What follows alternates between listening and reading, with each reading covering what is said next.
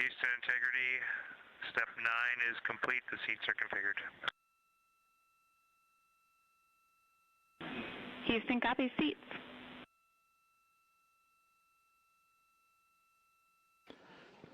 This is Mission Control Houston at a mission elapsed time of 8 days, 21 hours, 5 minutes into the flight of Integrity on the Artemis 2 mission. Several countdown clocks are ticking backward here in the flight control room as the Earth grows larger and larger in the field of view. In order, the next major milestone will be a raise burn of the crew module. That raise burn will follow the separation of the crew module from the service module this evening. The separation of the crew module is scheduled at 6:33 p.m. Central Time. 4 minutes later, at 6:37 p.m. Central Time, we'll conduct about a 19-second raise burn. This is a slight maneuver to tilt up the aft end of Integrity in a final opportunity to fine-tune the angle of attack that Integrity will incur as it enters the Earth's atmosphere over the Pacific Ocean.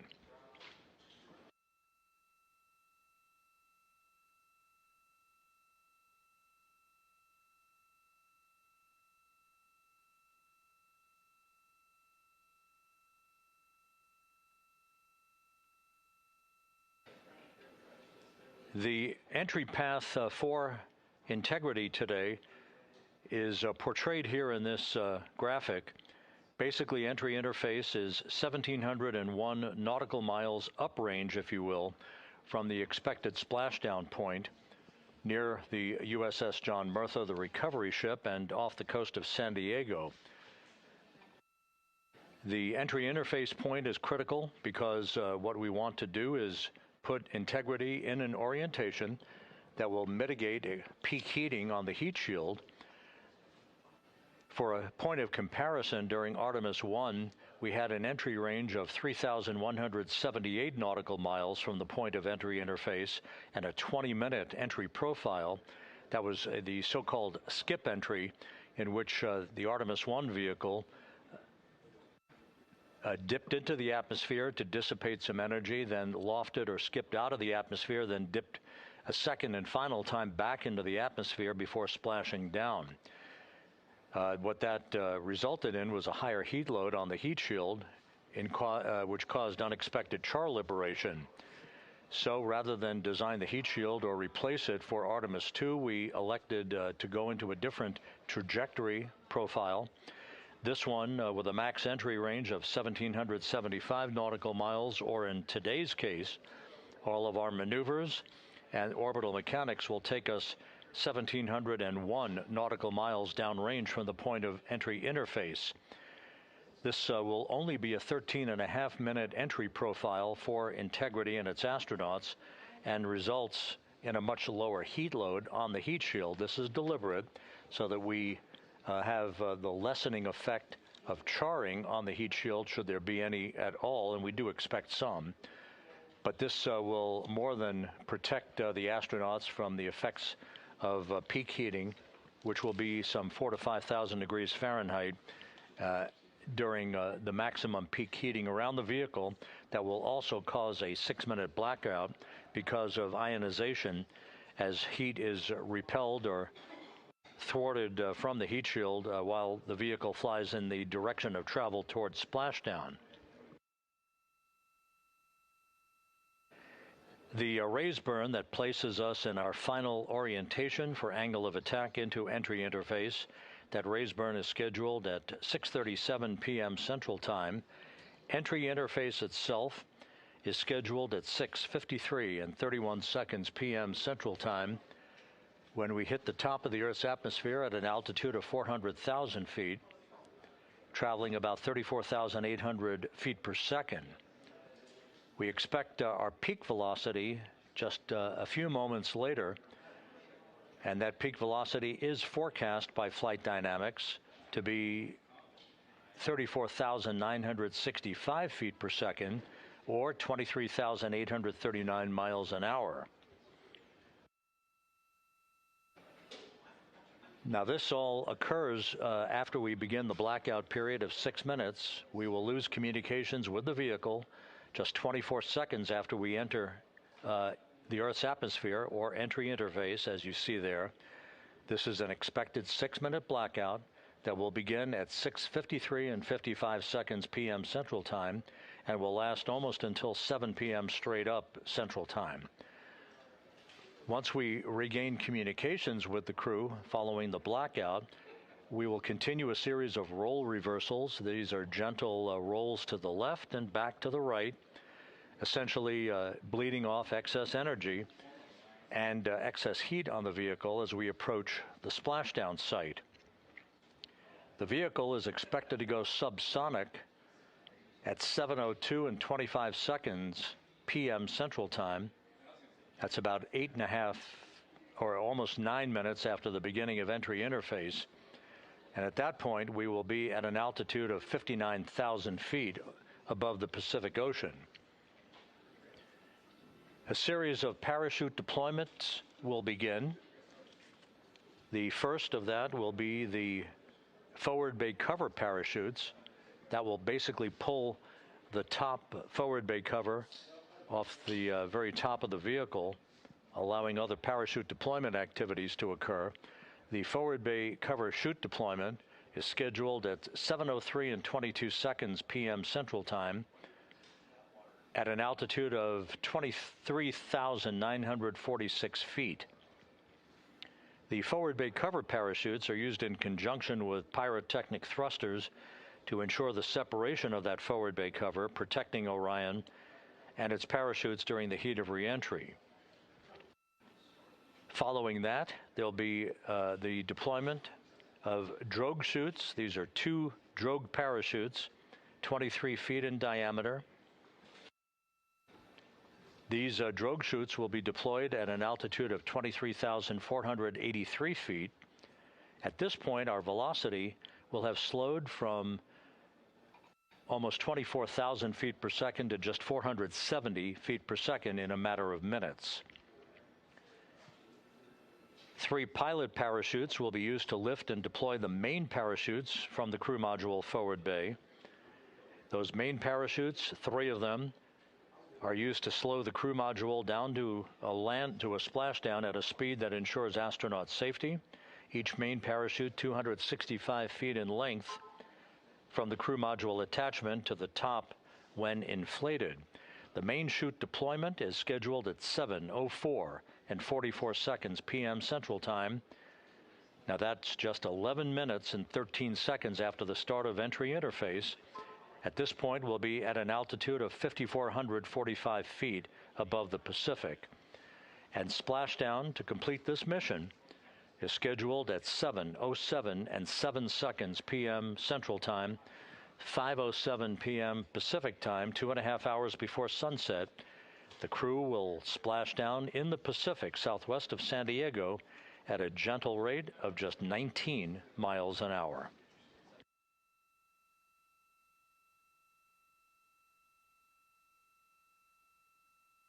Following splashdown, the flight control team here in Houston is not done. Our work is just beginning at that point as we begin the process of powering down the vehicle. This is after we have established communications with the crew through a very low data rate system.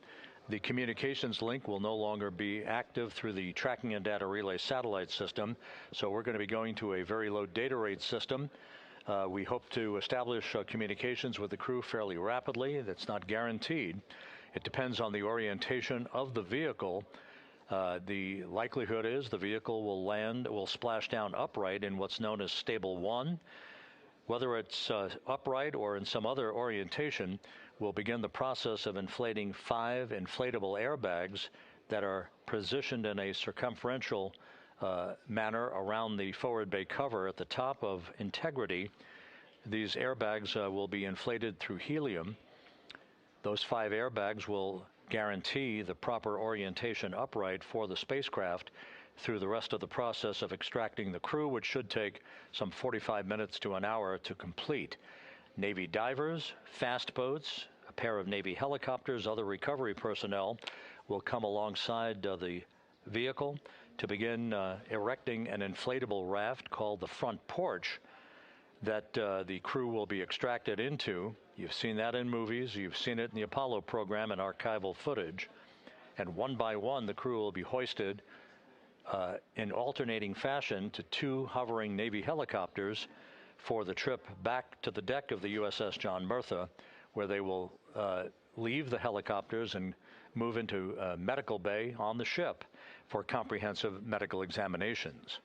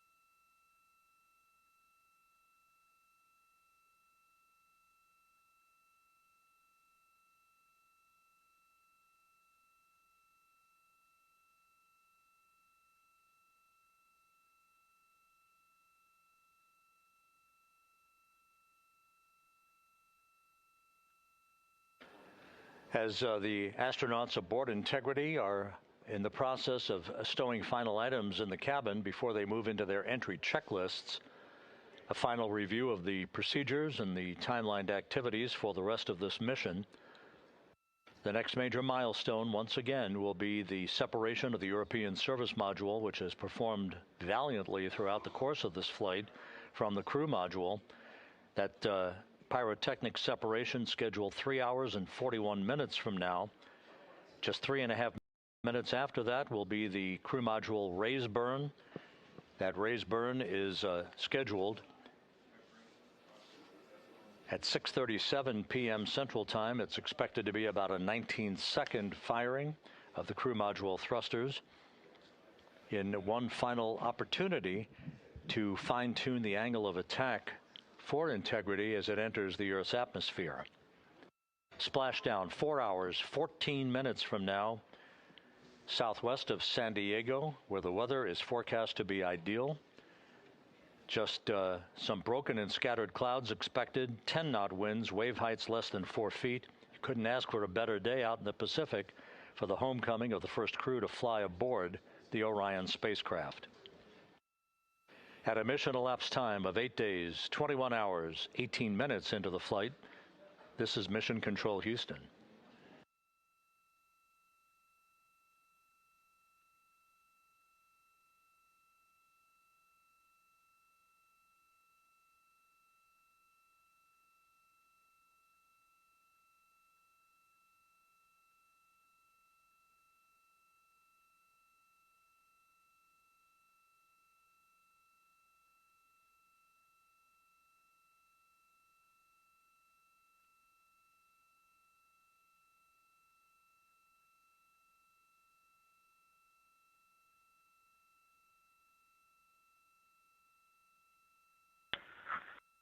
Houston Integrity, Jackie, steps 10 and 11 are complete.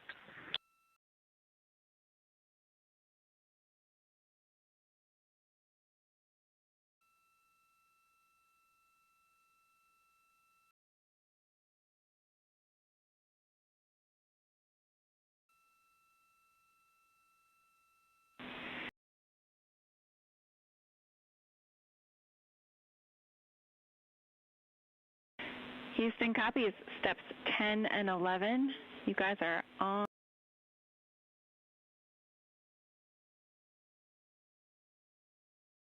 Houston copies steps 10 and 11. You guys are on track, looking great.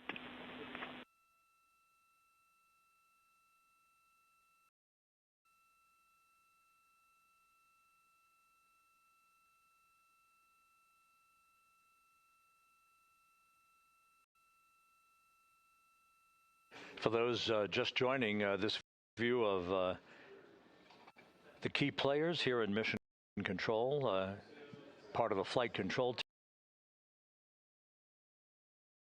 team. Rick Henfling, second from the right, is the entry flight director for this mission. Seated to his left is Judd Freeling,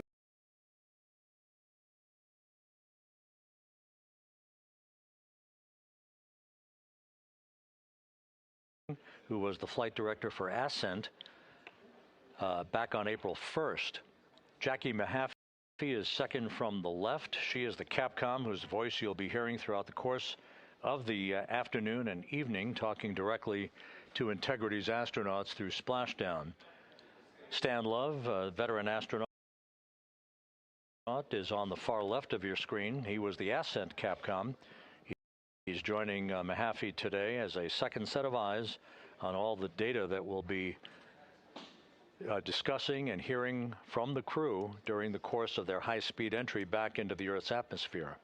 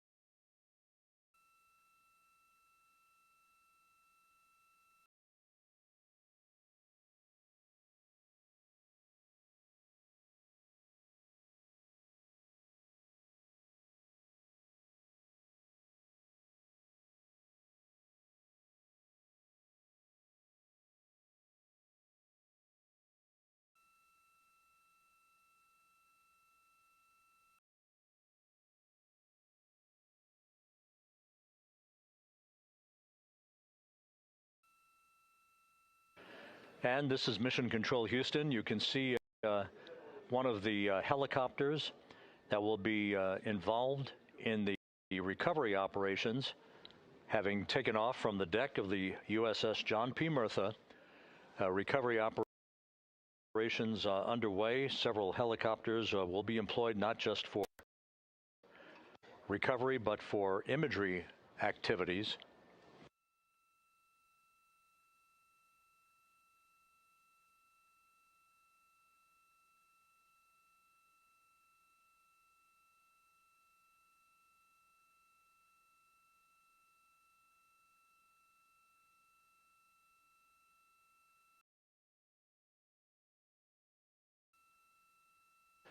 On the deck of the John P. Murtha, a view of multiple views, camera views, that are being provided to us, courtesy of the USS John P. Murtha, that we'll be utilizing throughout the course of the evening in our coverage.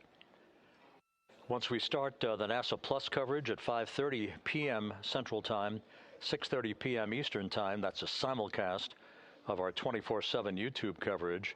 My colleague from the Kennedy Space Center, Megan Cruz, is on the Murtha, and she'll be providing updates and interviews as well as we continue our operational coverage of the recovery of the Integrity astronauts following their lunar flyby mission.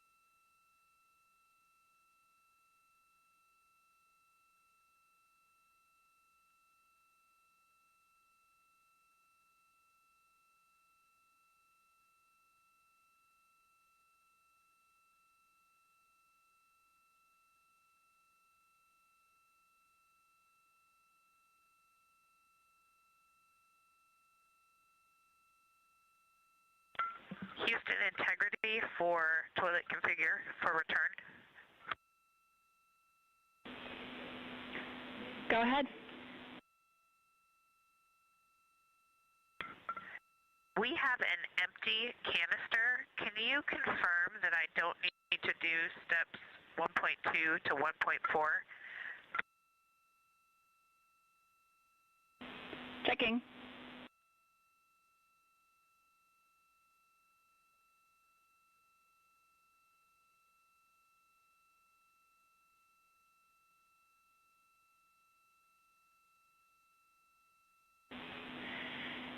And Christina, we concur you do not need to perform the steps you listed. Thanks, Jackie.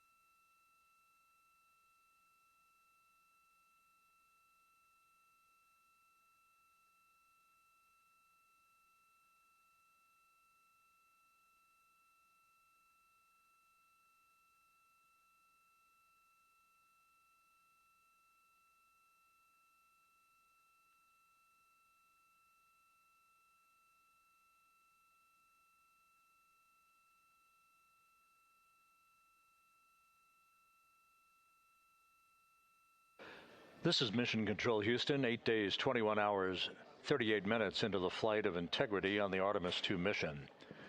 On board, all is quiet, as it is here in Mission Control, with everything moving along in trip hammer fashion, in good shape, all of Integrity's systems in great shape, and the weather at the splashdown zone off the coast of San Diego couldn't be better.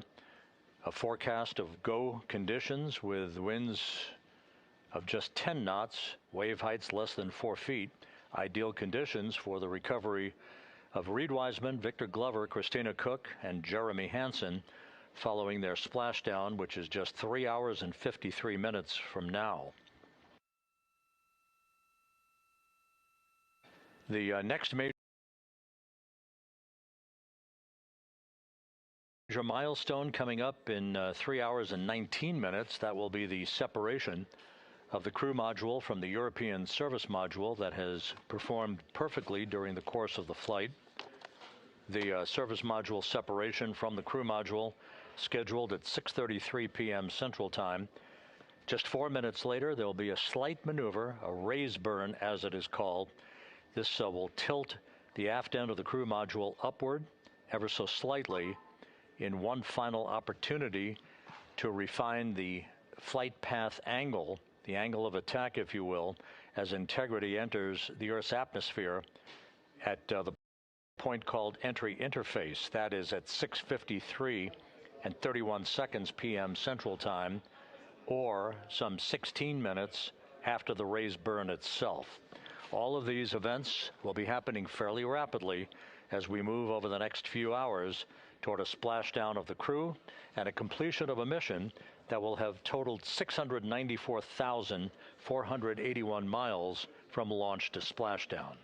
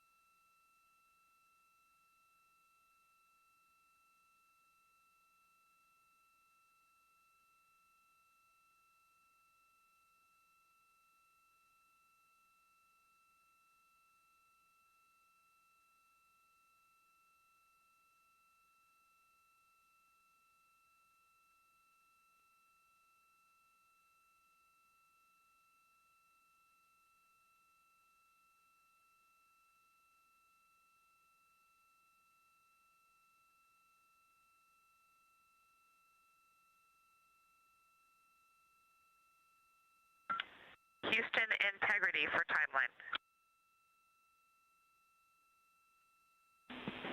Christina, we're with you. Hey, Jackie. You guys okay if we start entry checklist 30 minutes early?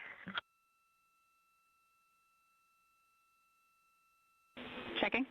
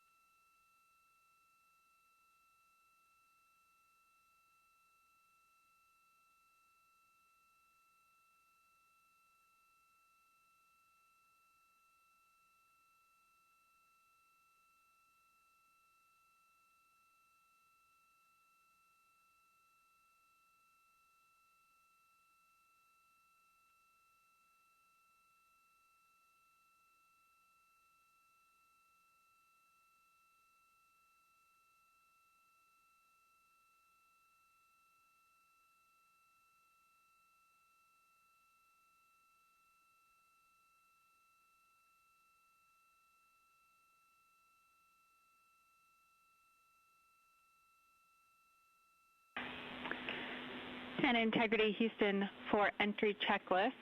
We are ready for you to begin 18.0.1 entry checklist, steps 1 through 6.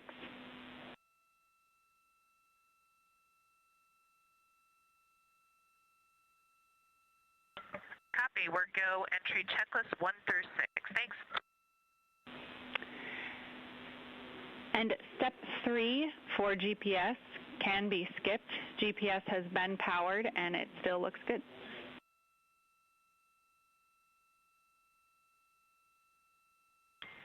Copy. Step 3 is a skip.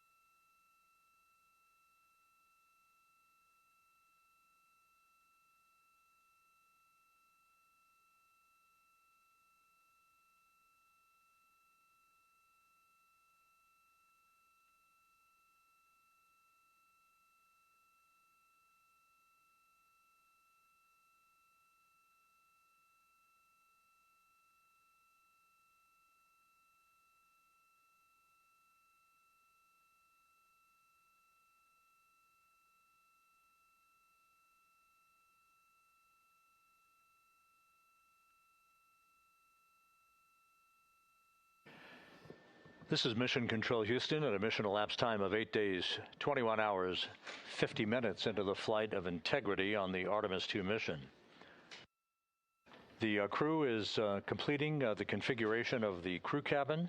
Soon they'll be breaking out their launch and entry suits in preparation for donning those suits and conducting leak checks as we get a bit further along in the entry preparation time frame. Meanwhile, we're looking forward to the next major milestone. That will be the separation of the crew module from the European service module 3 hours and 7 minutes from now. That's scheduled to occur at 6:33 p.m. Central Time, 7:33 p.m. Eastern Time. 4 minutes after that, we'll conduct a raise burn. This will be about a 19-second firing of Integrity's thrusters with a change in velocity of 9.9 feet per second. That will adjust the angle of attack of the vehicle by gently tipping the aft end of Integrity higher, if you will, like sitting in a reclining chair and basically leaning back a bit. This angle of attack adjustment is specifically designed and pre-planned to enter the Earth's atmosphere at entry interface later this evening at the proper angle to minimize heating effects on Integrity's heat shield.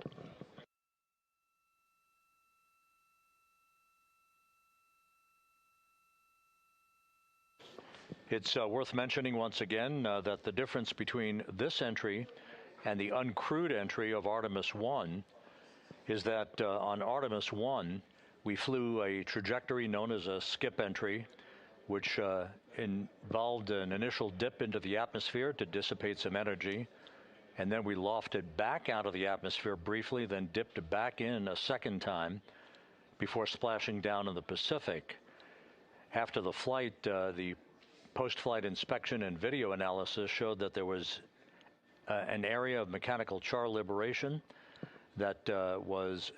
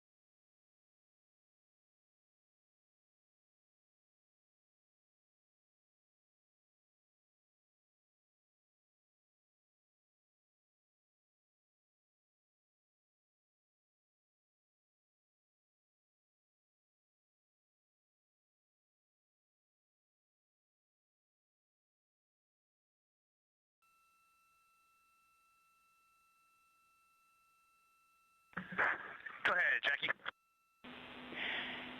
Hey, Reed. A couple of questions for you.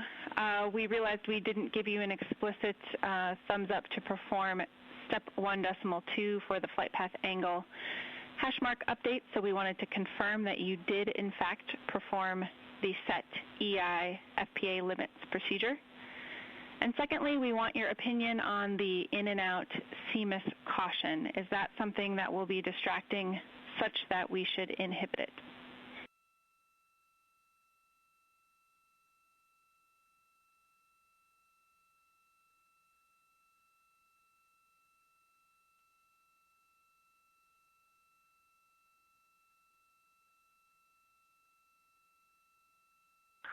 Okay, we are going to go execute 1.2. We had skipped that, and we would prefer to inhibit the CMIS caution on board. Okay, we copy, and just to close the loop on that, that will mean on flight.landing you would not have a yellow or down arrow indication if that does stay below the threshold.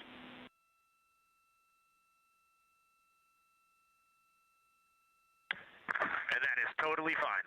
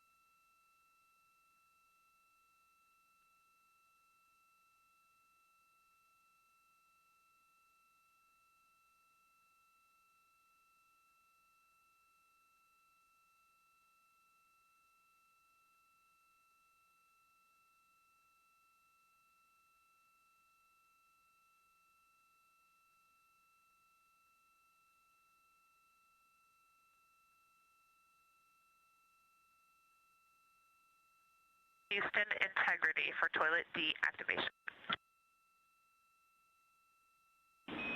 Integrity, Jackie had to step off for a second. Go ahead for toilet.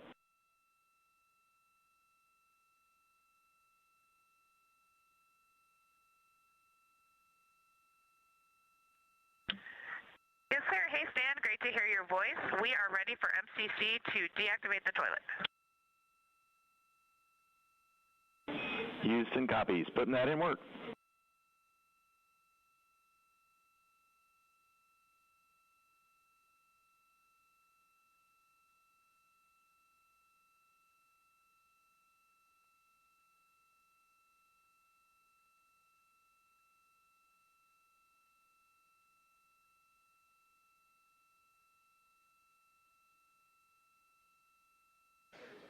This is Mission Control Houston. That communication from Christina Cook on board Integrity to spacecraft communicator Stan Love. Integrity for burn telemetry on CM raise burn.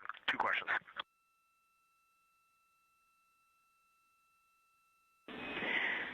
Go for CM raise questions. Hey, Jackie, we see a Delta V tote on our display of 9.9, which is fairly close to the 8.5 on the entry pad, but our TGO on the display is 44 seconds, and the entry pad estimated 19 seconds. Can y'all take a look at that for us?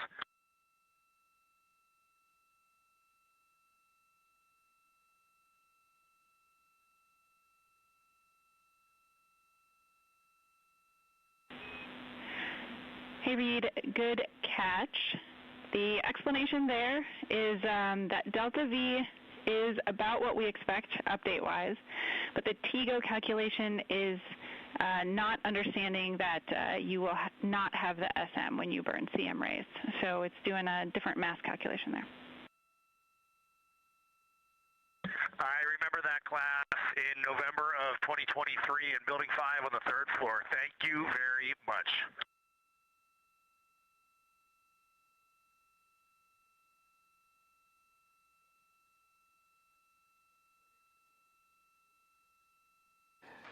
This is Mission Control Houston. Commander Reed Wiseman inquiring about the values for the upcoming crew module raise burn.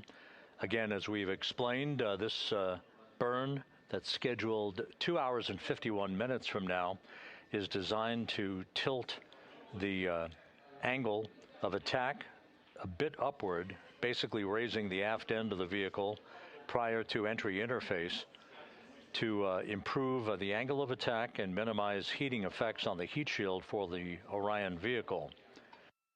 The crew module raise burn will occur about 4 minutes after the service module is separated from the crew module, and we're expecting about a 19-second burn. Integrity, Houston, the toilet is unpowered.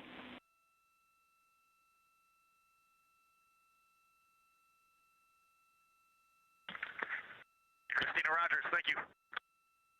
The crew module raise burn is expected to be 19 seconds in duration, with a change in velocity of about 9.9 feet per second. Once again, that's designed to fine-tune the angle of attack for Integrity as it enters the Earth's atmosphere, which will occur about 16.5 minutes after the raise burn itself. And as you heard, spacecraft communicator Jackie Mahaffey relaying that we have sent commands to turn off the ship's potty, so it is no longer to be used for the remainder of the mission, with splashdown scheduled 3 hours and 19 minutes from now. The 4 crew members on board Integrity, Reed Wiseman, Victor Glover, Christina Cook, and Jeremy Hansen, are in the process of completing the stowage of items in the crew cabin before they move into their entry checklist, basically looking through all of the chronological procedures that lie ahead for the rapid-fire succession of all of the events that will unfold over the course of the next 3 hours.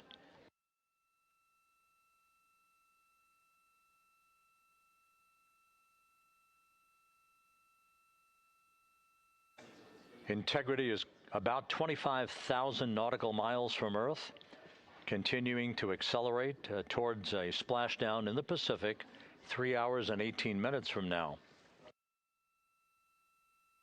All of Integrity's systems are in excellent shape. The crew is great, feeling well, and the weather in the splashdown zone in the Pacific, although a bit cloudy with broken and scattered clouds, is a go forecast with just 10-knot winds and wave heights less than 4 feet.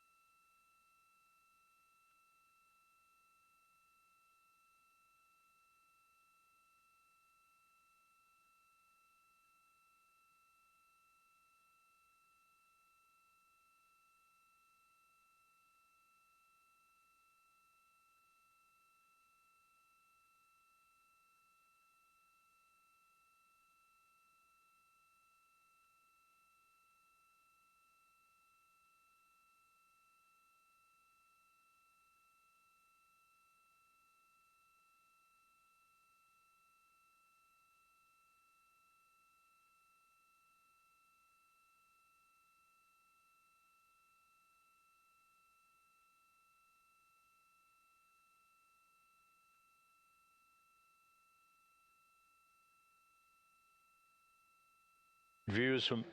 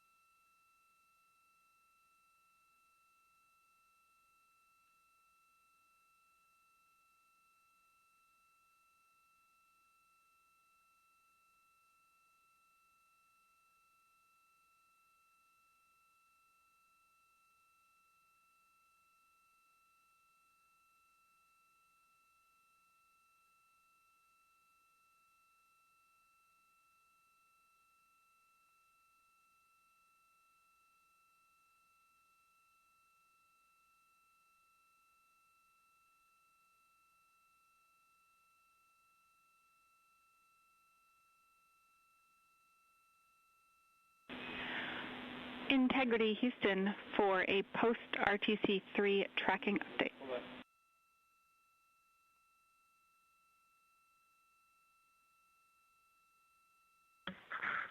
Go ahead, Houston.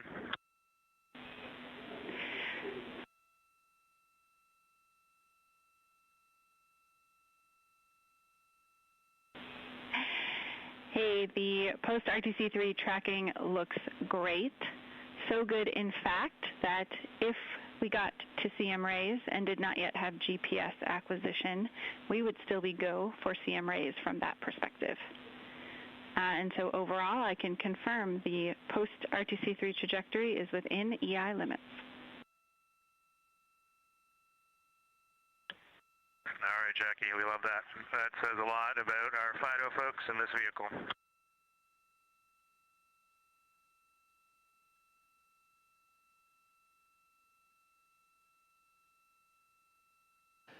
This is Mission Control Houston. A tip of the hat from Canadian Space Agency astronaut Jeremy Hansen to the flight dynamics folks and the guidance, navigation, and control officer. The RTC-3 burn that was conducted just over 2 hours ago, which was basically a final fine-tuning of the trajectory of integrity to hit the sweet spot in the corridor over the Pacific Ocean for entry interface, was so perfect that we are dead on the center line down the corridor. And the crew module raise burn that is scheduled at 6:37 p.m. Central Time and which will be conducted is only required to lift the aft end of the vehicle ever so slightly by a degree or two to improve the angle of attack of the spacecraft as it enters the atmosphere, mitigating peak heating effects on the heat shield for integrity. But our trajectory is dead set, right on the money, right down the pike, heading for a splashdown 3 hours and 10 minutes from now at 7:07 p.m. Central Time, 5:07 p.m. Pacific Time.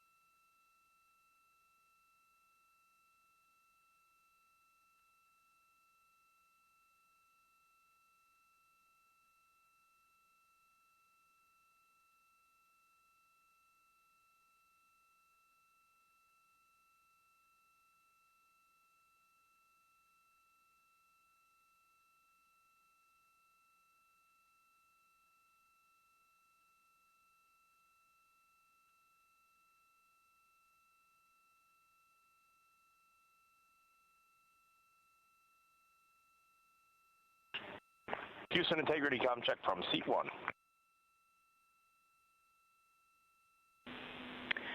Seat 1, have you loud and clear coming down on both OE 1 and 2? How me on 1?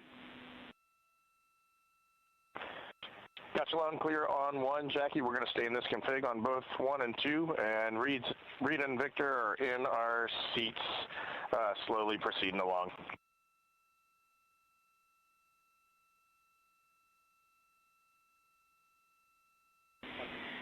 Okay, we copy, and just to confirm, that means that you've got the bulk of your suits donned, is that correct?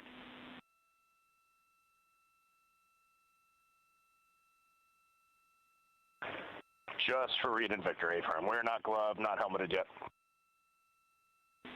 Copy all. Thanks.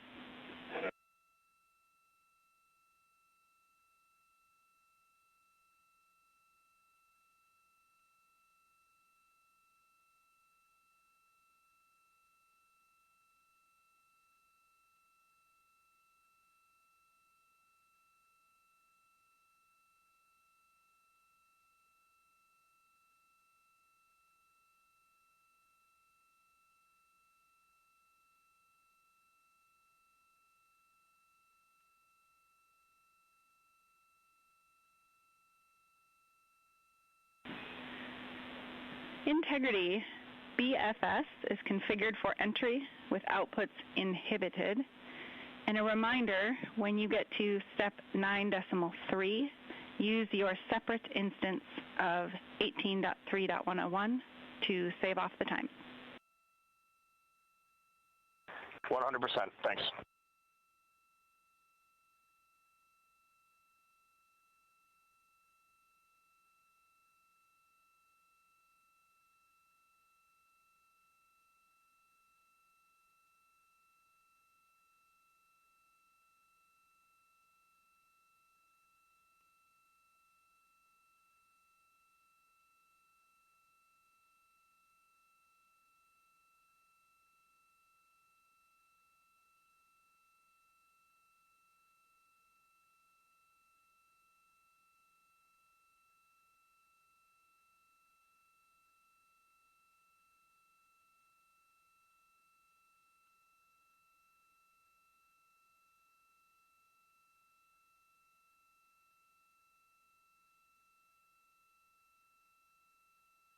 Houston integrity com check from C2.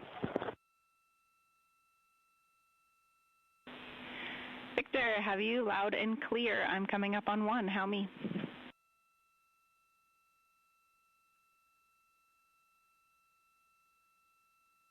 Jackie, I have you loud and clear on 1.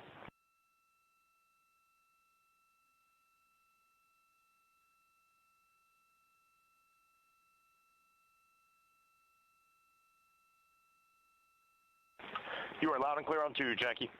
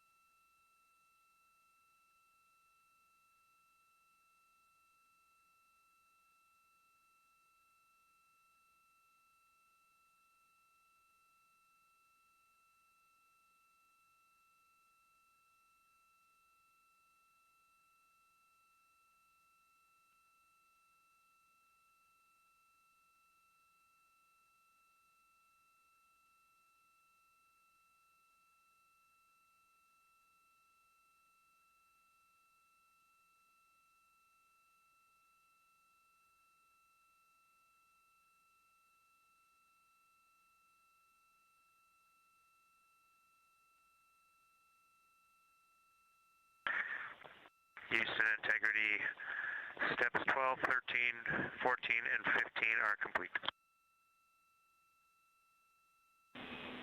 Jeremy Houston copies. Thank you.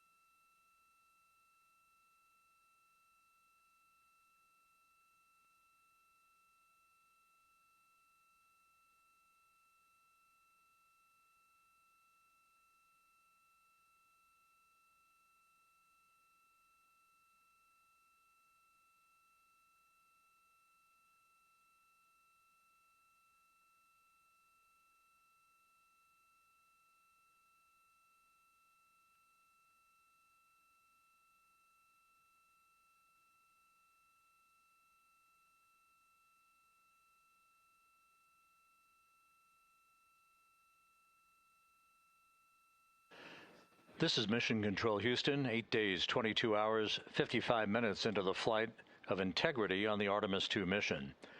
On board the vehicle, the four crew members, Commander Reed Wiseman, pilot Victor Glover, and mission specialists Jeremy Hansen and Christina Cook are suiting up in their Orion crew survival suits, the launch and entry suits that they also wore during their launch from the Kennedy Space Center back on April 1st. Once the crew is all suited up, they'll conduct a series of leak checks to make sure that they have good suit integrity, aboard integrity, before they strap themselves into their seats for the final phase of this mission that will culminate with a splashdown in the Pacific 2 hours and 35 minutes from now at 7:07 p.m. Central Time, 5:07 p.m. Pacific Time, about 2.5 hours before sunset, southwest of San Diego. And the suits are in the process of being leak checked at the present time. We'll relay all that to you in just a few moments. Right now, Integrity is just about 20,000 nautical miles from the Earth. continuing to accelerate towards the next major milestone, which will be the separation of the crew module from the European service module 2 hours and 1 minute from now.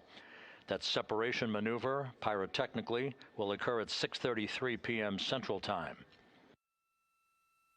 That will be followed just 4 minutes later by a raise burn, a 19-second burn of Integrity's thrusters to induce a change in velocity of 9.9 feet per second, slightly raising up the aft end of the vehicle to improve its angle of attack as it enters the Earth's atmosphere, and in the process mitigates the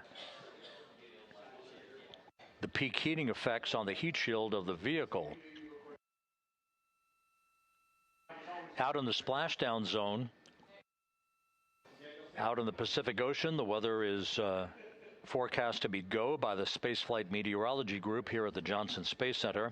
Winds of just about 10 knots and wave heights less than 4 feet, which should be ideal for the recovery forces that are being deployed from the USS John Murtha to recover the crew, extract them, hoist them into 2 Navy helicopters, and fly them back to the deck of the Murtha to be brought into medical bay for post-splashdown medical checks. We now have a report from the environmental systems officer here that we have good suit leak checks. All 4 suits have passed the leak check, so we are in good shape here for entry and splashdown coming up just over 2.5 hours from now. One data point, just an update on some numbers that we've just received from Flight Dynamics, and these are unofficial and will not become official until post-flight.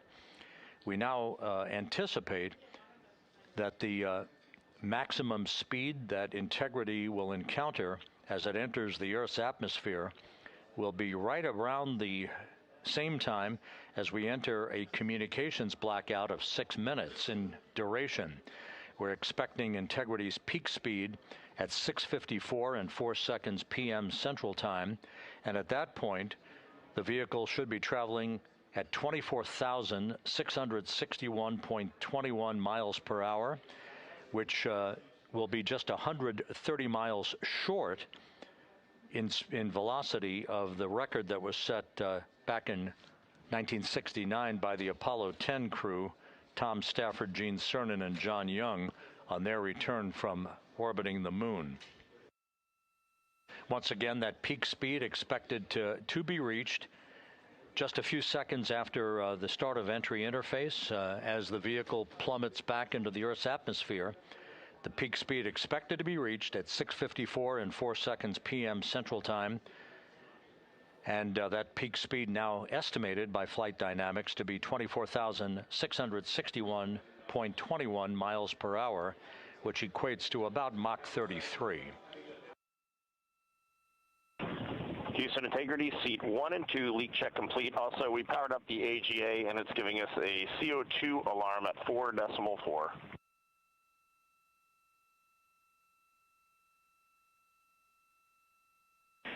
We copy leak check.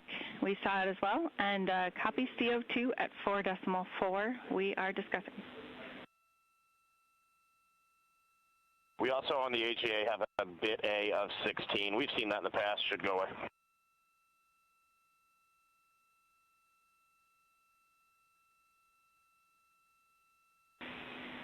And Reed, is the AGA been powered for 5 minutes yet, or are we still in that wait period?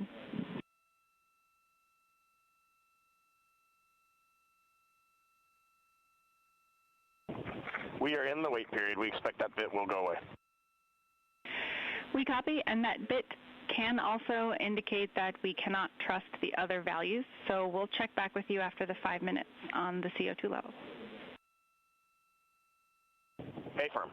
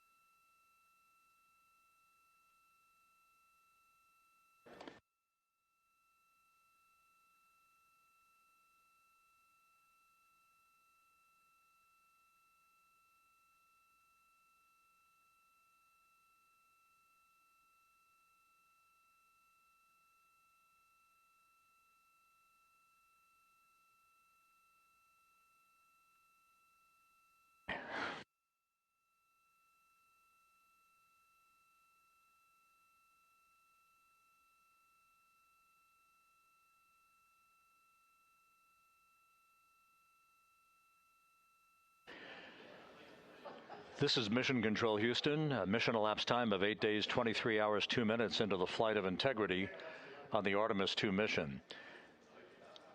While we have a moment here, just an opportunity to run down some of the chronological highlights that lie ahead over the next 2.5 hours before Integrity splashes down in the Pacific Ocean.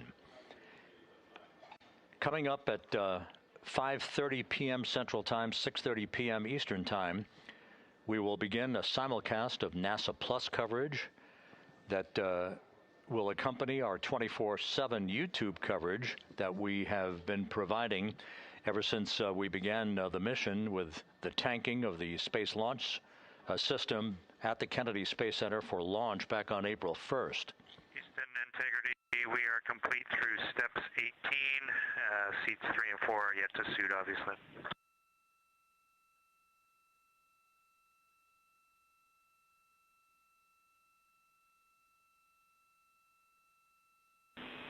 Jeremy, we copy you completed 16 through 18, and confirm for us whether you needed any adjustments of CIAS in step 17.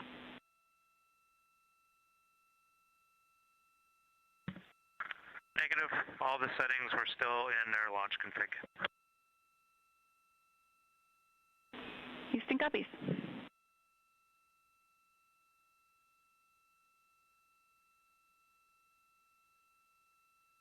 Once again, with the leak checks having been successfully completed on the 4 launch and entry suits for the crew members on board Integrity, once again we'll begin our NASA Plus coverage as a simulcast to our 24/7 YouTube coverage in less than an hour at 5:30 p.m.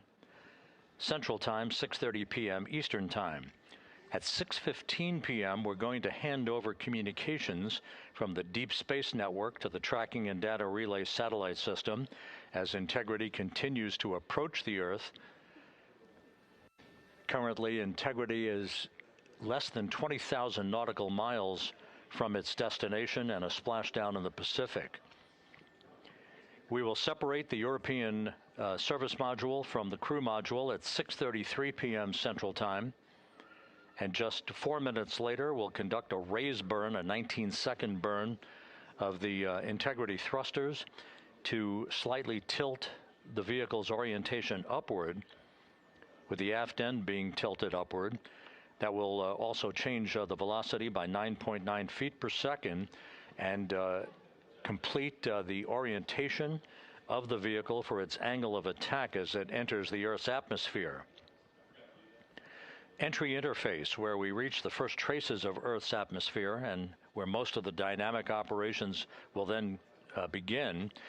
Entry interface is scheduled at 6:53 and 31 seconds p.m. Central Time, where Integrity will be at an altitude of 400,000 feet above the Earth, traveling at about 34,882 feet per second with a range to splashdown of 1,701 nautical miles.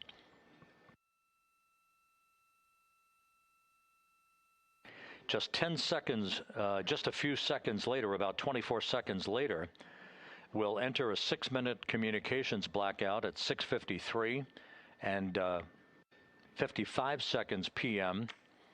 That communications blackout will be due to the buildup of plasma around the vehicle, the ionization of the interaction of the velocity of Integrity with the friction of the Earth's atmosphere. So the communications blackout, to last about 6 minutes in duration, will start 24 seconds after entry interface. At 6:54 and 4 seconds p.m., we'll reach our peak velocity. This is an estimation from Flight Dynamics. We should be reaching a peak velocity of 24,661.21 miles per hour, or somewhere around Mach 33. This will fall about 130 miles per hour short of the speed record set by the Apollo 10 command module, the Charlie Brown, during the Apollo 10 mission of Tom Stafford, Gene Cernan, and John Young back in the spring of 1969.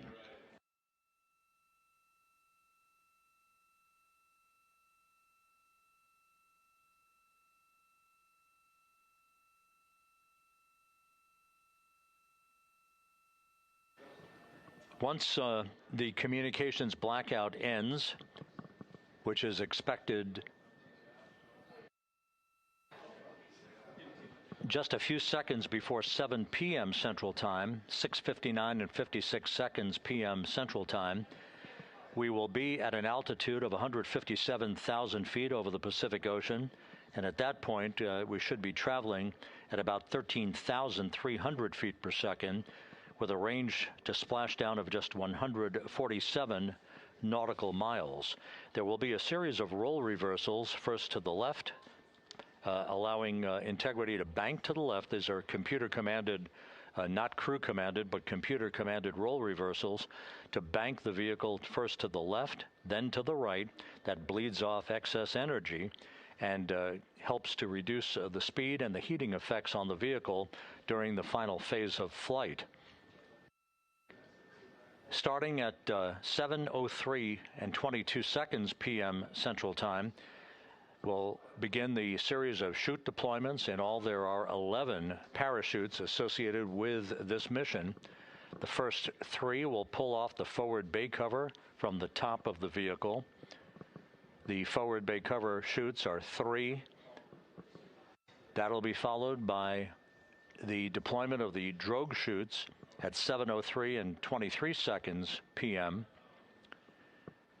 Then 3 pilot parachutes will pull the main parachutes, 3 of them, from the forward bay cover. The forward bay housing all of the parachutes at the very top of Orion. The main chute deploy is scheduled at 7:04 and 44 seconds p.m. The vehicle will have slowed to just a very glacial speed of 198 miles per hour, feet per second, I should say, at that point, at an altitude of 5,400 feet above the Pacific Ocean. The splashdown velocity, of course, will be 0. 19 miles an hour is the velocity that the crew will feel under the 3 main parachutes as they splash down in the Pacific, southwest of San Diego. So a number of major milestones lie ahead. Splashdown time is currently estimated at 7:07 and 7 seconds p.m. Central Time, 5:07 and 7 seconds p.m. Pacific Time. That will conclude a total traveling distance from launch to splashdown of 694,481 statute miles.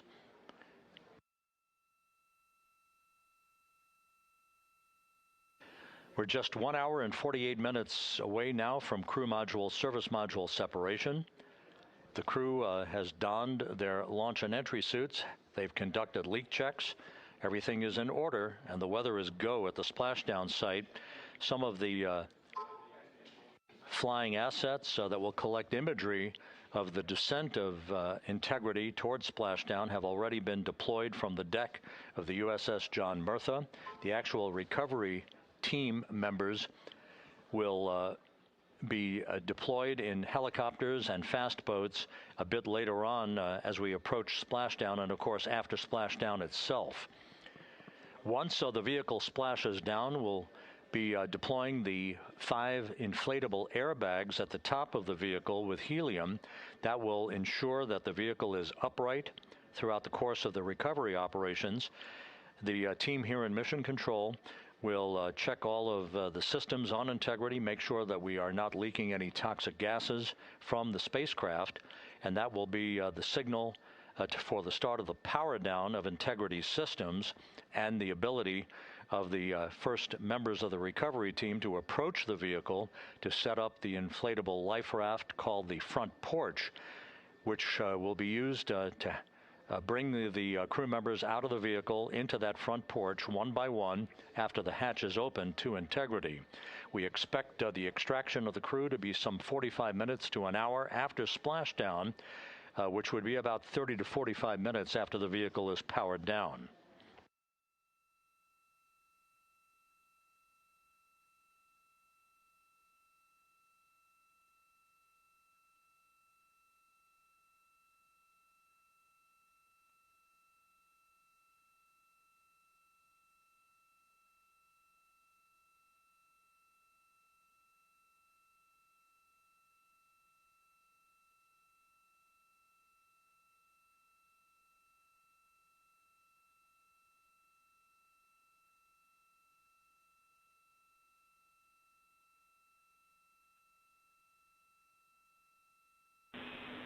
Integrity, Houston, we are ready for another CO2 reading on the AGA.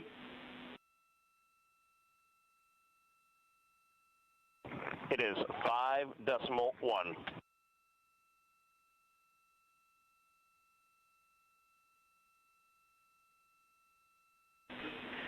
Houston copies.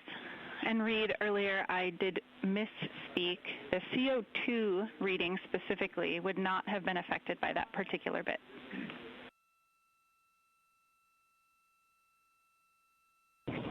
Okay, sounds good. We just know we're in an ARS suit, and that's very likely contributing to that.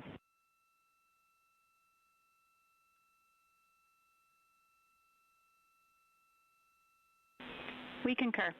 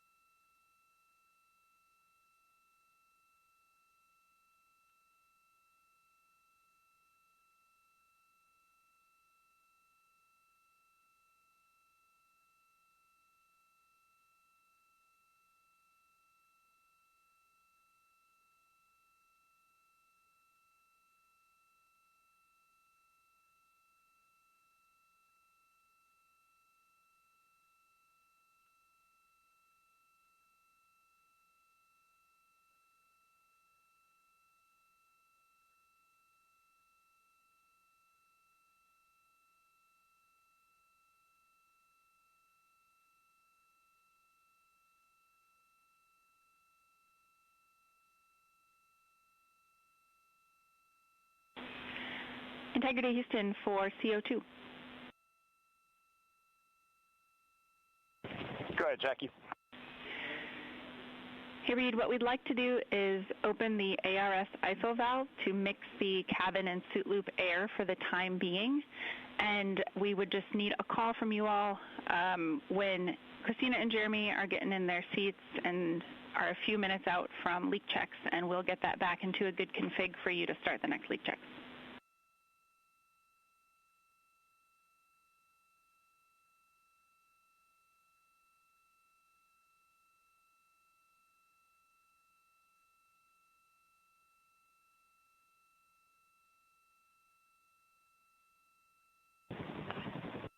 Hey, Jackie, that's a reasonably good idea. Can we just hang on that for a little bit and see how we're doing?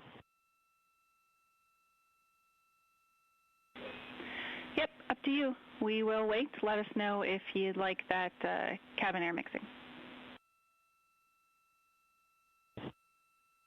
Is there a CO2 number where you guys would advise on that?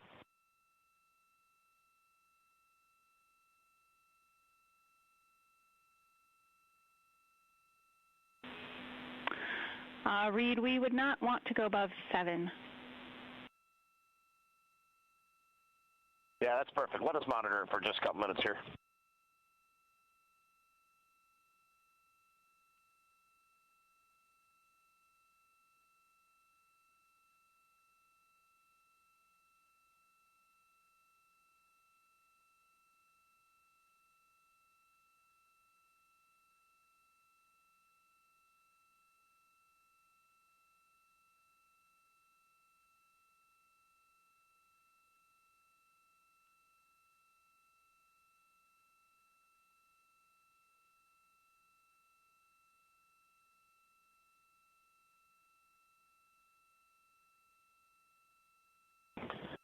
Houston, cabin entry config is complete, and Christina and Jeremy are about to start suit done.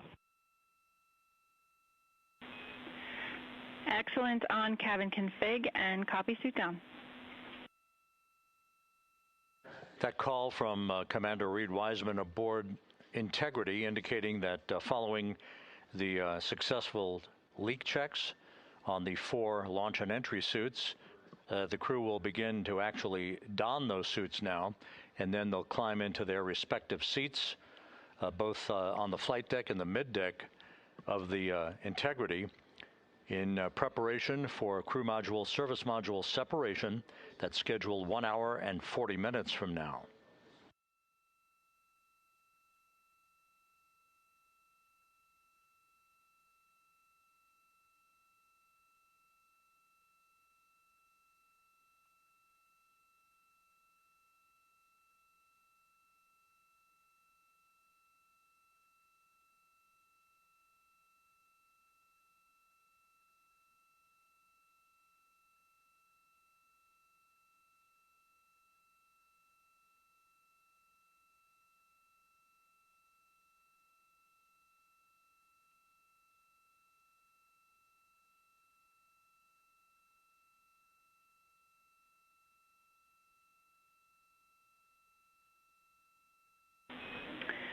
Integrity, Houston, for entry checklist.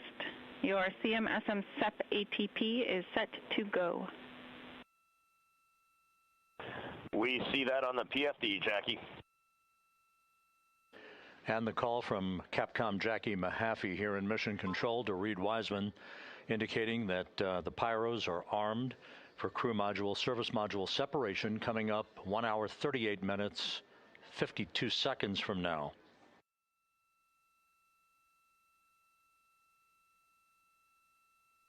Integrity now squarely facing the planet Earth, 17,600 nautical miles away, headed for a splashdown 2 hours, 12 minutes from now.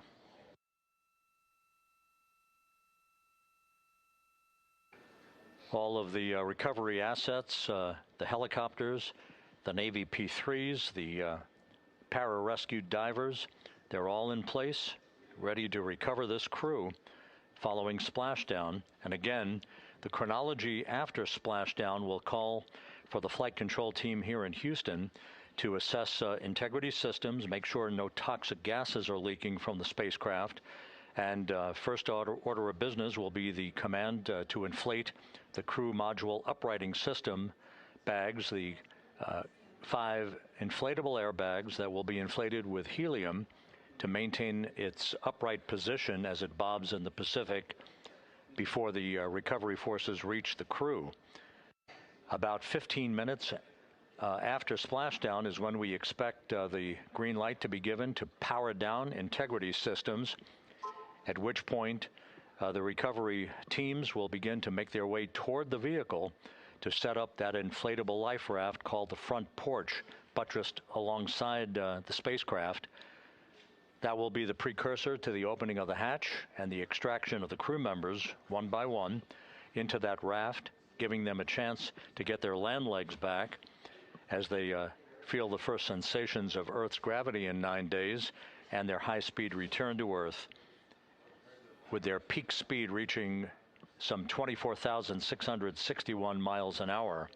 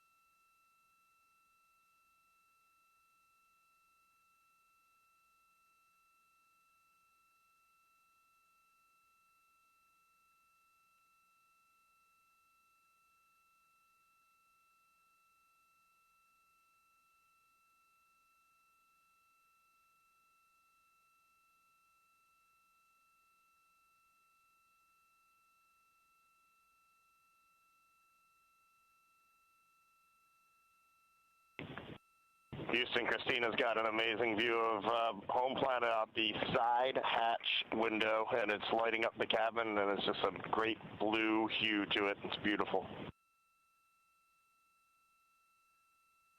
That is amazing.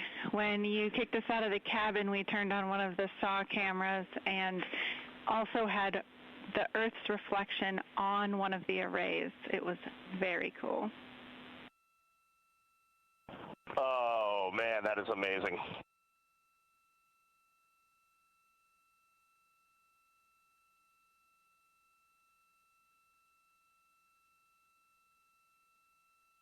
This is Mission Control Houston. Commander Reed Wiseman reveling about the view of the Earth from a distance of less than 17,000 nautical miles now. The cabin audio cable and boom mic are in F3 large stowed. We copy. The view that Reed Wiseman is describing is the view you're looking at right now as the Earth grows larger in the field of view with each passing moment.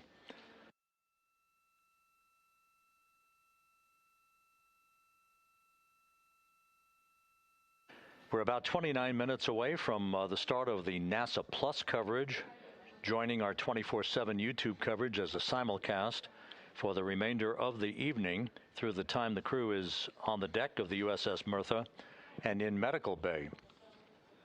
So we'll be looking forward to additional reports and other video coverage from the deck of the USS John Mertha and other assets in the splashdown zone as we continue toward splashdown and the return of Integrity's astronauts just 2 hours and 5 minutes from now.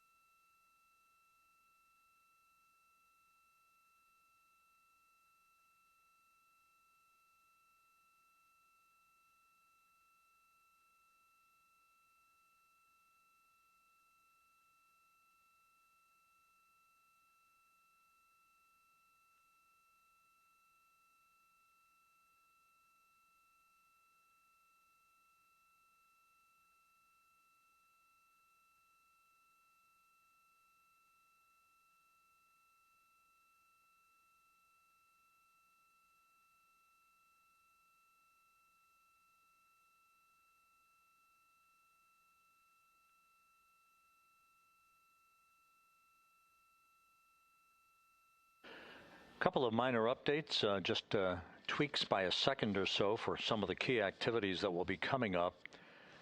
Flight Dynamics providing us with some updated information. The start of the blackout period, just a 1 second change. It's going to be estimated now at 6:53 and 54 seconds p.m. Central Time. The duration remains 6 minutes. That blackout will end at 6:59 and 55 seconds p.m. all Central Time. We expect to begin entering the Earth's atmosphere at an altitude of 400,000 feet at 6:53 and 30 seconds p.m.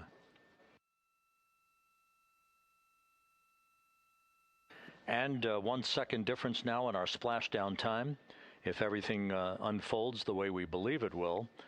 Splashdown now scheduled at 7:07 and 8 seconds p.m. Central Time, 7:07 and 8 seconds p.m. Central Time, 5:07 and 8 seconds p.m. Pacific Time at the splashdown zone off the coast of San Diego.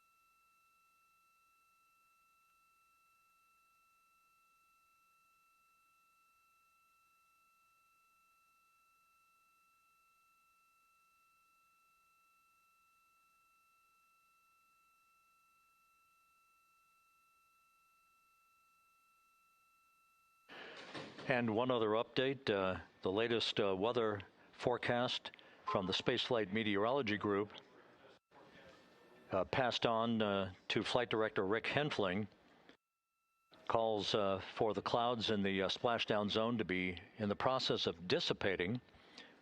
The winds are somewhat reduced, now just 6 knots. The wave height's still less than 4 feet. All go forecast.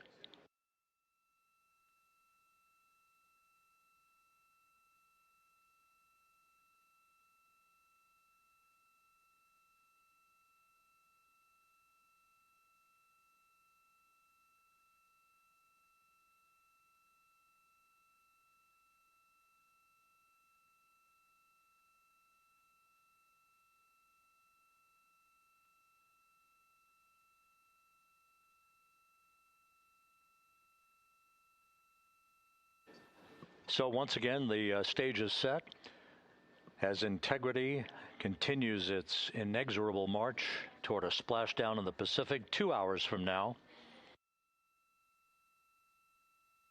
16,000 nautical miles away from the Earth. We are just 1 hour and 26 minutes away from crew module, service module separation, followed by a raise burn to tilt the aft end of the vehicle up ever so slightly and improve its angle of attack into the Earth's atmosphere as a mitigating action to reduce heat loads on the heat shield of the vehicle. This is all pre-planned, pre-flight. There's no differentiation between what we had designed this mission to do. We are expecting to reach the first traces of Earth's atmosphere at entry interface and 400,000 feet above the planet 1 hour and 45 minutes from now.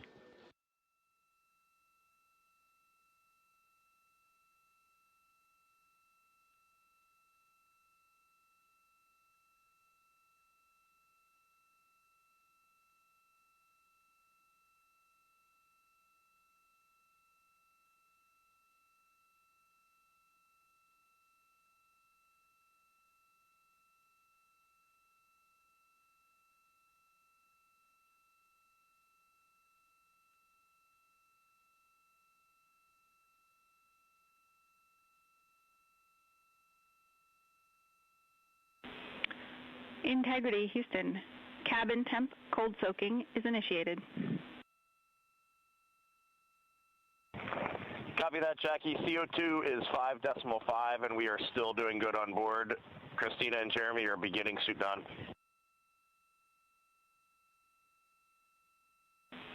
Houston copies all.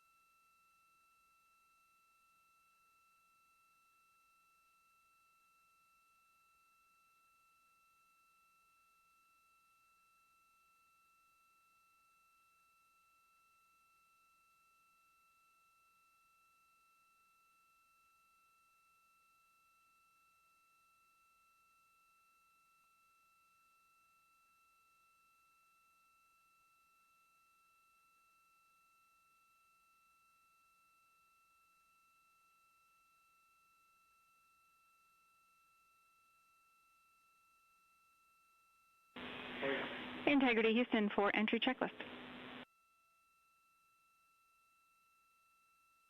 Go ahead, Jackie.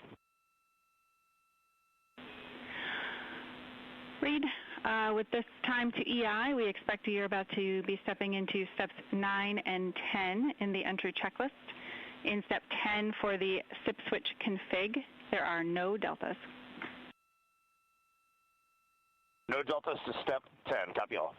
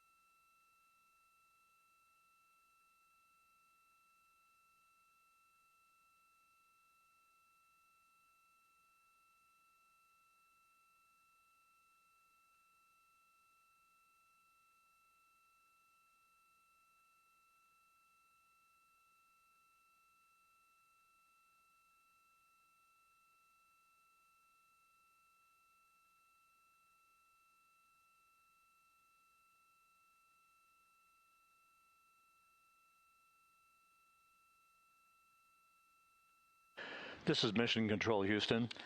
Once again, a great view of the planet Earth from Integrity from one of the solar array wing cameras. Now just 14,000 nautical miles from Splashdown. Splashdown schedule for 7:07 and 8 seconds p.m. Central Time, 5:07 and 8 seconds p.m. Pacific Time. At a point to the southwest of San Diego in the Pacific Ocean, where the USS John Murtha is on station and where recovery team assets are being deployed to the predicted splashdown site to complete the mission of Integrity's astronauts and their lunar flyby. With the Earth growing larger in the field of view, the next major milestone, just 1 hour and 13 minutes from now, will be the separation of the crew module from the European service module. Houston copies. The separation of the crew module will set the stage just 3.5 minutes later. One question. Go ahead. When I was looking at the BFS-SM SEP, it was the exact same time as our predicted SM SEP. Can you just confirm we don't need that to be a touch later?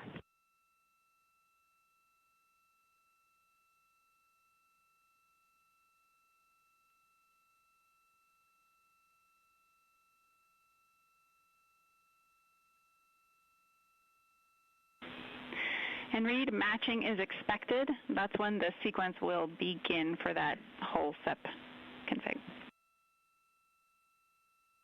Outstanding. Thank you for the verification. Here in Mission Control in the Artemis Flight Control Room, Capcom Jackie Mahaffey confirming some of the timeline activities with Commander Reed Wiseman aboard the vehicle. The crew has suited up in its launch and entry suits, ready to begin the critical phase of this mission. Their homecoming to a high-speed entry and a parachute-assisted splashdown in the Pacific. Once again, the next major milestone, 1 hour, 11 minutes from now, the separation of the crew module from the European service module as Artemis's astronauts head home to complete this historic flight.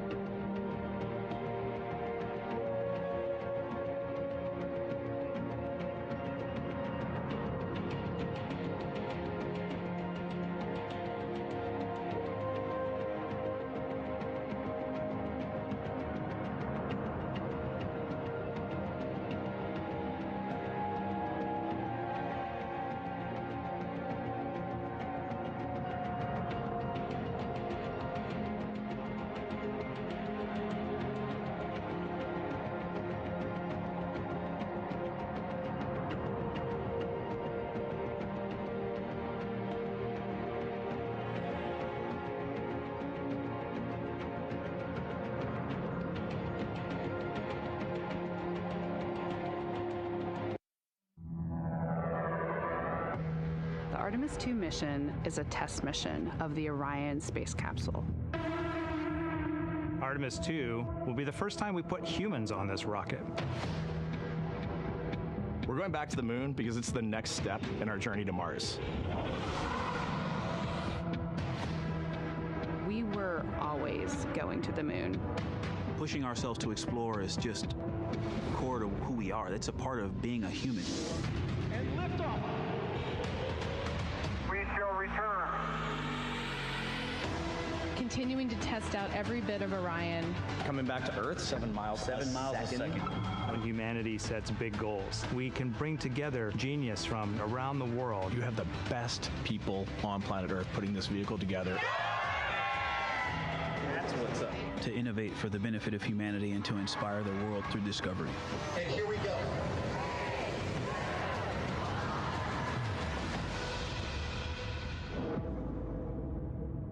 Direction. 19th, 1972, 2:25 p.m. Eastern Standard Time. The Command Module America splashes down in the Pacific with Gene Cernan, Ron Evans, and Jack Schmidt aboard as the Apollo 17 mission came to an end, along with humanity's first series of expeditions to the moon. Today at this hour, you are looking live at our planet from the Integrity spacecraft, heading for a splashdown in the Pacific off the coast of San Diego just 1 hour and 35 minutes from now. And good day from the Artemis Flight Control Room here at the Johnson Space Center in Houston, where the entry flight control team is on duty at this hour, led by Flight Director Rick Henfling, joined on console with the voice you'll hear talking to the crew throughout the course of the day. That is Jackie Mahaffey, second from your left.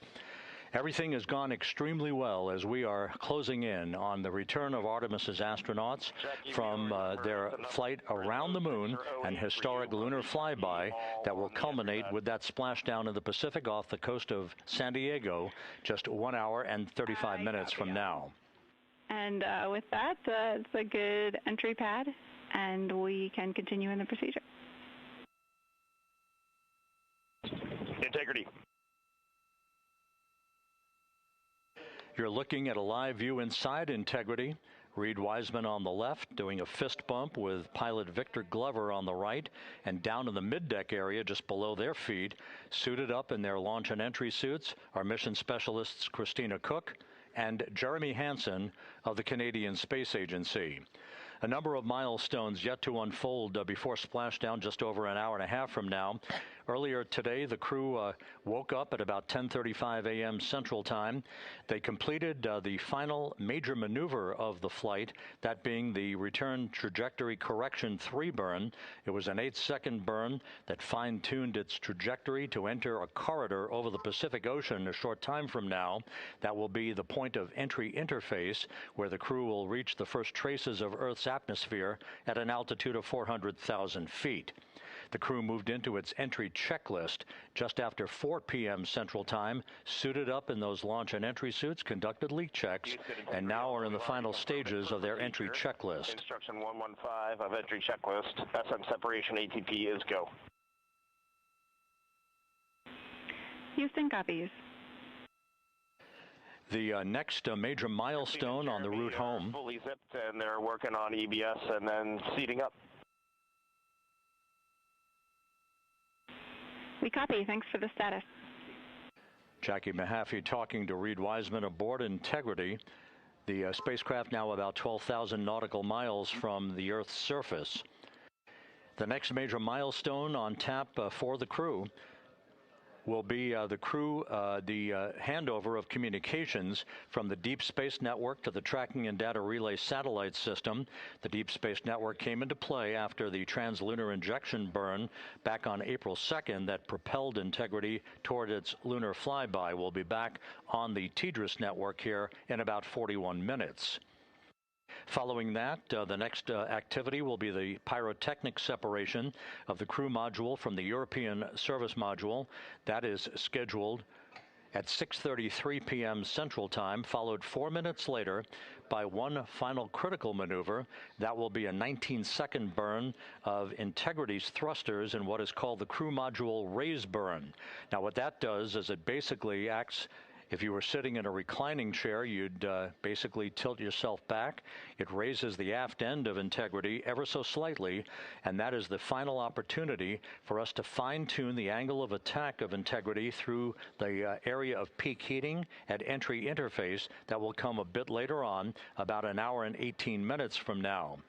So after the raise burn, we will be in the final orientation that will minimize any peak heating on the heat shield of Integrity and prior to the time the crew enters the Earth's atmosphere at an altitude of 400,000 feet. Entry interface.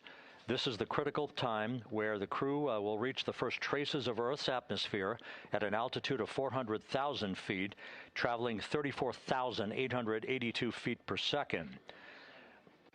Just 24 seconds after entering the Earth's atmosphere, we will experience a communications blackout expected to last 6 minutes in duration. This is planned, and it is caused by the interaction of the velocity of Integrity with the friction of Earth's atmosphere. There will be a buildup of plasma around the vehicle, and that ionization will prevent any communications with the crew and any receipt of data by flight controllers here in Mission Control. That blackout is scheduled to begin at 6:53 and 54 seconds p.m. Central Time. Again, a 6-minute blackout that will end, if all goes as planned, at 6:59 and 55 seconds p.m. Central Time. At that point, we expect to regain communications with the crew and a reacquisition of data through the Tracking and Data Relay satellite system. We will have a series of roll maneuvers. These are computer commanded that will roll the vehicle slightly to the left, then back to the right. That will bleed off excess energy as we begin our peak period of velocity. We expect to reach a maximum velocity of 24,661.21 miles per hour, equivalent to about Mach 33 times the speed of sound, shortly after we enter that blackout period. Once we exit the blackout period, of course, we're in the denser regions of the Earth's atmosphere, and then we get set up for the parachute deployment sequence. First, the deployment of 3 forward bay cover chutes that will pull essentially the top forward bay cover off the very top of the Integrity vehicle. That will be followed by the deployment of drogue chutes, and then the final deployment of a series of 3 main parachutes at 7:04 and 44 seconds p.m. Central Time. From that point on, it is about 3 minutes or so until splashdown. Splashdown scheduled at 7:07 and 8 seconds p.m. Central Time at a gentle speed of 19 miles an hour. So just to give you some perspective, at the time that we enter the Earth's atmosphere, we're traveling somewhere around Mach 32. We will splash down at a speed of about 19 miles an hour. The G-forces that will build on the crew members inside Integrity will build to about 3.9 Gs. That is what is expected and what they have trained for and what the spacecraft is designed to support.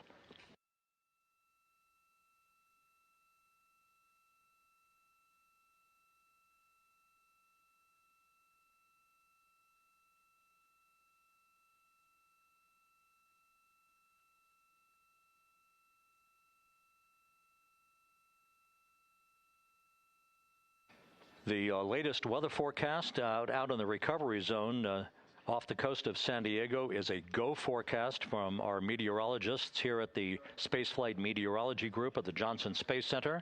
And standing by on the deck of the USS John Murtha is my colleague from the Kennedy Space Center, Megan Cruz. Megan?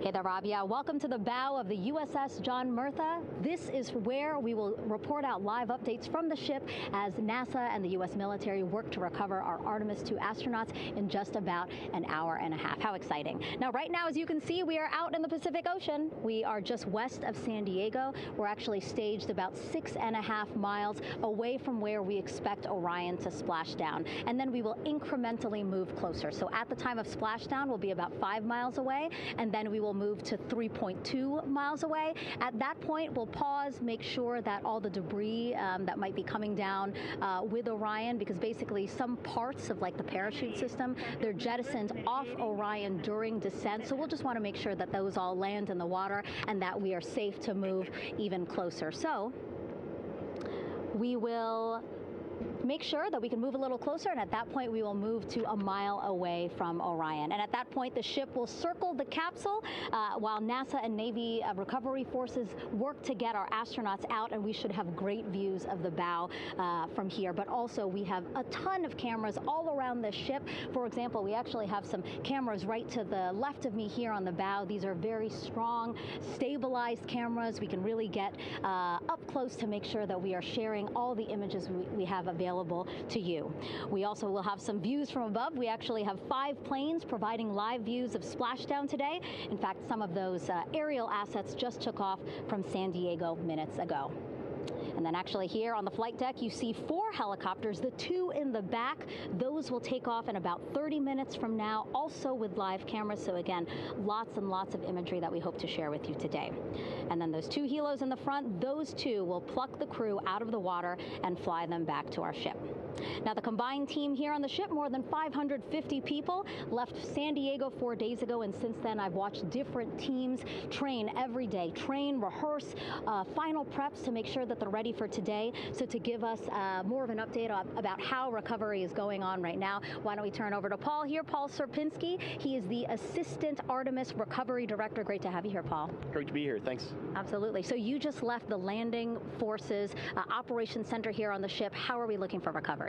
Right now it's looking great. When I left, they were just about to get into weather briefing with Mission Control Center in Houston, but listening to the loops this morning and everything that's been going on, the reentry trajectory correction burn, the return trajectory correction burn went great. They were right down the money, right on the money, right down the middle where they should be coming back. Our forces here are teams out in the water. All our boats are launched or will be imminently. So yeah, it's just coming along great. Yeah. It's really nice to see. We did see some of those boats float behind us. We were hoping to give you a live view, but of course they floated right out of the camera shot as you came to us. But so basically the team right now here on the ship, basically like monitoring mode, but really things will pick up about 15 minutes after splashdown.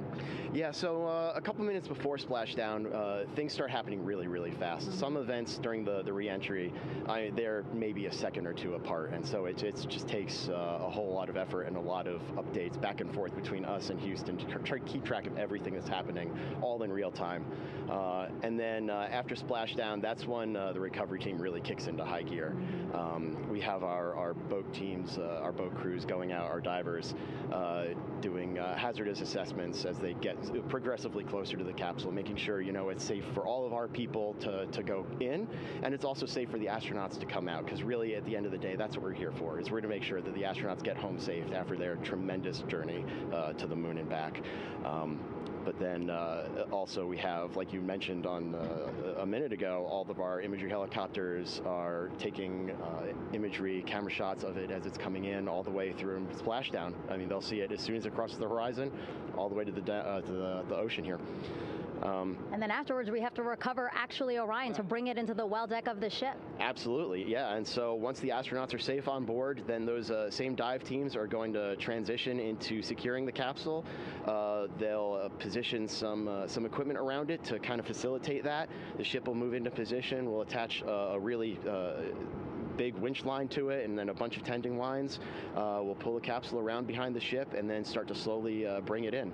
And then, Orion comes in, goes hard down, and everyone cheers. Yeah, great day. Great day, exactly. Lots to coordinate, a lot to manage. Basically, planning for this recovery, Artemis 2 recovery, started a month after Artemis 1 launched. That was the uncrewed test flight of the Space Launch System rocket, as well as the Orion spacecraft. That was November 2022, a month later, all the planning for this. How does it feel to be so close to welcoming our friends, our astronauts home? I mean, for the whole team, I walked around the ship this morning just kind of visiting with a lot of people, a lot of groups, and just kind of get the feel of them. And everyone has that same kind of mentality. Everyone's excited, everyone's thrilled to see all that work that we've been doing, like you said, for the last 3 years, since right after the last one came back till now, and some people even further back. Some of them go back a decade or more. So everyone is just excited and they're ready. They're really ready for this, and just to be able to see our crew come back, that's going to be a thrill for everyone. How are you feeling? Are you ready? Is this something you ever thought you'd be doing? I'm ready. I'm excited. This has been the pinnacle of my career so far. It really has. I've seen a lot of firsts, a lot of lasts, but I can't think of ever topping seeing the first crew to go to the moon and back in 50 years, and to be here and be a part of that. And it's just a tremendous privilege. And on behalf of the whole team, I'm thrilled, and so are all of us. We're ready. Yeah, I definitely think that those words really embody how everybody on the ship is feeling. So thank you so much, Paul. I appreciate you being here. And so, Rob, we'll toss it back to you again. We will continue to join you with live updates from the ship as much as possible. Thank you, Megan. Back here at the Johnson Space Center, the entry team of flight controllers looking over the shoulders of Reed Wiseman and Victor Glover there on the flight deck of Integrity, and again, just below their feet in the mid-deck area, if you will, Christina Cook and Jeremy Hansen of the Canadian Space Agency. They're in the final review of their entry procedures and all of the activities that will follow here very shortly in trip hammer fashion. We should note that after splashdown occurs, the flight control team here in Houston will be monitoring the orientation of the Integrity spacecraft. We are expecting it to splash down upright in what is called the Stable 1 configuration, with the top of the spacecraft pointed upward. Stable 2 would indicate that it is upside down in the water. Regardless of the orientation, there will be 5 inflatable airbags called the CMOOS system. That's the acronym for Crew Module Uprighting System. We are suit on complete.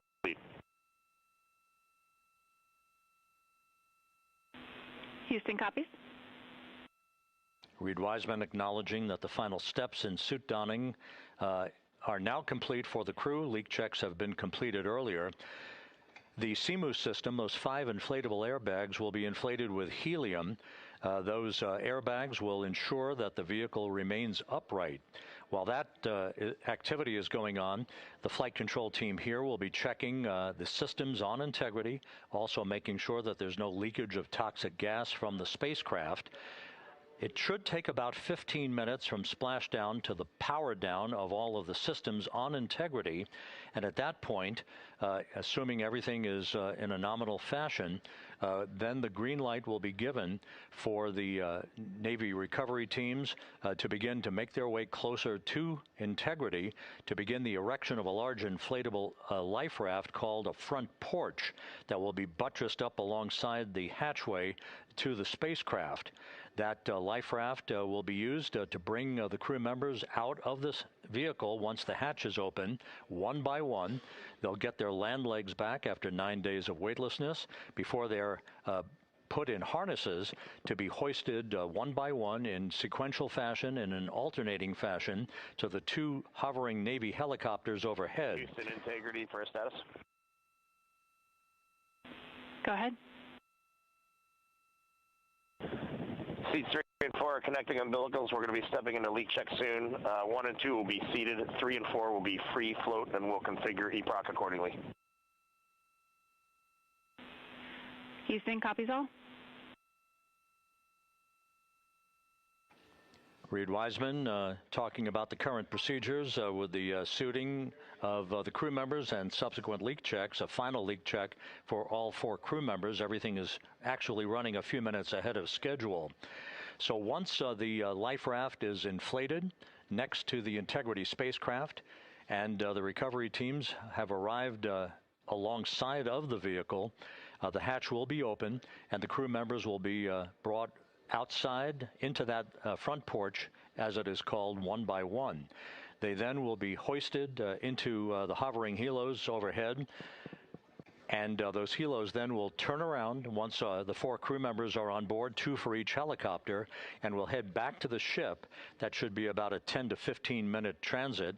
Once the helicopters land on the deck of the USS John Murtha, the crew members will be exiting those helicopters and brought into medical bay on the deck on the ship itself for comprehensive medical exams. They will spend a period of time yet to be determined on board the USS John Murtha before they are flown by helicopter to the shore in San Diego, to the San Diego Naval Air Station, and ultimately will board a NASA jet for the flight back to the Johnson Space Center here in Houston. Just to recap some of the key times that are coming up, we are expecting the separation of the crew module from the service module just 43 minutes from now. That is expected to occur at 6:33 p.m. Central Time, 7:33 p.m. Eastern Time. That will be followed just 4 minutes later by the crew module raise burn, the use of Integrity's thrusters one final time in a 19-second burn to slightly tilt the vehicle up into the correct orientation or angle of attack to ensure that it enters the Earth's atmosphere at the right angle, if you will. That will help deflect the buildup of heat against Integrity's heat shield. This was a deliberate move, a change in the procedures from the Artemis 1 mission that resulted in unexpected char loss on the Avcoat heat shield that had not been intended based on the entry trajectory for the Artemis 1 mission. What we're doing is we deliberately changed the trajectory of the entry from a skip entry that was about a 3,000-mile transit across the Pacific Ocean. We are expecting now from entry interface to the point of splashdown to have a range of just 1,701 nautical miles, and that in of itself will reduce the exposure time of heating on the heat shield of the spacecraft. Once the raise burn is complete, then the stage is set for entry interface at 6:53 and 31 seconds p.m. Central Time. That means that Integrity will be entering the Earth's atmosphere at an altitude of 400,000 feet, traveling at about 34,882 feet per second, heading for its splashdown site off the coast of San Diego, as you just heard from Megan Cruz on the deck of the USS John Murtha. Splashdown once again under those 3 main parachutes is expected at 7:07 and 8 seconds p.m. Central Time, 5:07 p.m. Pacific Time, 2.5 hours before sunset. The actual total distance traveled for Integrity from launch to splashdown is estimated at 694,481 statute miles. Now that includes the first high elliptical Earth orbit following launch that enabled Integrity to move to 43,000 miles above the Earth at its apogee, and enabling a 24-hour period of systems checkouts before the flight control team here and the mission management team gave approval for Integrity to conduct its translunar injection that propelled it on its way to the moon and its historic lunar flyby. So the total distance we expect this vehicle to have traveled at splashdown, 694,481 statute miles.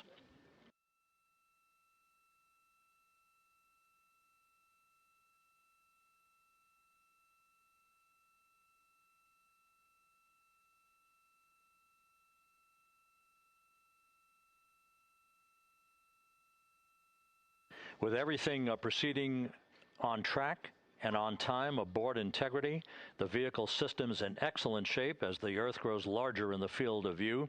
Let's go back to the USS John Murtha and Megan Cruz, who is standing by.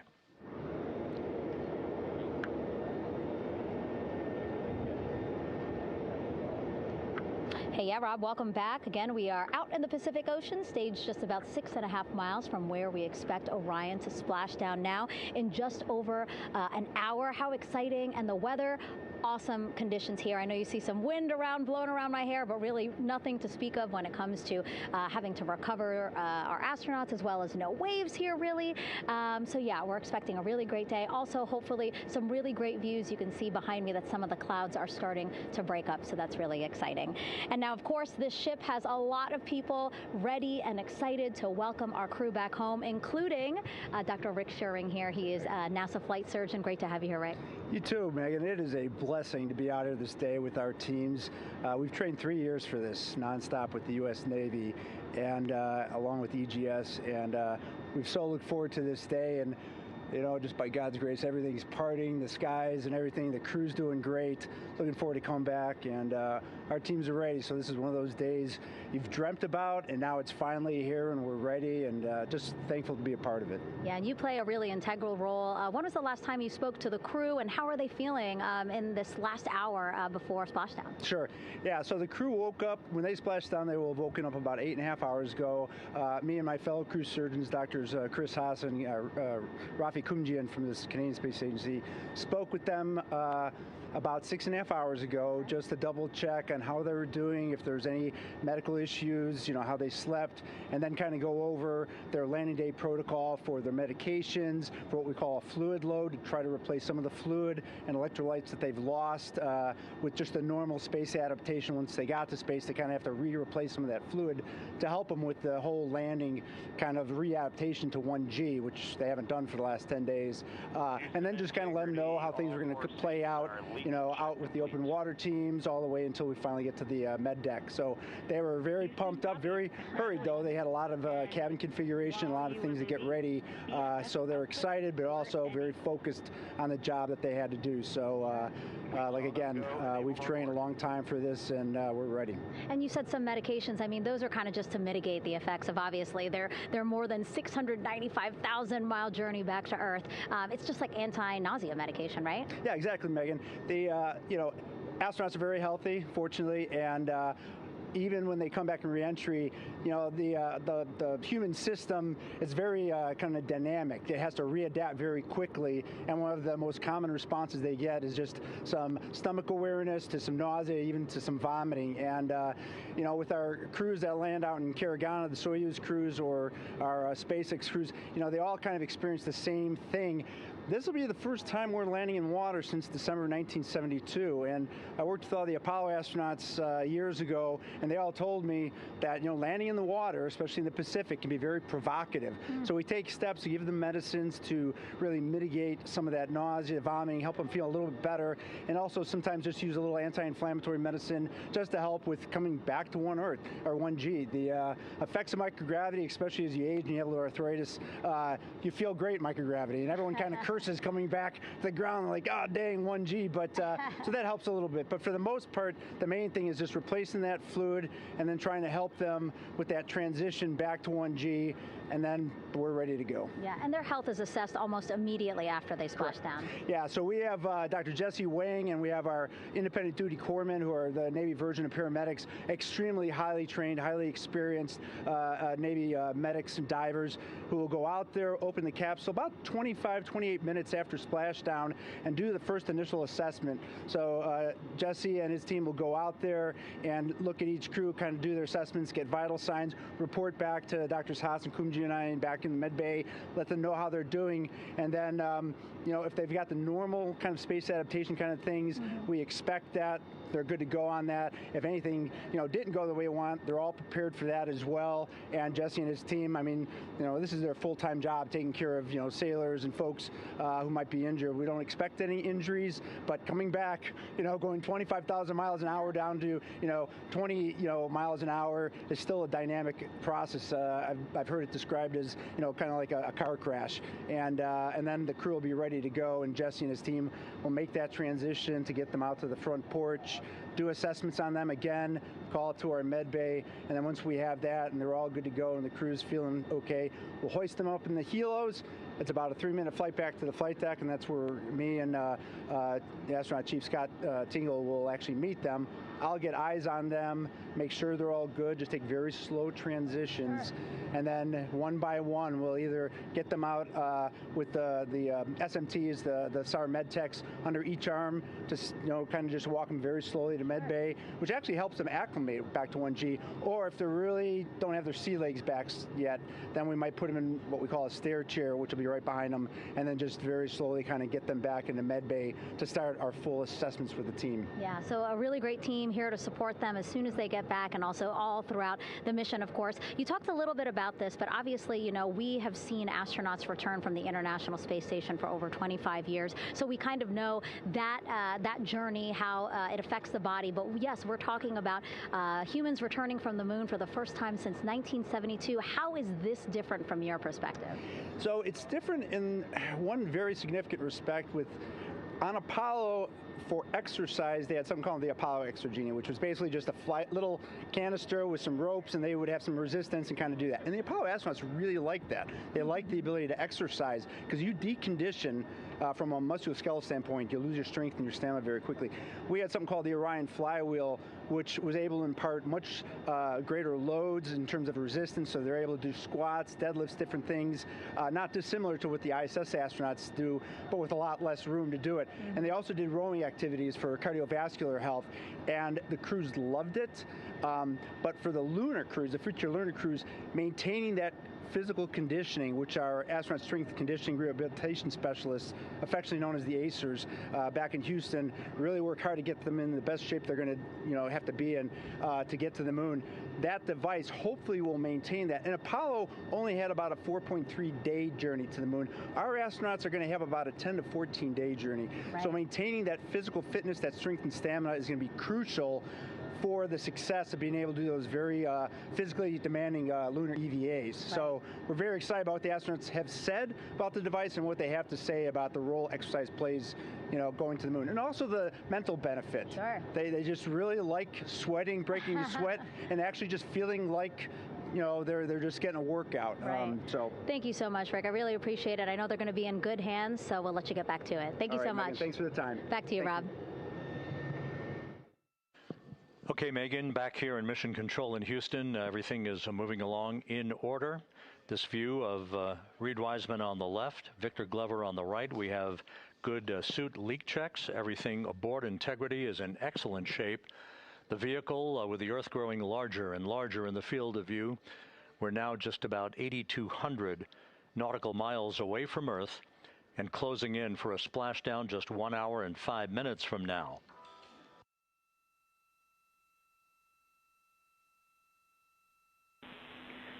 Integrity, just under a minute till your GPS maneuver initiates, and both GPS units look eager to acquire. Outstanding. Seats 3 and 4 are working on seat strap in now. Houston copies. Once again, as we start to close in on some of the major milestones, the first one coming up in just 31 minutes. And Integrity, just confirming the LCG gas trap was able to be closed out.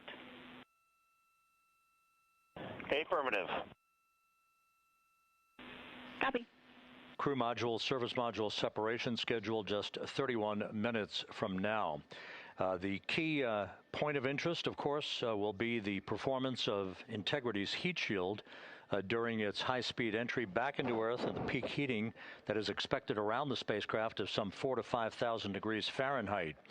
On Artemis 1, as I think most folks know by now, we flew a trajectory known as a skip entry, in which we performed an initial dip into the atmosphere to bleed off some energy.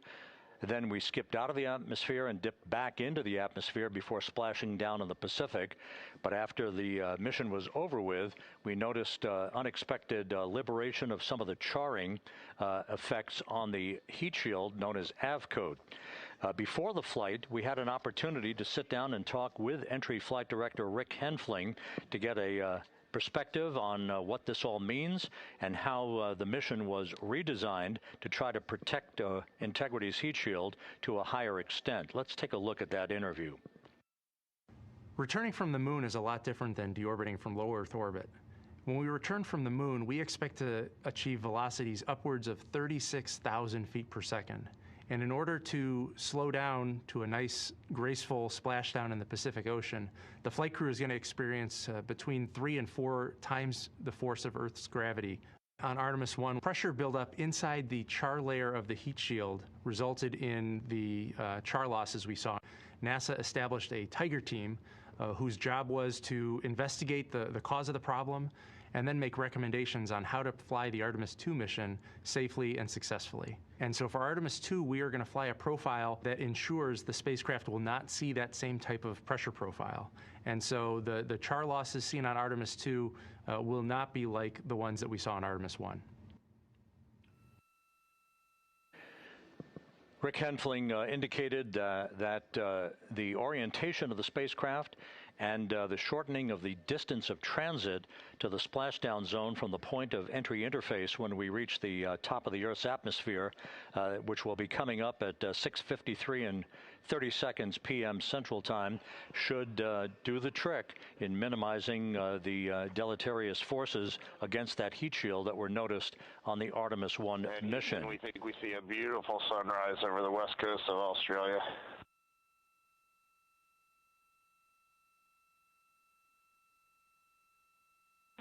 We copy.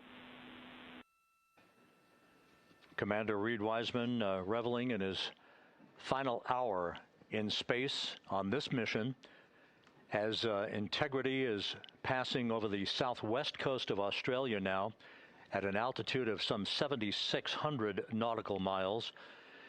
That will begin the southwest and northeasterly transit across the Pacific Ocean. Let's talk a little bit more about some of the highlights and some of the numbers associated with the points of interest here. We are 27 and a half minutes away from crew module, service module separation. That will be followed about 3.5 minutes later by the raise burn that we've discussed, a 19-second burn of Integrity's thrusters to fine-tune its angle of attack as it enters the Earth's atmosphere. Entry interface is scheduled 47 and a half minutes from now. That's the point at which we will reach the top of the Earth's atmosphere, traveling about 34,882 feet per second at an altitude of 400,000 feet. Just 24 seconds after entry interface, we will begin a blackout period of 6 minutes in duration at 6:53 and 54 seconds p.m. Central Time. Now, about 10 seconds after the blackout period begins, we are expected to reach peak speed, which would be 24,661 miles an hour. That'll be about 103 miles an hour short of the velocity record set by the Apollo 10 astronauts, Tom Stafford, Gene Cernan, and John Young, when they returned from the moon on the Apollo 10 mission in 1969. That blackout period is expected to last 6 minutes in duration. At 6:54 and 52 seconds p.m. Central Time, we'll reach our peak heating period of about 4,000 to 5,000 degrees while we're in a communications blackout from Integrity and its astronauts.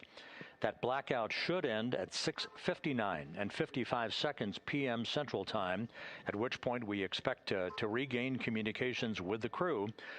Capcom Jackie Mahaffey here in the flight control room will be talking to the crew, calling them, and we'll await a response from the crew as they come out of that blackout period. And at that point, their altitude will be just 157,000 feet above the Earth, traveling at 13,000 feet per second with a range to splashdown of just 147 nautical miles. From that point on, the next key series of events will be the deployment of a series of parachutes that we discussed before. First, the forward bay cover chute deploy that will pull the forward bay cover away from the top of Integrity, followed by drogue chute deploy, and then the main chute deploy that's expected at 7:04 and 44 seconds p.m. Central Time. That will begin the gentle descent of Integrity towards its splashdown at just a velocity of just 19 miles an hour, and that will begin the recovery operations that you just heard Megan Cruz discuss with her folks on the USS John Murtha. All of Integrity's systems in great shape. The crew is suited up.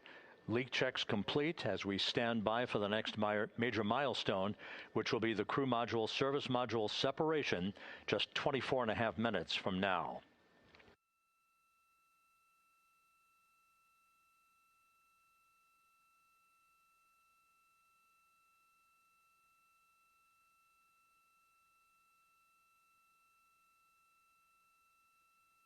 All of the activities from the start of entry interface to the point of splashdown will be quite rapid fire, just 13.5 minutes from the point at which we begin descent into the Earth's atmosphere till splashdown.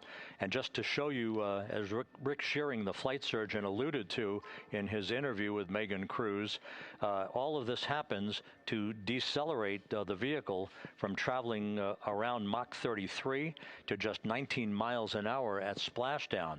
All of that happening in just 13.5 minutes. But the vehicle and the parachutes are all designed to support all of that, so we'll be standing by to report all that to you in sequential fashion as these milestones are ticked off and as we hear from the crew during its entry back into the Earth's atmosphere and ultimately when they emerge from the blackout period, and at that point we'll be just minutes away from splashdown.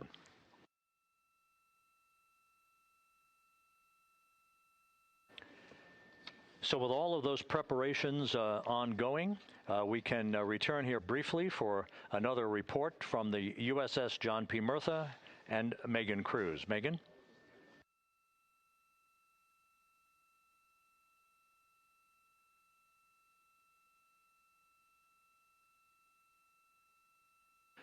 And we'll regain that communication with the USS John P. Murtha just momentarily. In the meantime, everything is on track aboard Integrity. The flight control team here in Houston, led by Entry Flight Director Rick Henfling. The voice you will hear talking to the crew is that of Jackie Mahaffey. She will be reporting everything to the crew and receiving their reports as they enter the Earth's atmosphere for their 13.5-minute plunge back into the atmosphere for splashdown off the coast of San Diego. Now we have the ship back with us and Megan Cruz aboard the USS John P. Murtha. Megan? 11 balloon, right?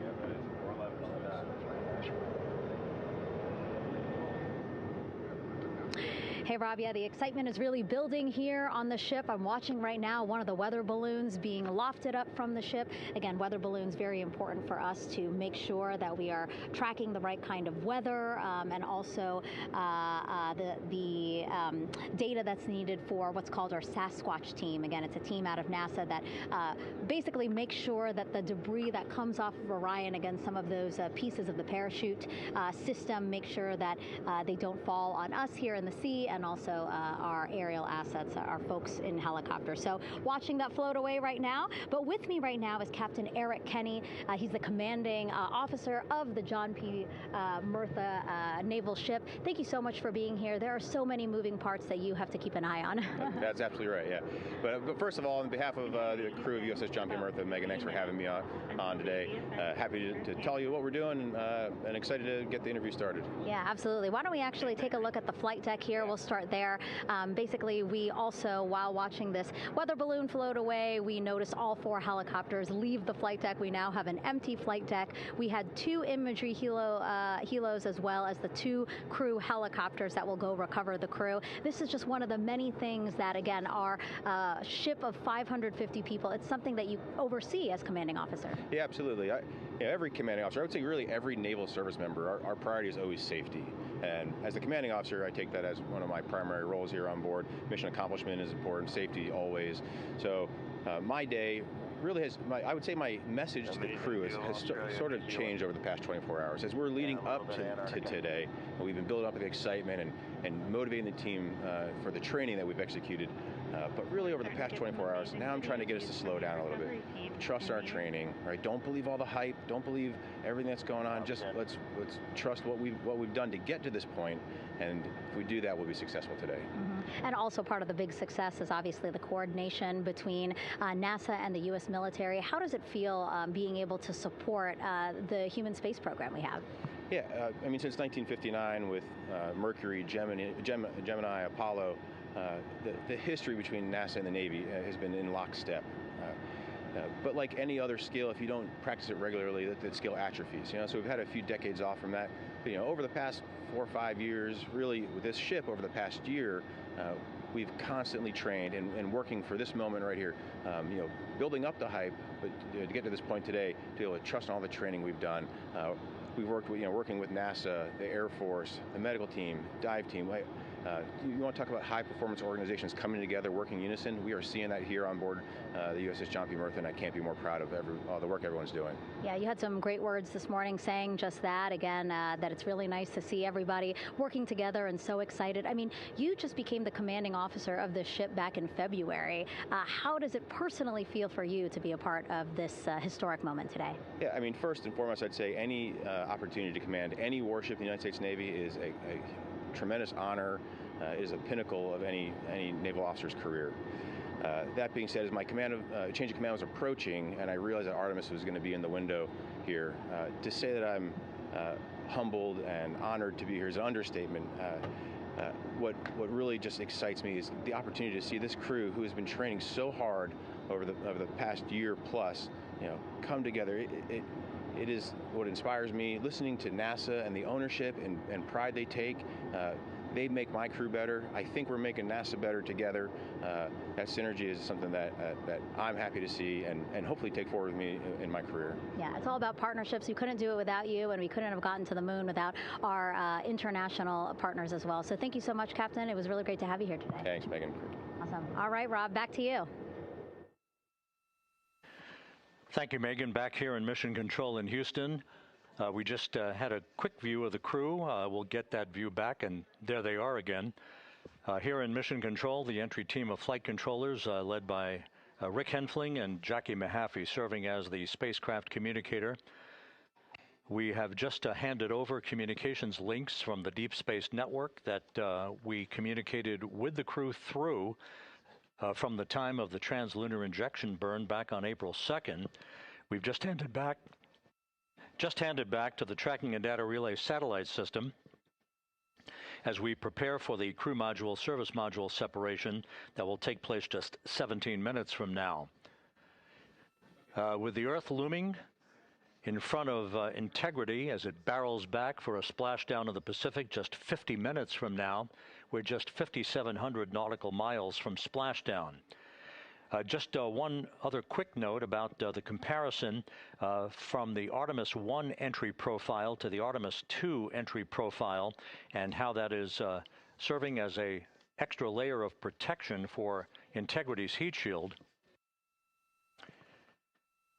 The Artemis 1 entry had an entry range of some 3,178 nautical miles, a very long downtrack, and a very longer period of exposure to heat loads than we're experiencing tonight.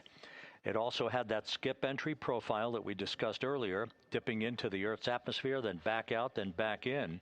It was about 20 minutes of exposure. Integrity, Houston, comm check on TDRS. Jackie, we have it loud and clear on TDRS. We have you the same. And there's one of the weather balloons being deployed from the USS John P. Murtha.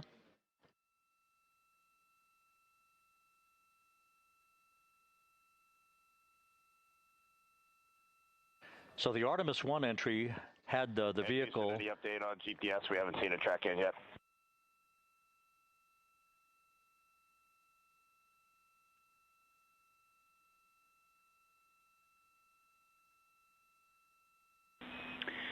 Reed, we are watching. We are starting to get into the window where they may start acquiring, so should be within the next 10 minutes. Okay, sounds good. We're holding at step 17 and getting ready for CM-RCS hot fire.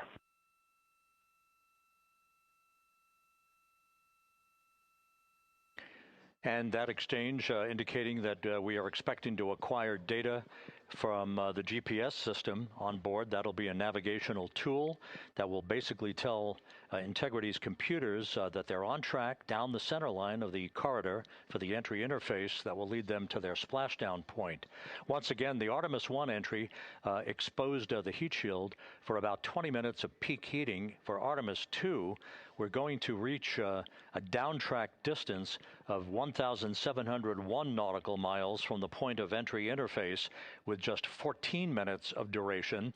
And it's basically a different angle of attack, a little bit steeper angle of attack that will protect the heat shield from excessive heat loads. So that is the difference between Artemis 1 and Artemis 2, all designed into this mission to gather data, to protect the heat shield, since the Artemis 3 mission and beyond will have a different designed heat shield that will allow that skip entry type of profile to be resumed for all of the future missions coming back from the south pole of the moon when we initiate lunar landings. So we've handed over to the tracking and data relay satellite system. That's where we'll have communications for the rest of the flight.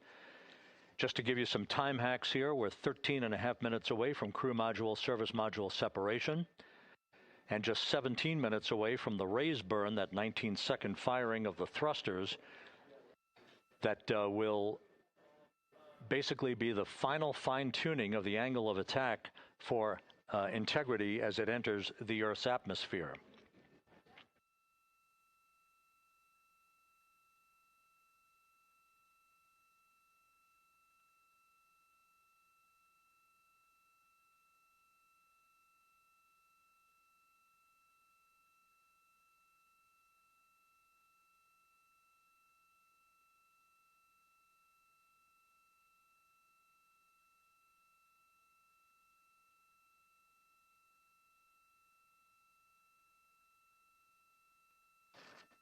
And once again, a dueling box view of some of the assets that are involved in recovery operations today. The Integrity, cabin configured, all crew suited and seated. Houston, copies. That confirmation from Reed Wiseman aboard Integrity, as you see the assets being deployed to the splashdown zone. At the time of splashdown, we expect the John P. Murtha to be about 5 miles away from Integrity, keeping a safe distance until we are sure that the vehicle is in the water and upright, and that it is in a good configuration system-wide for the recovery teams to begin to approach the vehicle to erect that inflatable raft. 2 minutes to CM-RCS warm-up hot fire. We're ready. That call from spacecraft communicator Jackie Mahaffey indicating that we're 2 minutes away from a quick burst of the reaction control system. Thrusters, that will be a hot fire test prior to the separation of the crew module from the service module. The European service module has performed flawlessly throughout this flight. Everything, all the burns that had been prescribed for that service module have been executed on time and without a problem. There is the European flight control room that has overseen the manufacturing, the design of the European service module. They deserve quite a bit of credit on this mission for not only propelling the Integrity and its astronauts toward the moon, but also conducting the fine-tuning of its trajectory to bring it to this point where we are dead spot on down the middle of the corridor trajectory-wise to bring Integrity down for its splashdown in the Pacific just 44 minutes from now.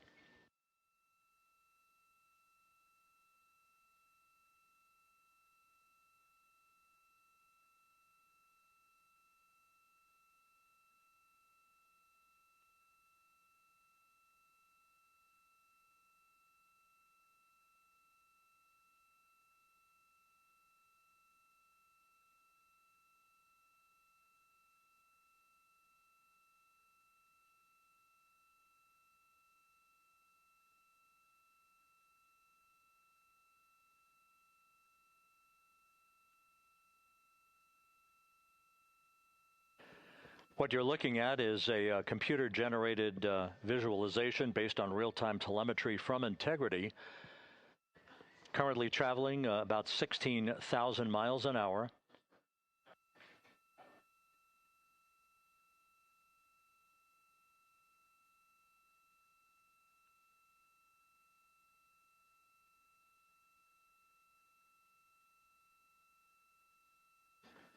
Integrity traveling about 16,000 miles an hour. For the prop cautions, we're taking a look. Copy that. Now just about 5,100 miles from Earth. Splashdown scheduled 43 minutes from now.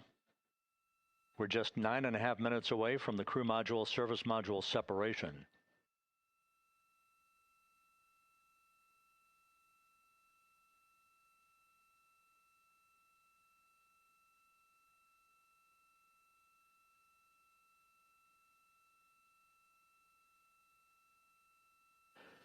We are confirming. Integrity, we are assessing details, but so far looks like a good hot fire. Looks good on board, Jackie. Thank you.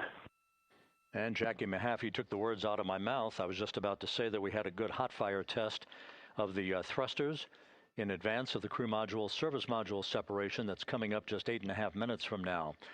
This will begin the period in which we will have rapid-fire succession of critical activities on board that will lead to entry interface just 28 minutes from now, where the vehicle will enter the Earth's atmosphere at an altitude of 400,000 feet.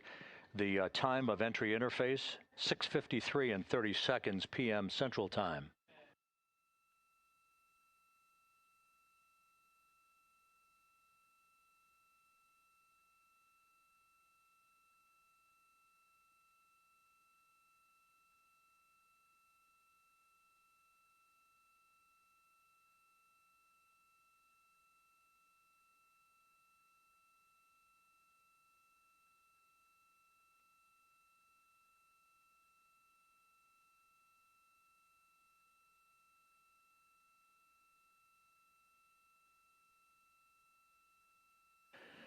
Integrity's astronauts were awakened at mid-morning to begin their entry preparations.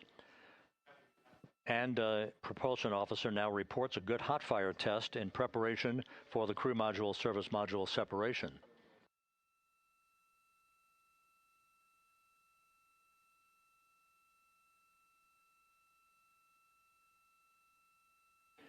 We're now inside 41 minutes until splashdown.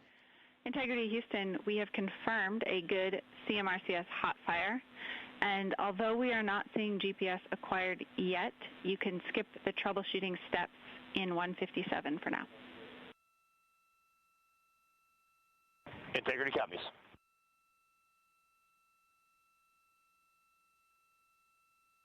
That GPS discussion indicating that we will be acquiring navigational data for Integrity through the Global Positioning System equipment on board. We just don't have it yet, but we will. All of Integrity's systems are in great shape to support its high-speed entry into the Earth's atmosphere. It, once again, will reach a peak speed of 24,661.21 miles an hour. You're calling GPS. We at least have GPS 1 looking good on board.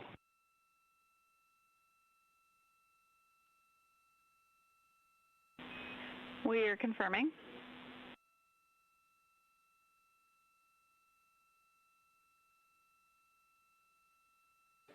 The guidance, navigation, and control officer here in Mission Control confirming that we have good lock on GPS data. We are on a communications link now through the tracking and data relay satellite system. Now, following splashdown, we're going to lose that link and go to what's called a VLDR, a very low data rate communications link, so that we can talk to the crew inside Integrity as they are on the water. Integrity, confirm we do see good GPS. We do too, especially GPS 1 is accepting in nav channels 1 and 3. That GPS data is basically telling Integrity's onboard computers its position relative to the Earth, but its trajectory And its orientation, according to flight dynamics and the guidance, navigation, and control officer, is spot on.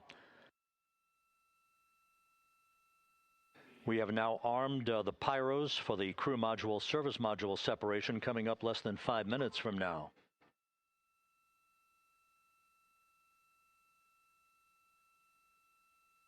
Once again, just 10 seconds after entry interface, we will see Integrity reaching its peak speed of 24,661.21 miles per hour. That will be just seconds before we begin a 6-minute blackout period. Integrity, Houston. Your vehicle is in a good config for CM-SM SEP and go for CM raise. Houston, we see the same on board and copy go for CM raise.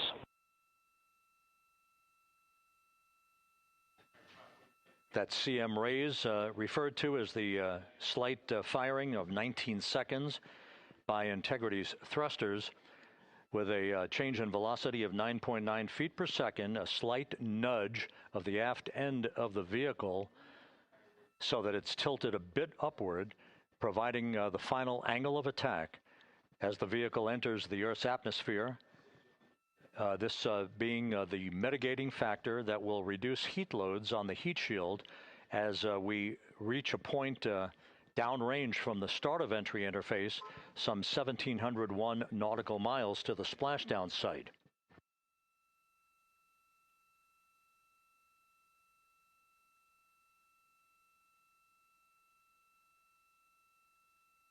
Integrity systems in excellent shape.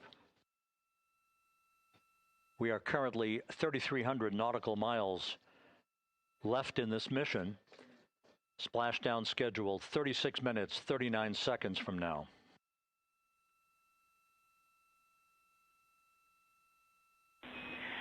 Integrity, Houston. For the 2 enabled prop cautions, what happened is while the thrusters were firing, multiple pressure sensors on each of the strings diverged a bit from each other. Those limits look to be set pretty tight. We think it could happen again when the thrusters fire in the future, so we are going to suppress those messages. We concur with suppress, not inhibit. Thank you. That exchange between Jackie Mahaffey, our Capcom for tonight, and Reed Wiseman aboard Integrity, indicating basically to ignore sensor data. All of Integrity systems are in good shape.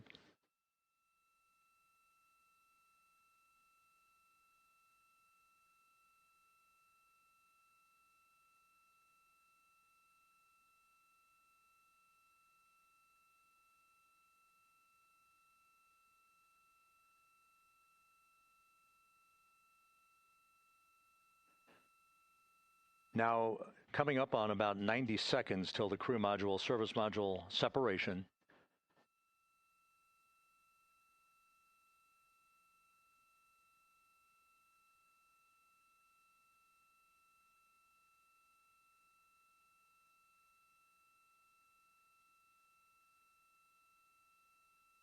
All quiet here in Mission Control as we enter the most critical phase of the completion of this flight. All of the preparatory activities leading up to the vehicle entering the Earth's atmosphere just 21 minutes from now.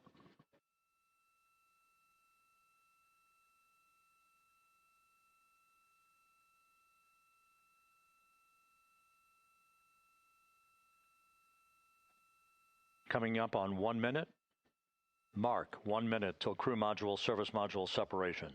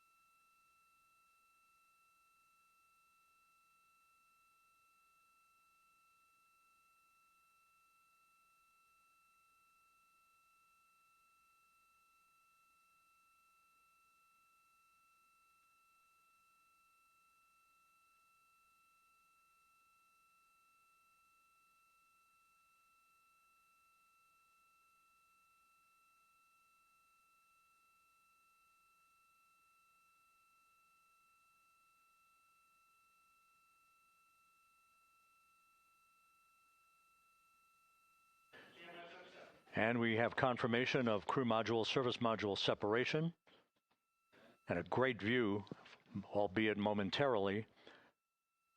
Houston, good step on board. Houston copies and concurs. The European service module now separated from Integrity, a job well done. Integrity, no action for the 4 CDH cautions. Those are SM related, not applicable. Integrity.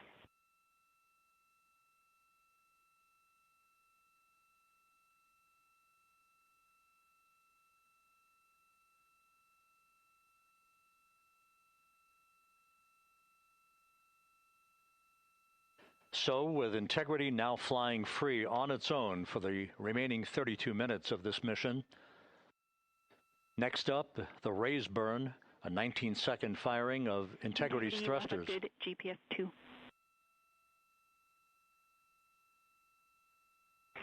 Integrity copies, good GPS 2.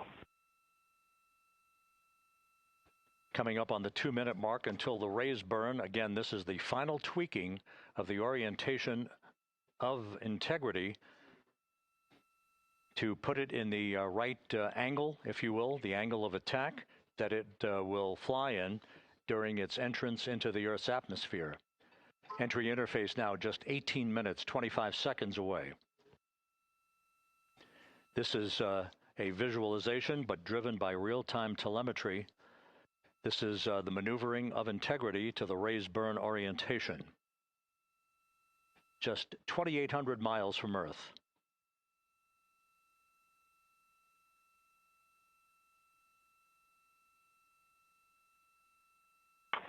Houston, we got a great view of the European service module out the window with the sun hitting the side and the solar rays and the NASA worm right there. It's a beautiful looking machine. Roger.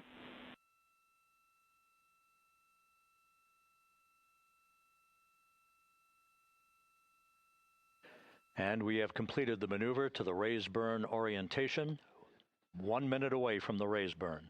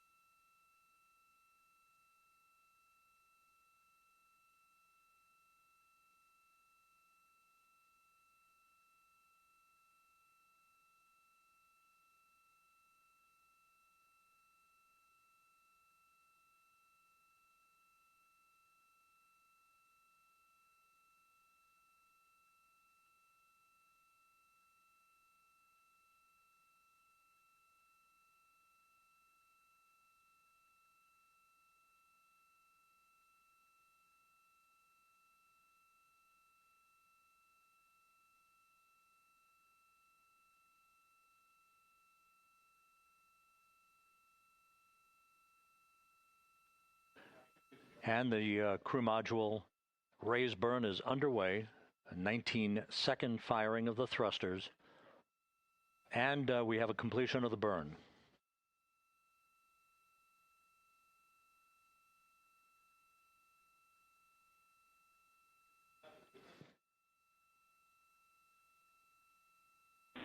Integrity, good. CM raise burn. Your flight path angle is within limits.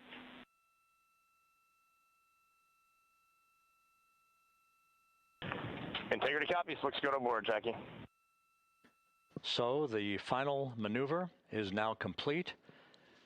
Our trajectory for a splashdown in the Pacific 29 minutes from now is set and will not be amended any further. And we have the right angle of attack to mitigate any excessive heat loads on the vehicle during entry interface. Integrity, Houston, a heads up about comm coverage. When you perform the 180 roll, for the first minute or so in that attitude, we expect about a minute LOS. We copy.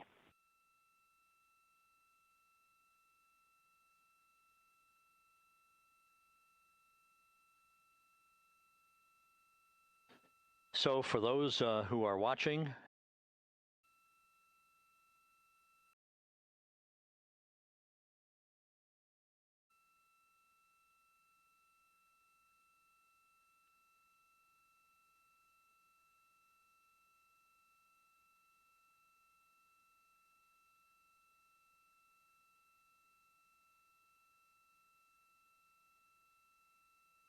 The parachute deployment sequence, once again, will come in several segments, but in rapid fire succession. And we have a great view of the moon out window 2. Looks a little smaller than yesterday. Guess we'll have to go back.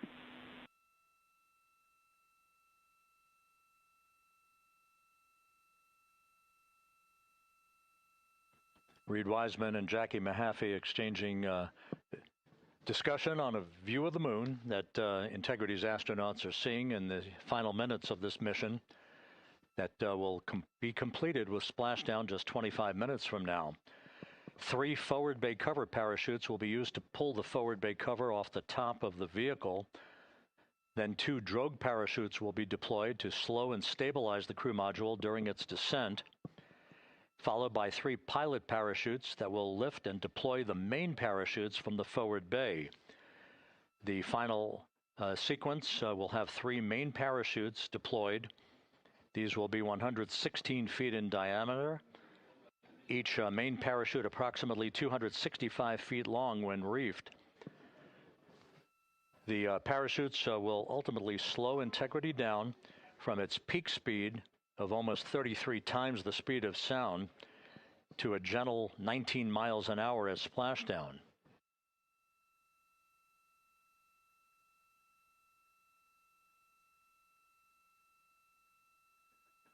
The vehicle is now currently in a roll to the proper attitude for entry interface. Our trajectory is right on according to flight dynamics.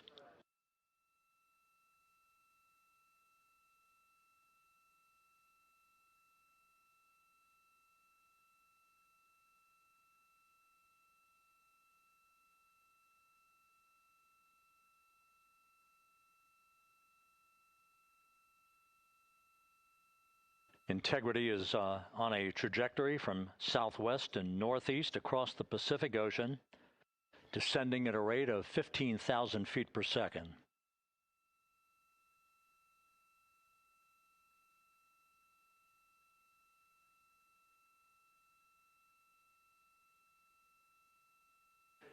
Range to touchdown 4,300 nautical miles, all the systems in excellent shape.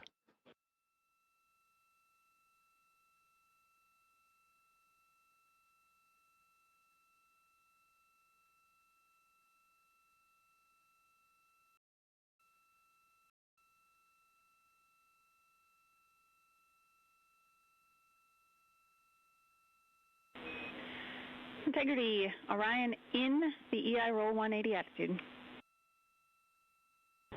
Looks good on board, Jackie.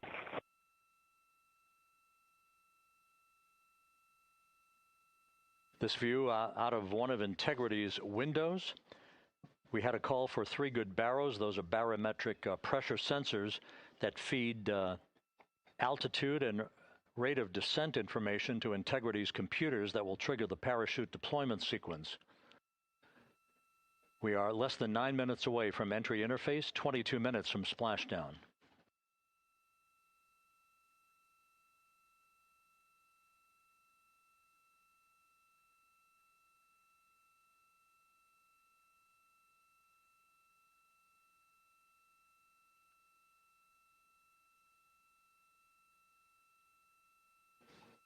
You can see the reflection of one of the crew members in the window.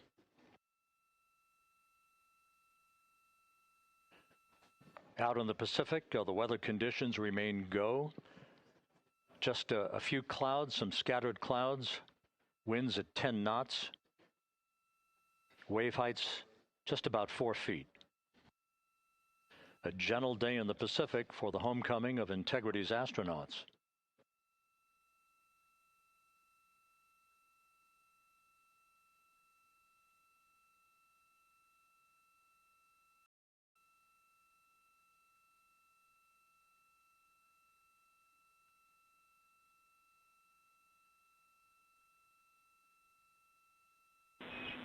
Integrity back in EI attitude.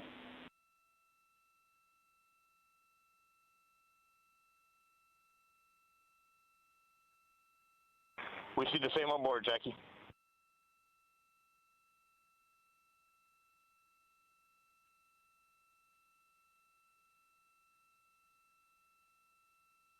Houston, purge is complete. Crew and vehicle are configured for entry. Houston copies. And we're in step 37, transferring nav state to BFS.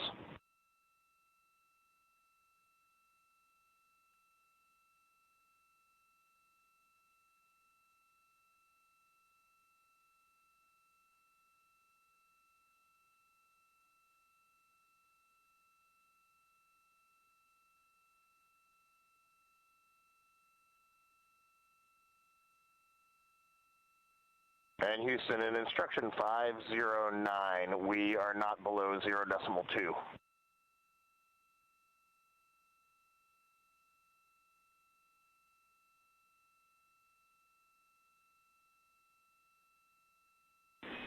Integrity, no action required. Integrity.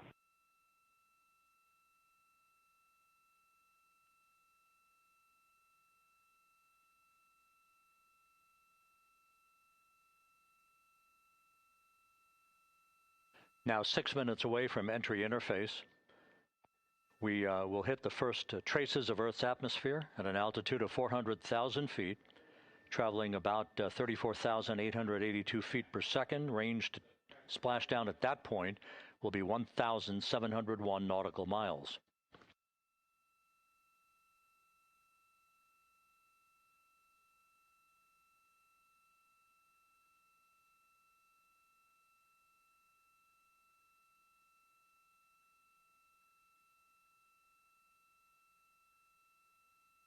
And once again, just a reminder, some 24 seconds after entry interface, we do expect to lose communications with the vehicle and the crew during a 6-minute blackout period when a plasma shield will build up around the spacecraft due to the ionization, due to heating effects. And Flight Dynamics has just confirmed we will have a blackout period of exactly 6 minutes in duration. And once again, that's due to the fact that a plasma buildup around the vehicle will prevent communications and data, so we will not be able to talk to the crew members at that time, nor will we receive data here in the flight control room. Houston, everything is looking good on board. Just confirm no pre-EI downloads. Houston concurs. That blackout period to begin at 6:53 and 54 seconds p.m. Central Time, and again will last about 6 minutes in duration.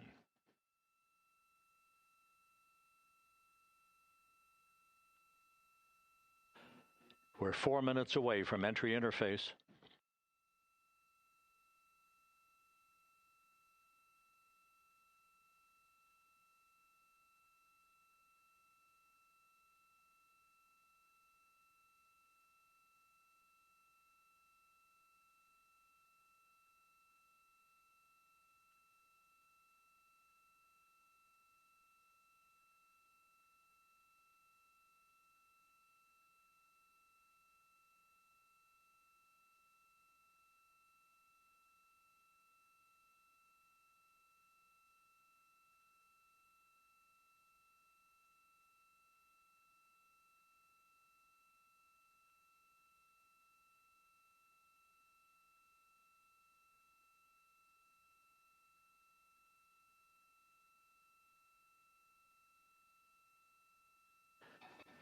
This view from Integrity as it crosses from southwest to northeast across the Pacific Ocean, 3 minutes from entry interface.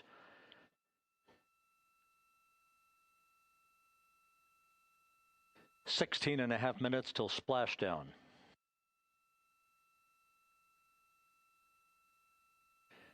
The USS John P. Murtha and the recovery team is on station and in position, as are the airborne imagery assets that we hope to receive imagery from as Artemis enters the Earth's atmosphere and through parachute deployment.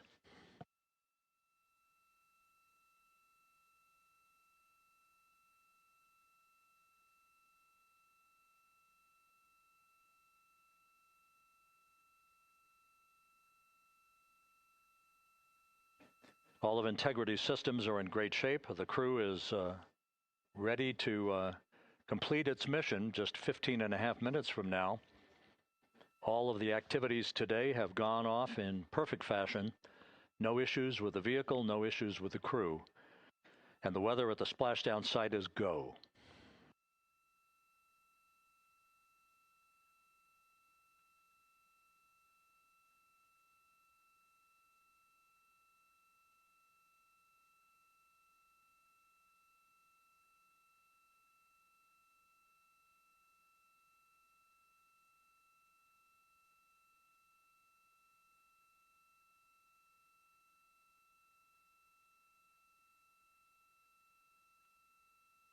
Coming up on 1 minute until entry interface.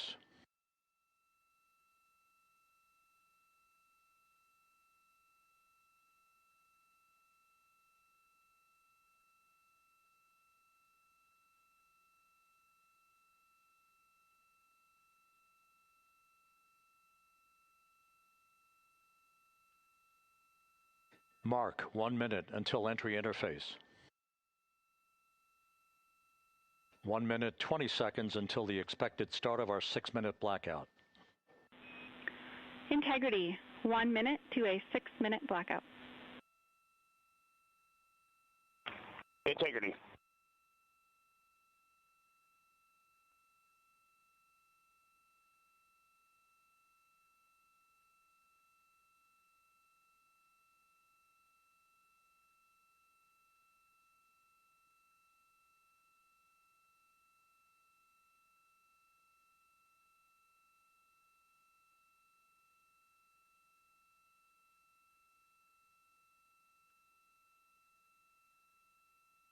Ten seconds till entry interface.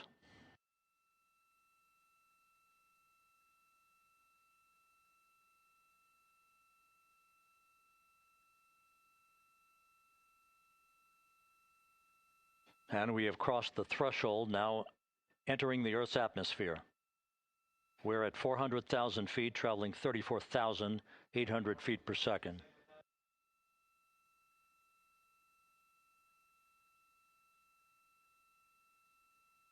Time to splash down, 13 minutes, 10 seconds.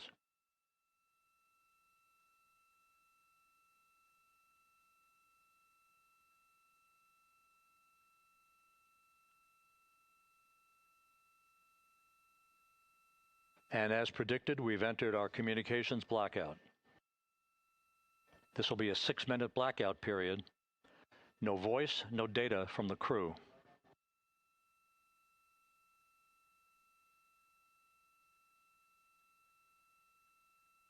We're 30 seconds away from the anticipated point of peak heating on the vehicle, where temperatures will rise to about 4,000 to 5,000 degrees Fahrenheit. This is the true test of our trajectory.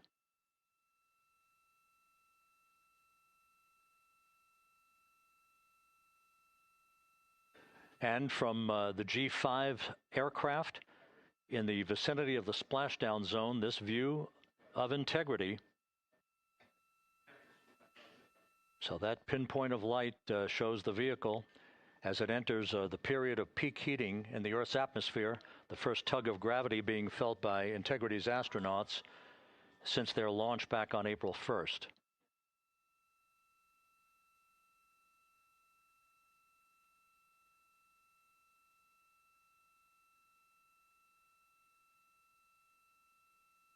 Four and a half minutes until the end of the blackout period. Time to splash down, 11 minutes, 33 seconds.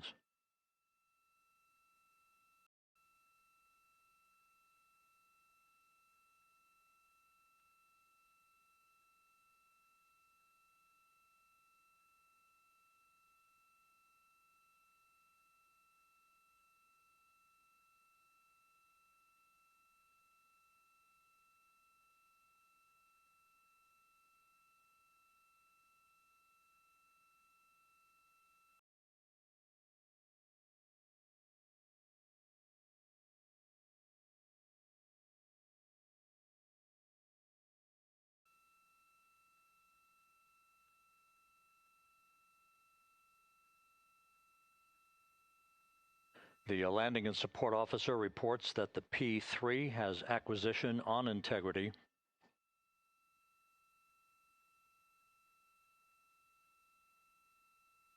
Three and a half minutes left in this blackout period.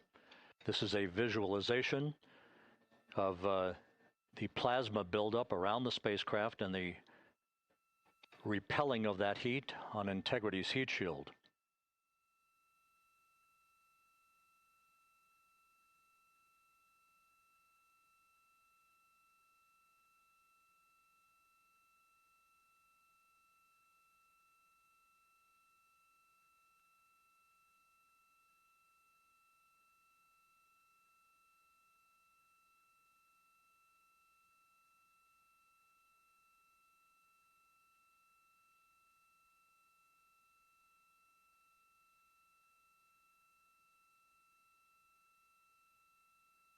Flight Dynamics reports that airborne assets in the vicinity of the splashdown zone do have a visual on Integrity. Still 2 minutes and 40 seconds left in our blackout period. Time to splashdown, 9 minutes, 35 seconds.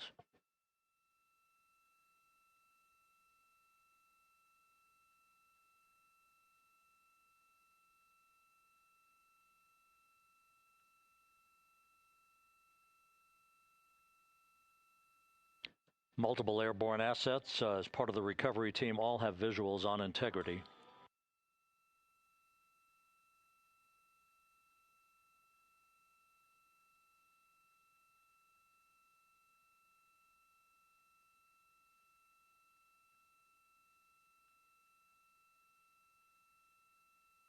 And the WB-57 flying in the splashdown zone also has a visual.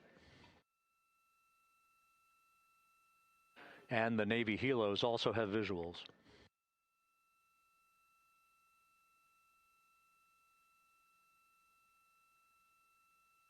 We're still in the blackout period. Still do not have communications from the crew.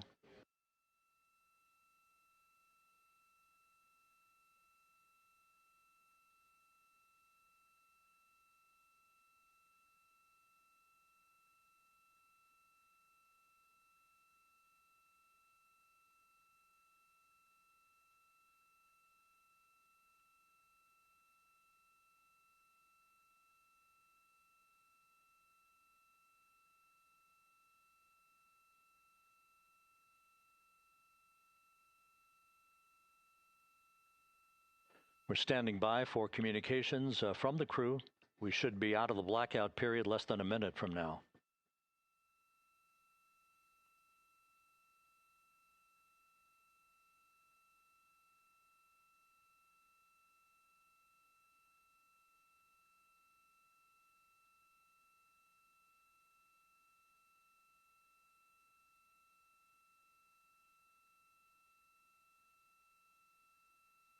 We are now processing data from Integrity.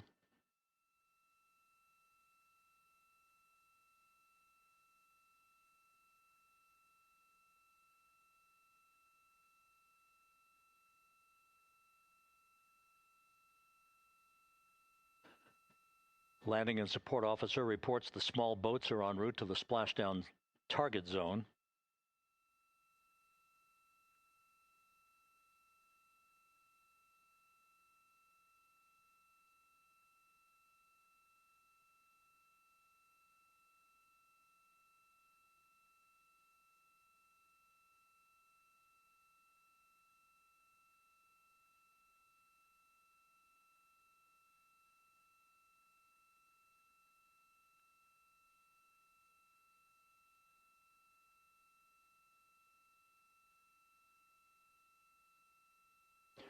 Passing through 150,000 feet, our trajectory is perfect. We're getting intermittent views of Integrity. Still waiting to establish voice communication.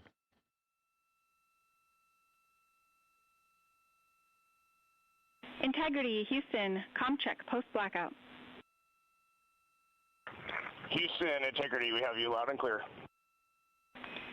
Your trajectory is nominal, and your recovery teams have visual. Guidance looks good. No action for the enabled internal camera controller fail. Big cheers from the viewing room here in Mission Control as voice communication reestablished with Commander Reed Wiseman. For America and a waiting world, Integrity is 5.5 minutes away from coming home.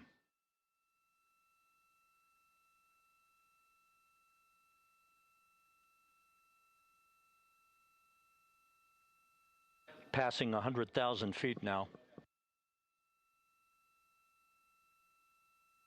Range to Splashdown 19 nautical miles.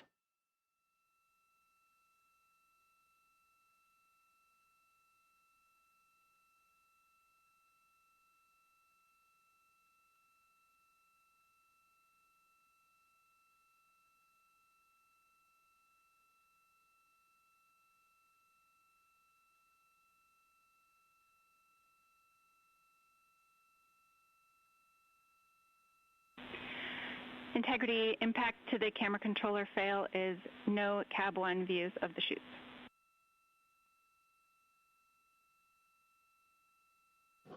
Integrity. We're processing good data through the GPS system. A good view of Integrity, time to Splashdown 4.5 minutes.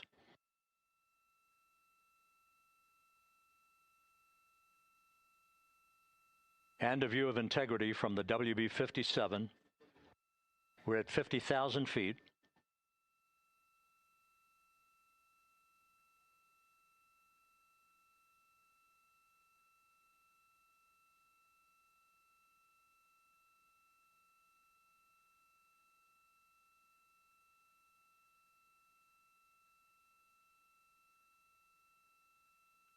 The pyros are armed for forward bay cover jettison.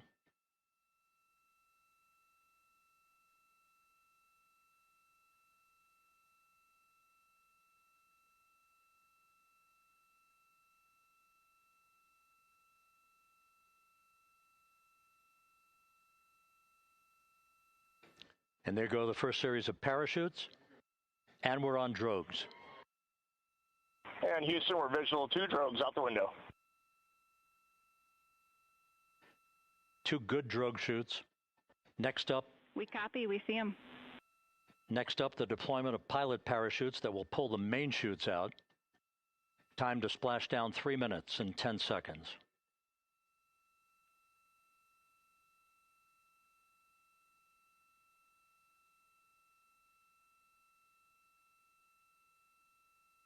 Perfect descent rate according to flight dynamics. Good rates on 2 drogues.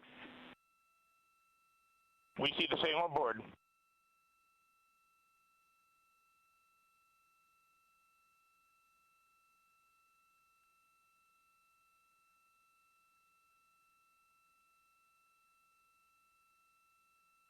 Passing through 10,000 feet, still on drogues.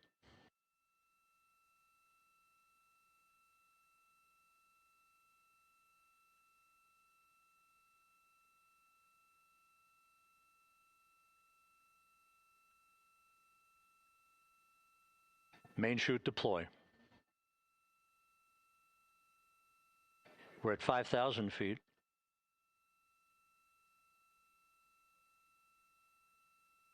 Search and recovery beacon has been activated on Integrity.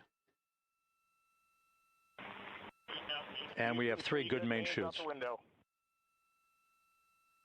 Good 3 main chutes, good reefing, good descent rate. Good rates, and we see 3 good-looking parachutes.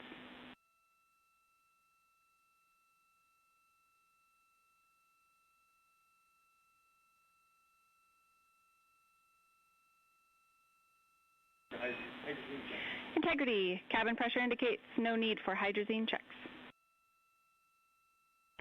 Integrity copies.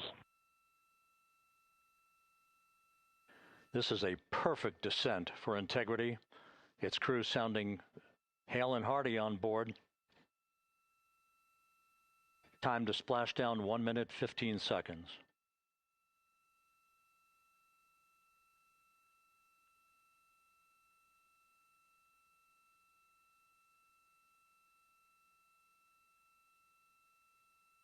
Integrity about to complete a journey spanning 694,481 miles from its launch from the Kennedy Space Center back on April 1st, and a trip around the moon.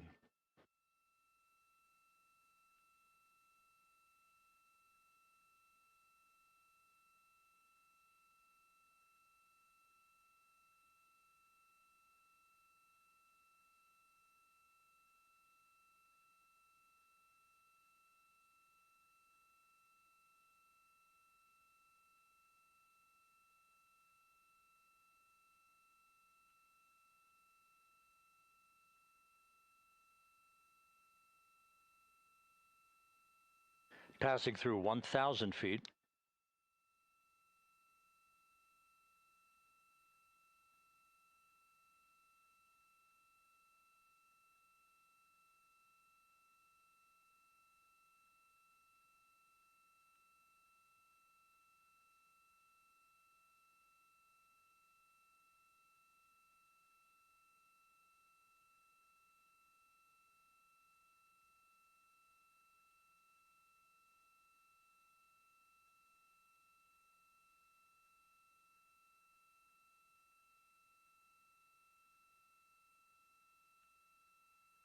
Houston Integrity, Splashdown, sending post-landing command now.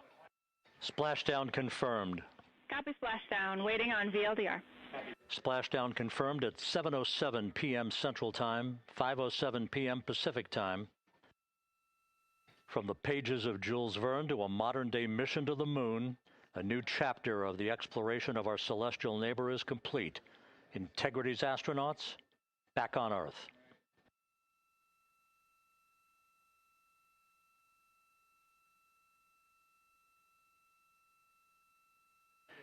And the landing and support officer reports the vehicle is stable 1. We still will be deploying the crew module uprighting system to maintain that orientation. A perfect bullseye splashdown for Integrity and its 4 astronauts.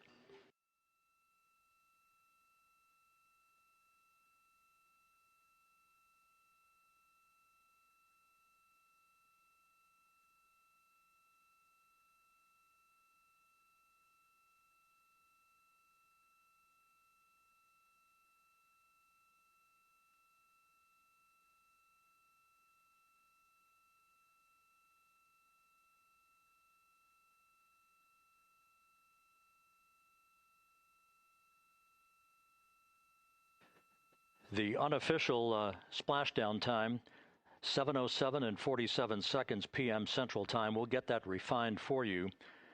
That would put the end of the mission at a mission elapsed time of 9 days, 1 hour, 31 minutes, 35 seconds.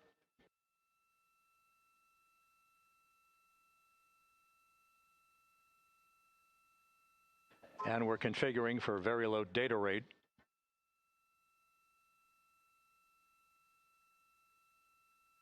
Once again, splashdown occurring in the Pacific, southwest of San Diego at 7:07 and 47 seconds p.m. Integrity Houston, comm check on VLDR.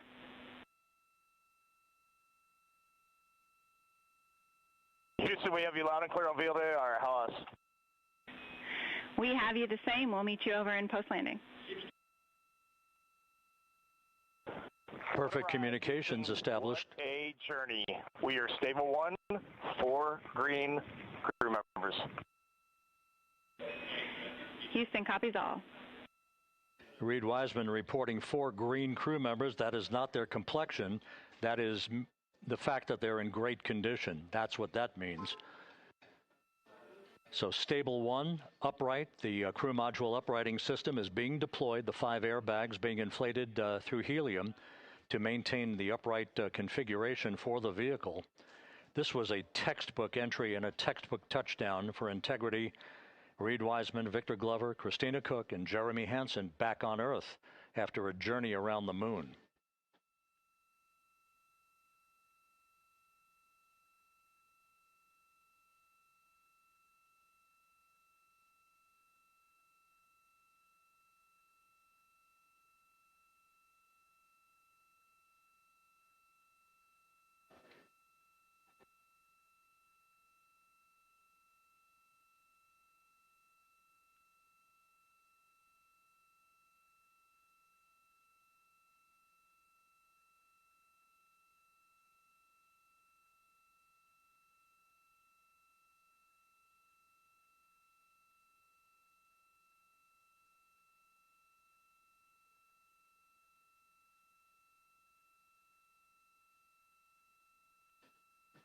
We continue to monitor the functioning of the CMOOS system.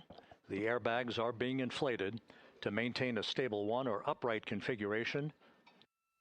And there's a good view from one of the naval helicopters hovering overhead. Reed Wiseman reporting 4 green crew members, meaning they're all in excellent shape.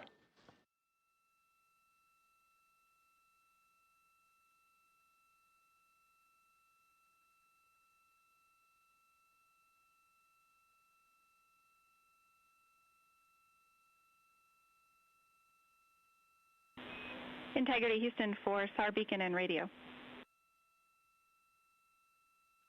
SAR beacon is in for 06, and we're powering the radio now. Go ahead. We see the beacon on. However, the recovery team is not seeing the signal.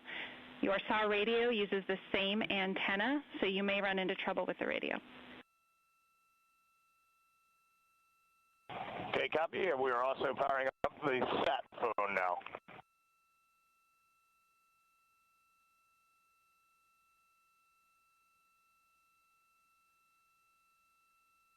So Integrity is in great shape, and as the crew continues its post-splashdown timelined activities on board, Reed Wiseman once again reporting that all 4 crew members are in excellent shape. And we have 5 inflated airbags to maintain an upright configuration so that the recovery team can now begin a slow approach to the vehicle.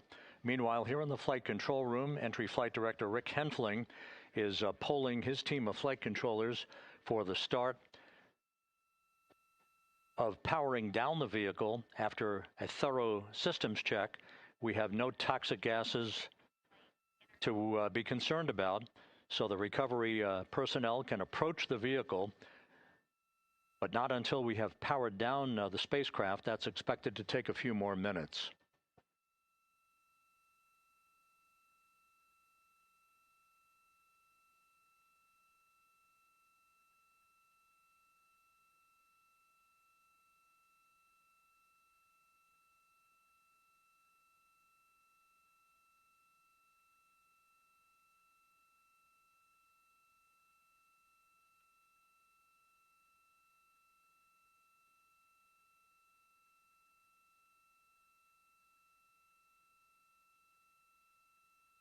Integrity back on Earth following its historic flyby of the moon. It was, for all intents and purposes, a textbook mission. On 28, but I'll remain on this frequency.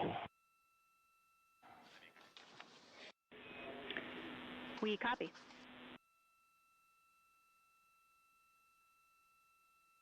Reed Wiseman indicating some trouble with the SARSAT phone on board. But that's not an issue. What is more important is that the vehicle is solid. No issues as we begin the power down of the vehicle to begin the recovery process.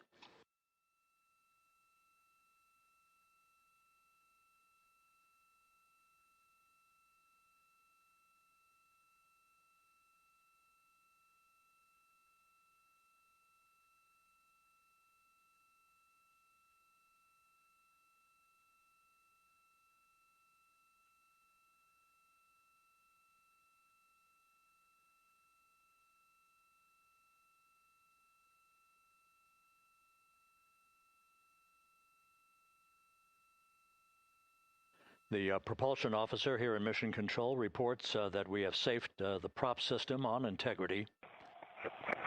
Can you say again, that was very weak and broken?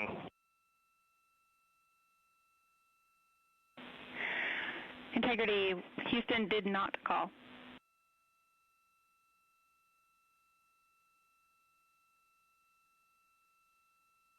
Copy that, Houston. It might have been on the SAR radio. Stand by.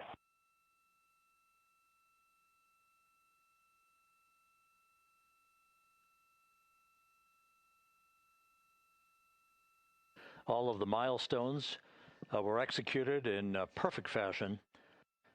Integrity entering the Earth's atmosphere right on time, reaching its peak speed shortly after a blackout period began. We emerged from the blackout period, but the recovery imagery airborne assets were able to pick up Integrity's descent almost immediately through entry interface, tracking the vehicle all the way down. And finally, you saw the sequence of chute deployments. First, the forward bay cover being pulled off the top of the vehicle by a series of 3 parachutes. Then the drogue chutes were deployed, followed by the 3 main chutes that slowed the splashdown velocity of Integrity to just 19 miles an hour.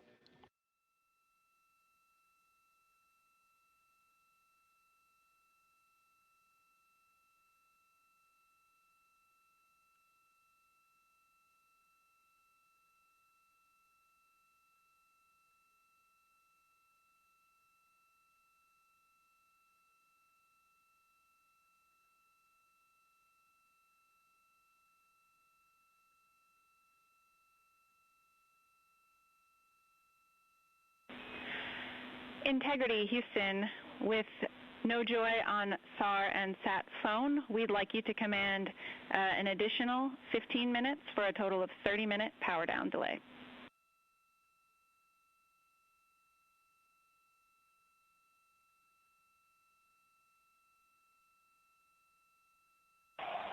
All right, Jackie, we have selected T/D+30. No joy on SAR radio or sat phone. And stand by, we have the master diver on SAR radio. Please hold comms.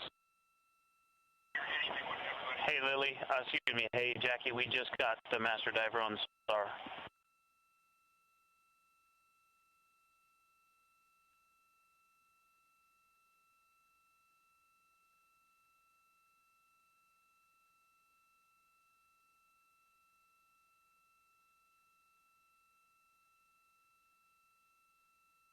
A good view of one of the fast boats. Integrity, Houston, if you are happy with your comm with Master Diver, you can go back to the 15-minute power down. Okay, stand by. Yeah, we'll confirm here in a second. The crew on board Integrity coordinating with the flight control team in Houston here in Mission Control on the timing of the power down of the vehicle, which will be the precursor to the recovery teams approaching the spacecraft. There are no issues with Integrity. We've had a bit of broken capability in establishing a SARSAT or satellite phone communications capability between the crew on board Integrity and the recovery team. That will get sorted out here shortly. There's plenty of cooling on board Integrity, so there's no rush to begin the power down. I'm trying to call you on the sat phone and not getting an answer there either. Concur. We haven't had anything come through.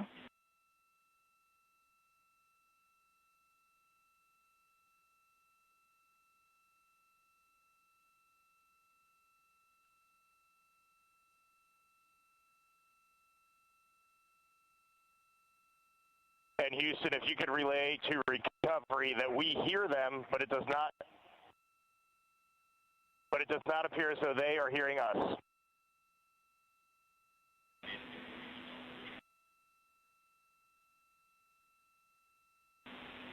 Houston copies, and Reed, just to confirm, you are pushing the PTT on the radio.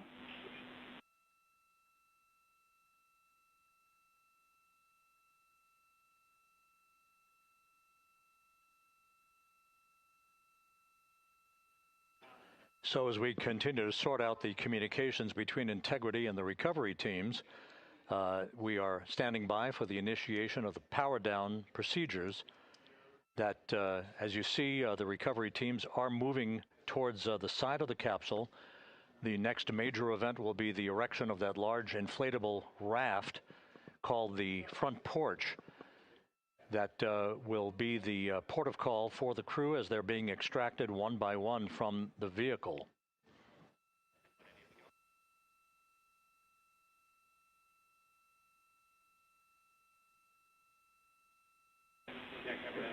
Integrity Houston for sat phone. We are going to attempt to call you.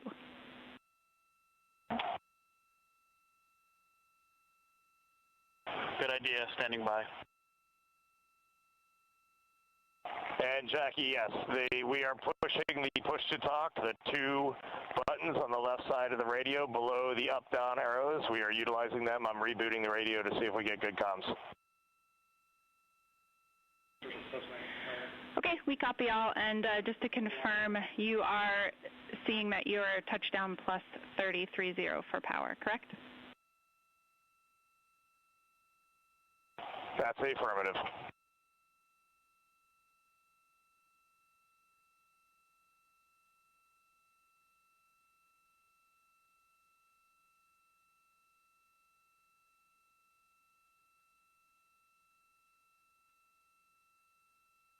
We are trying a backdoor approach to have mission control here call the crew on their satellite phone. This is all part of the coordination for the power down of the vehicle that will initiate the actual recovery operation.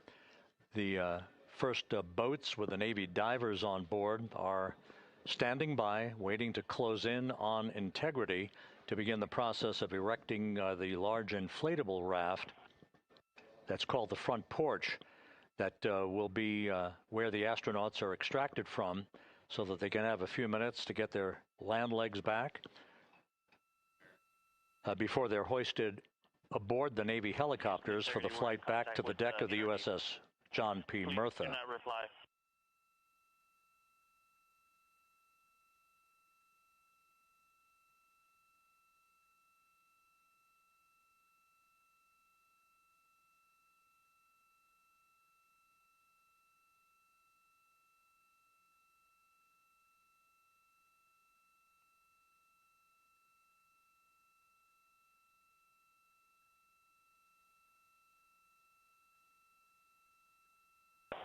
And Houston, please don't reply. NRD, very weak,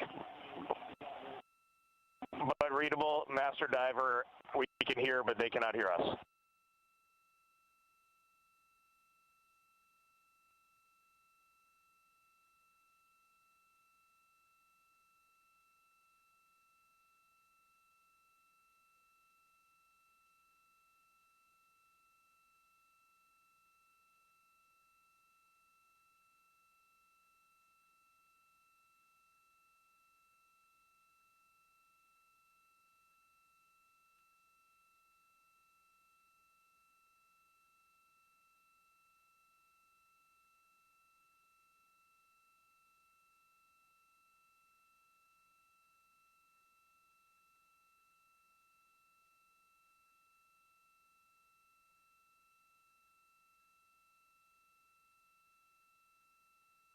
And Houston on OE1, is there any chance to tie us into NRD?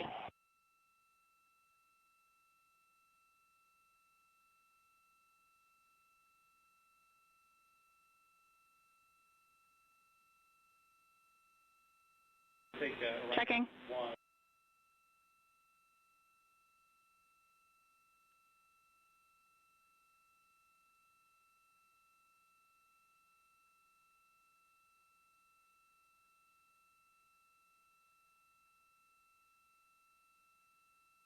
This is Mission Control Houston. While we stand by for the establishment of communications between Integrity and the recovery team that is basically standing by very close to the spacecraft, we're going to go to the deck of the USS John P. Murtha, where Megan Cruz is standing by with Administrator Jared Isaacman.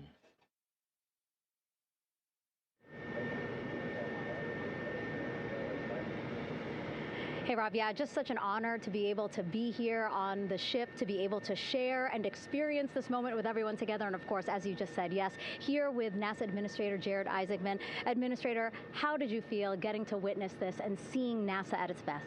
Oh, I mean, I'm honestly, I'm still at a loss for words. I mean, you know, like the childhood Jared right now can't believe what I just saw. I mean, almost been waiting my whole lifetime to see to see this, and then as NASA administrator, I just couldn't be more proud of the entire workforce, the years, the effort, the late nights, all the hard work from across the country that contributed to this incredible moment right now.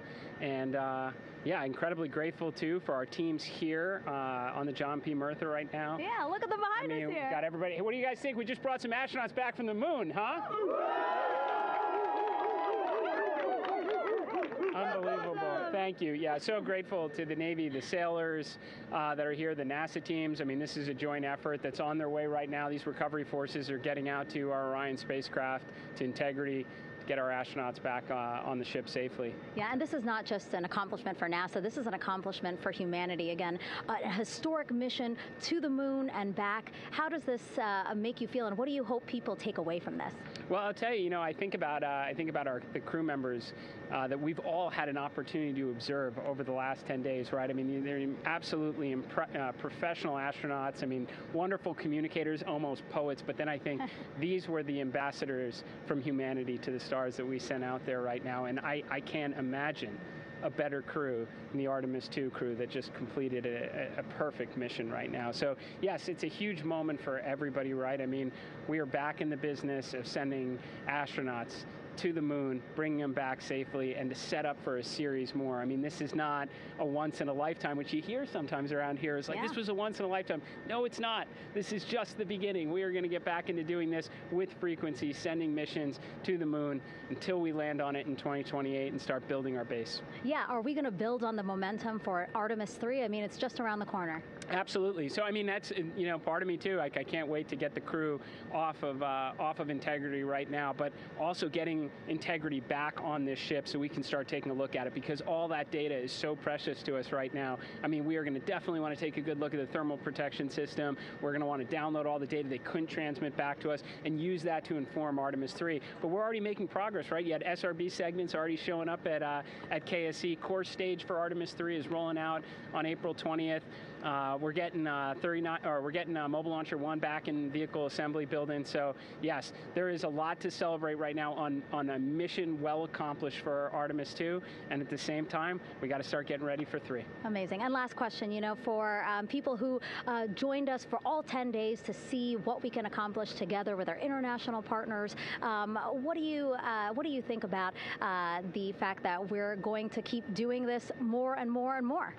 It's incredibly exciting. I mean, yes, it's the contributions, like the best and brightest across the NASA workforce from across the country, our industry partners, our international partners. We had a Canadian Space Agency astronaut on board in Jeremy. We had the European Service Module. And you think, in the days leading up to this launch, I mean, 48 hours prior to launching Artemis 2, I was meeting with the Italian Space Agency. We signed a memorandum of understanding to build a habitation module on the moon. I mean, you have countries, all of our allies and partners coming together saying, we are committed to this effort, we are returning to the moon, we're doing it to stay, we are building that enduring presence, we are going to master the skills on the surface of the moon so someday we can undertake missions to Mars. It's just an incredibly exciting time, and we're not going at it alone, we're bringing everybody along with us. Absolutely. And speaking of everyone, one more time, we're going to ask the crew here, you guys ready to land on the moon?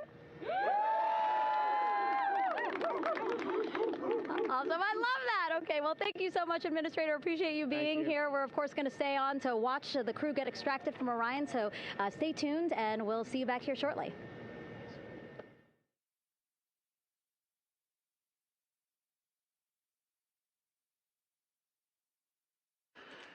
Thank you, Megan, and thank you, Administrator Isaacman. We are in the process of working to establish that communications link and to establish the procedures that will lead to the power down of the spacecraft, which is gently bobbing in the Pacific following a bullseye touchdown that occurred at 7:07 p.m. Central Time, 5:07 p.m. Pacific Time, 2.5 hours before sunset in the Pacific southwest of San Diego. We have once again heard from the crew during that interview opportunity with the administrator, and we have 4 healthy crew members on board.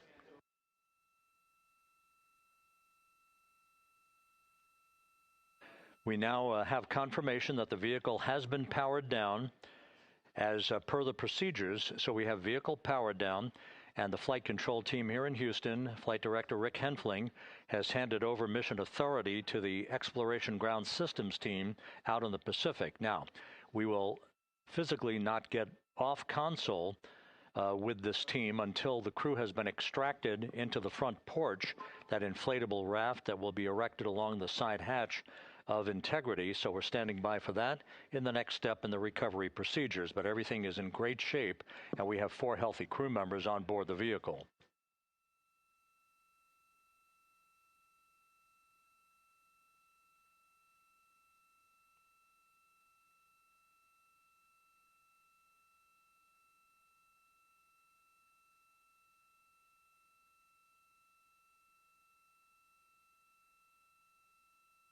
All of the entry events went by the book, no issues, perfect trajectory for Integrity that was culminated with one final raise burn to improve the angle of attack for the vehicle as it entered the Earth's atmosphere. All of that flight dynamics computation worked like a charm.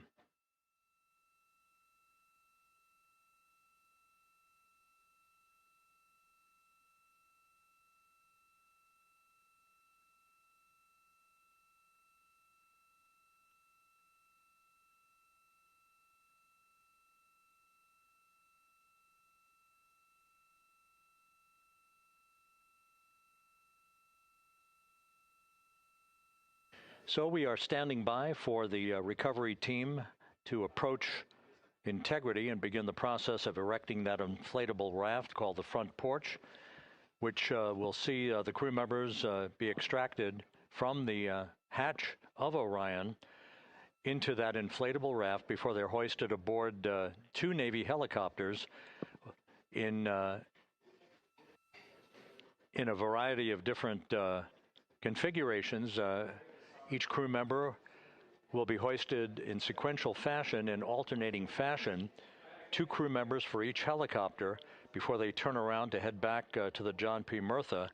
Once on the deck of the ship, they'll be brought into medical bay for comprehensive medical exams. But Reed Wiseman has reported several times that the crew is in excellent shape.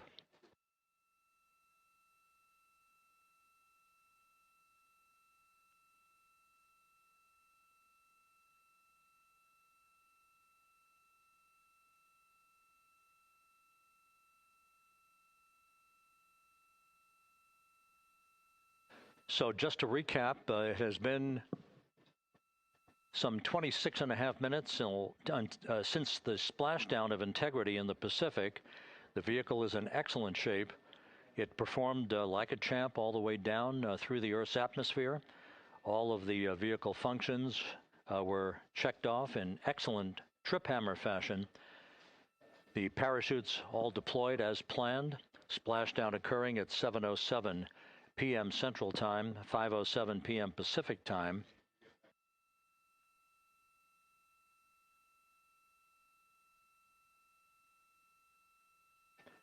And after a bit of a tussle to try to establish a communications link with the recovery team, we were finally able to run through the procedures for the powering down of the vehicle. We've handed over mission authority to the Exploration Ground Systems folks out in the Pacific, and the recovery team will be approaching the vehicle shortly to erect the inflatable raft called the front porch before opening the hatch to Integrity to bring the crew members onto that raft before they're hoisted onto 2 Navy helicopters, 2 crew members for each helicopter, before they're flown back to the deck of the USS John P. Murtha.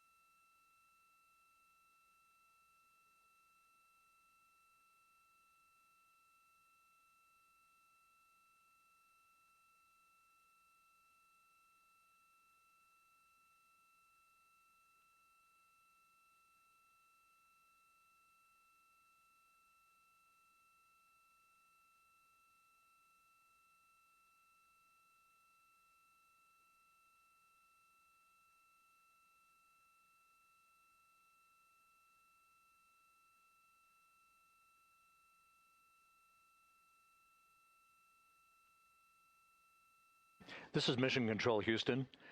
After talking to the flight dynamics folks, we have a bit of a refinement on the splashdown time for you. Their computation shows a splashdown time of 7:07 and 27 seconds p.m. Central Time, 7:07 and 27 seconds p.m. Central Time.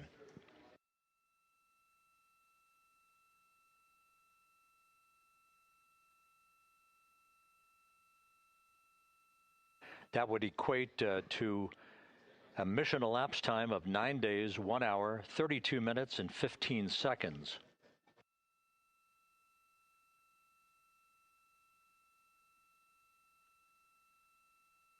Once again, from Flight Dynamics, a splashdown time of 7:07 and 27 seconds p.m. Central Time. That would equate to a mission elapsed time of 9 days, 1 hour, 32 minutes, and 15 seconds.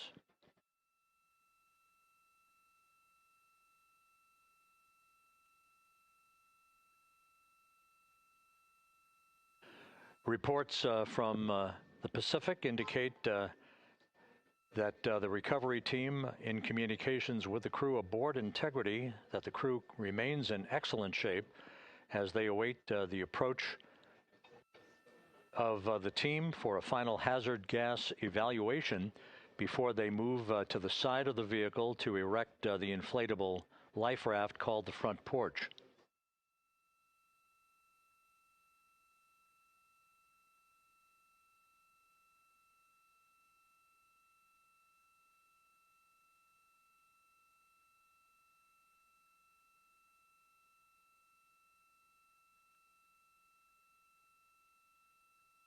Again, no issues with Integrity. The vehicle is powered down. All of its systems are now safed. We have handed over mission authority to the Exploration Ground Systems folks in the Pacific, but we will not stand down and have the entry flight control team depart its positions until that inflatable raft, the front porch, is erected, the hatch open, and the crew having exited the vehicle. So that's the next step in the recovery process that will lead to the hoisting of the crew members. For 2 crew members for each helicopter, they'll be hoisted to a pair of Navy helicopters that will then fly a short distance back to the USS John P. Murtha. What you're looking at is one of the fast boats circling the vehicle to make a hazard assessment.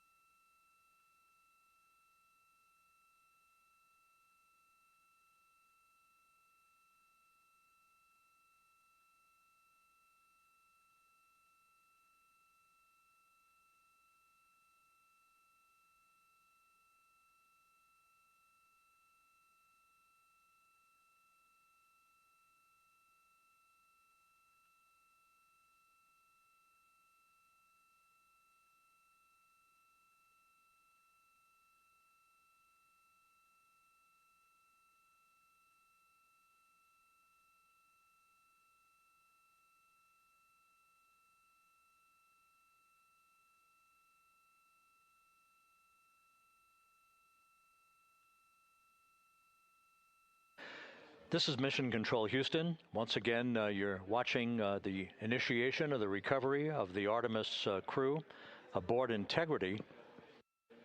All of the Navy divers and the fast boats are now approaching the spacecraft after conducting a hazard assessment.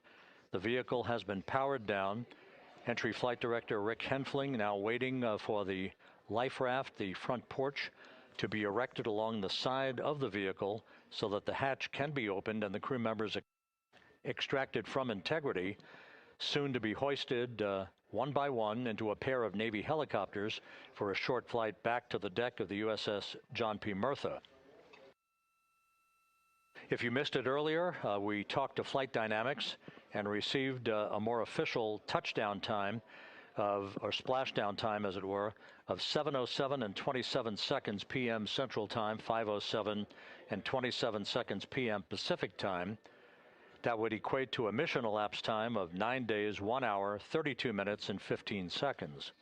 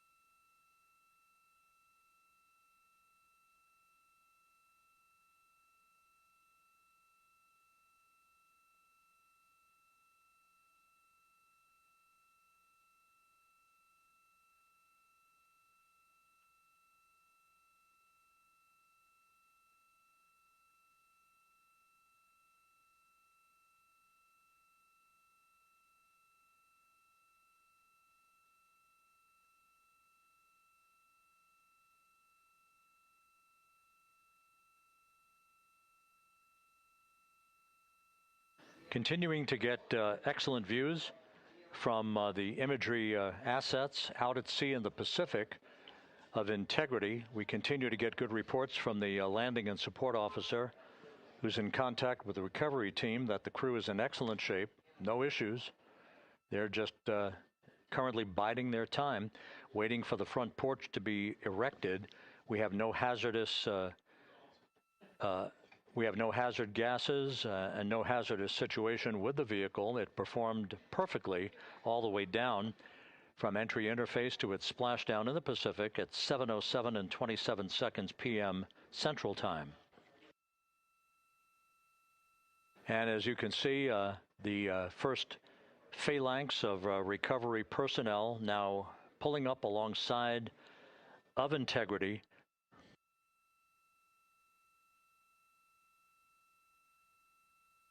This includes Navy divers, a Navy flight surgeon, and other recovery personnel who have trained for several years for this recovery process.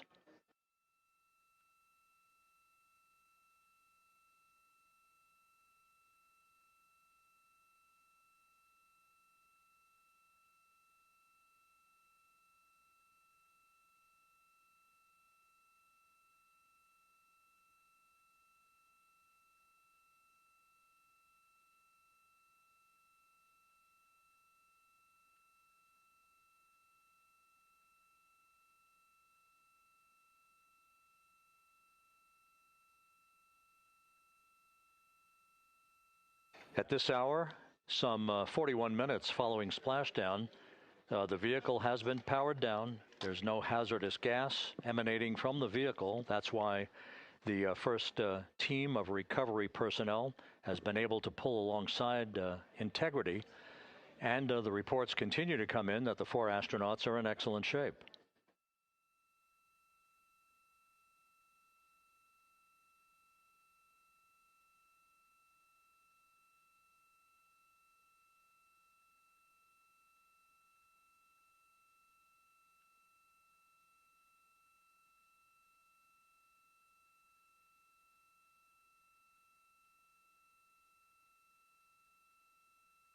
Yes.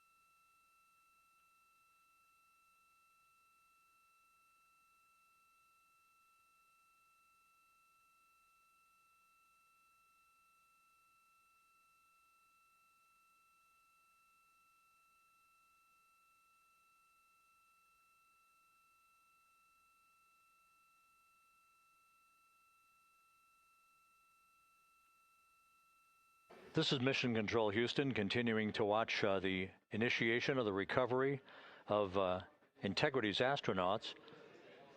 One by one, they'll be brought out of the spacecraft onto a large inflatable raft just a short time from now. In the meantime, we can go back to the USS John P. Murtha, where my colleague Megan Cruz is standing by to provide her situation report. Megan, can you hear us?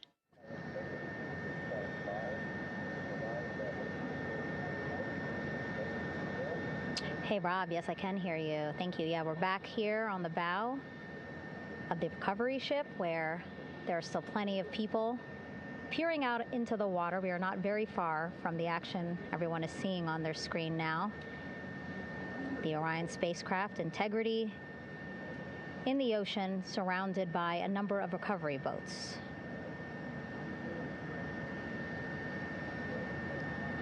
As Rob has been saying, in those recovery boats, NASA and Navy personnel specifically trained to get the astronauts out of Orion.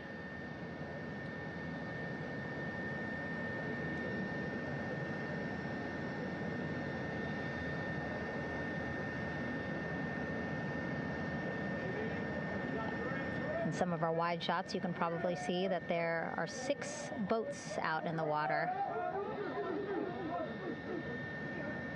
More than 40 people out in the water right now on those boats.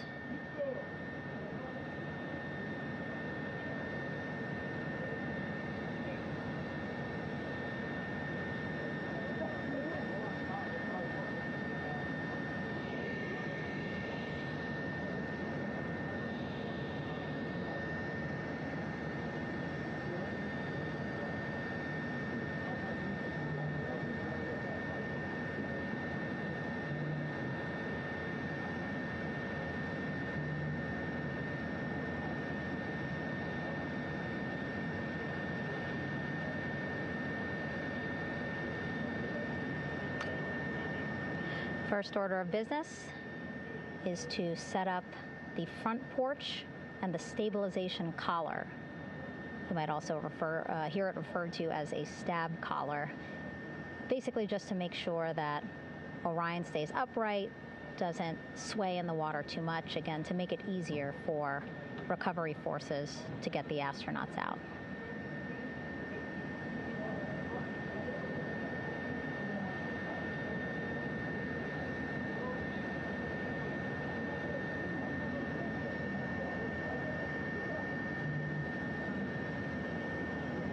Again, we splashed down in the Pacific Ocean just after 5 p.m. Pacific time here.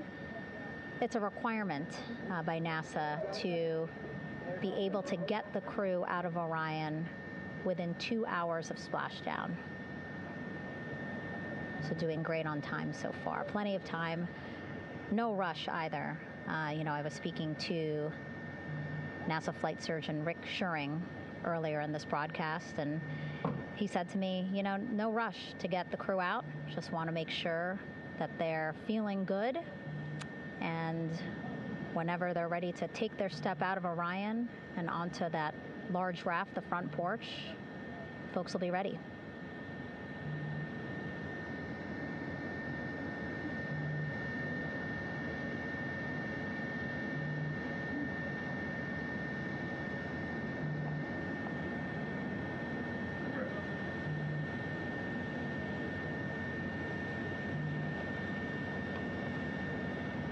And as there are mission audio loops in Mission Control in Houston, there is a mission audio loop here on the ship, and it was just reported out that the side hatch is open. Side hatch of integrity is open. You're getting these beautiful shots from our aerial assets.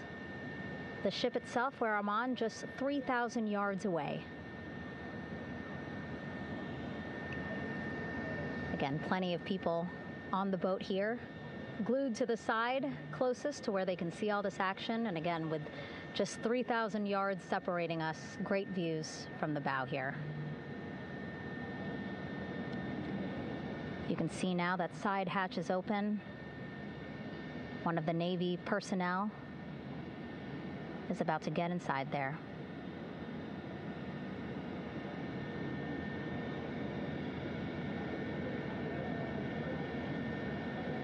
In they go. In total, 4 will go into Orion. So it'll be a little bit of a tight squeeze, but the goal is to have a recovery personnel with each astronaut assessing them.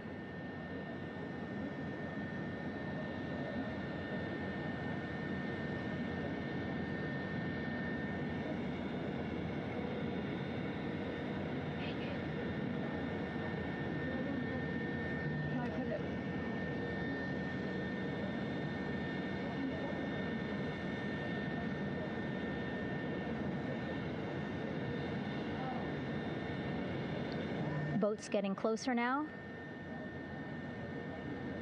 Again, that one that's right up against Orion, those are the divers that will go in to the spacecraft to check on each of the astronauts. These other boats will begin doing a number of things, putting on that stabilization collar onto Orion, building that front porch. Eventually, they will retrieve the parachutes, as well as tow Orion back to the well deck of the recovery ship here.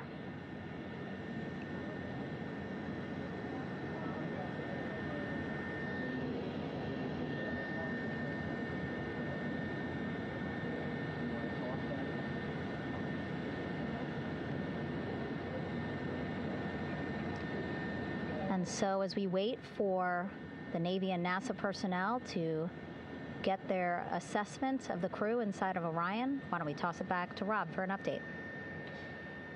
Yeah, thank you, Megan. Here in Mission Control, Flight Director Rick Henfling and the entry team of flight controllers still on duty.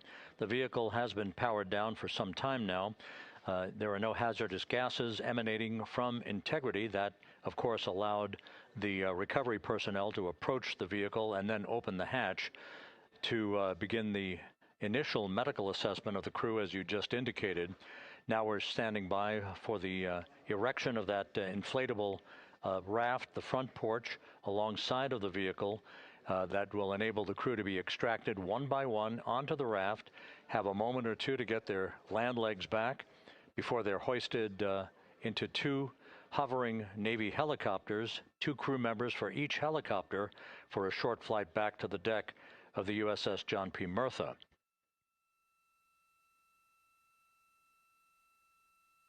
All of Integrity's systems operated flawlessly throughout the course of the approach to the Earth, the entry into the Earth's atmosphere, and all of the key milestones that followed in this high-speed return to Earth for Integrity, a mission that spanned more than 694,000 miles from the vehicle's launch from the Kennedy Space Center atop the Space Launch System back on April 1st.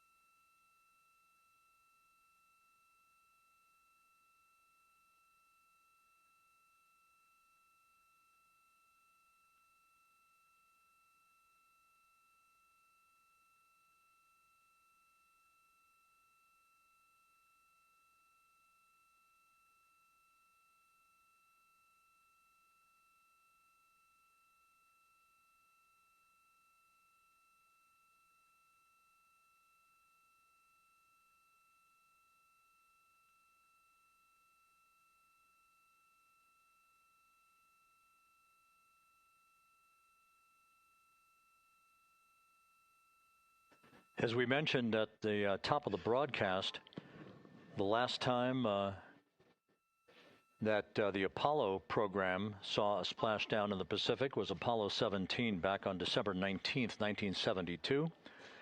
So for the first time in some 53 and a half years, we have reenacted that with the arrival of Integrity's astronauts as they flew around the moon in that historic lunar flyby that began with a trans-lunar injection burn that took them out of Earth orbit following 24 hours of a high Earth orbit trajectory.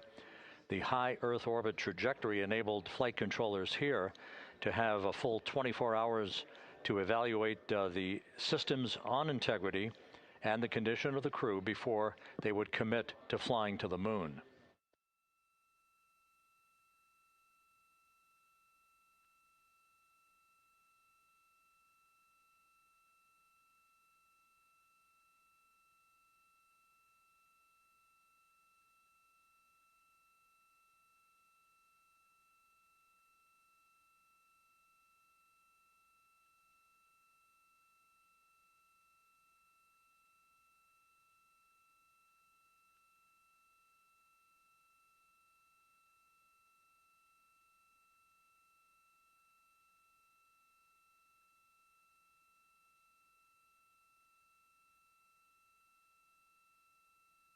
I was the 630.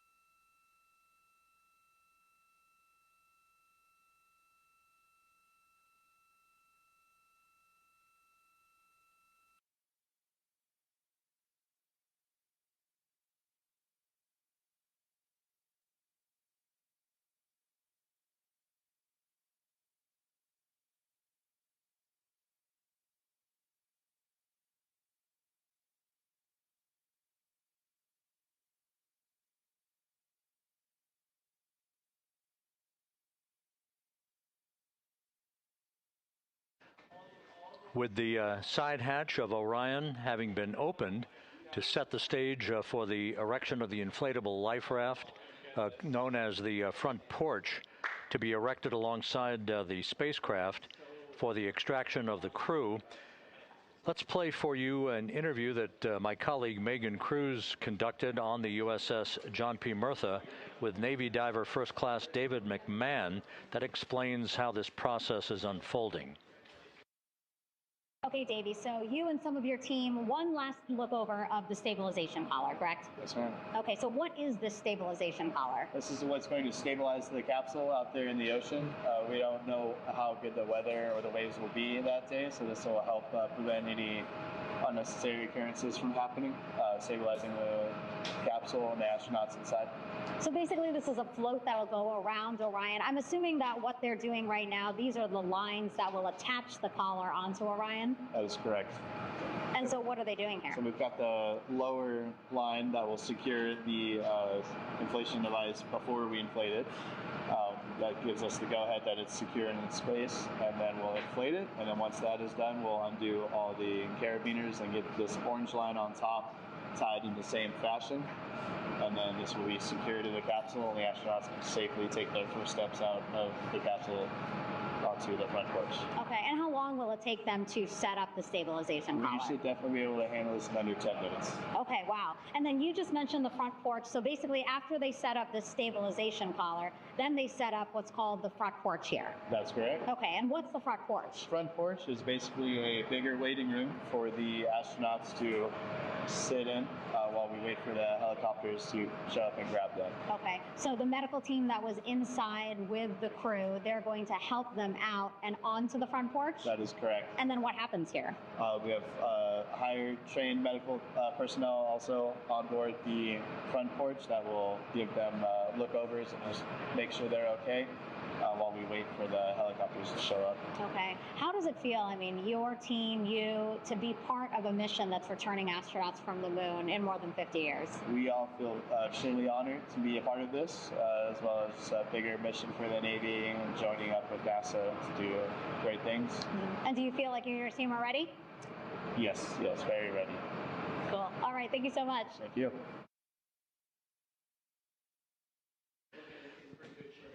Once again, the recovery operations are continuing out in the Pacific.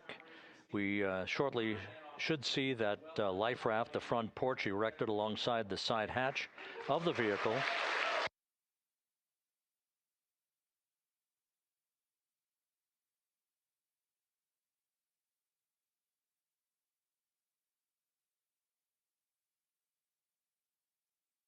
A number of flight controllers have come into the flight control room to receive congratulations from Entry Flight Director Rick Henfling. But we're going to stick with our operations out in the Pacific as we await the extraction of the 4 crew members who are reported to be in excellent condition.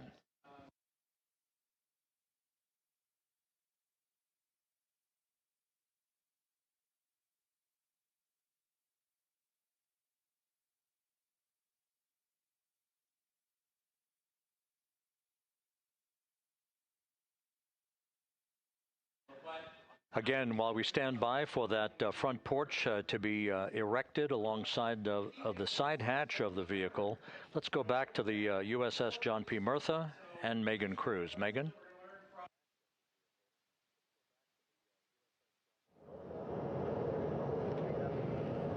Hey, Rob. Pausing now to listen to some internal audio loops. Again, the operations team here on the ship communicating with everyone out on the water. It seems like currents are hindering them a little bit from unfurling and inflating the stabilization collar as well as the front porch. But again, the requirement to get the crew out within 2 hours of splashdown, plenty of time. So no concerns just yet. But as calm as the water looks, yeah, it looks like it's hindering the teams just a tad.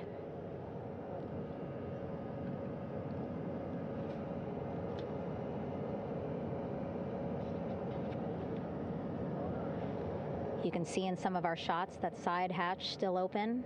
Again, inside there are now 8 people inside.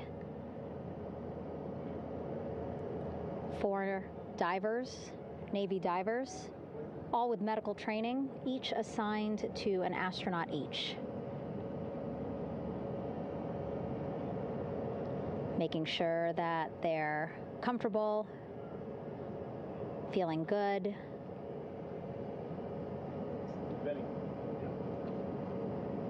As you've heard us say in the broadcast, you know, they expect a little bit of discomfort. Again, these astronauts just traveled back to Earth at 25,000 miles an hour, a nearly 695,000-mile journey around the moon. If you think you get carsick.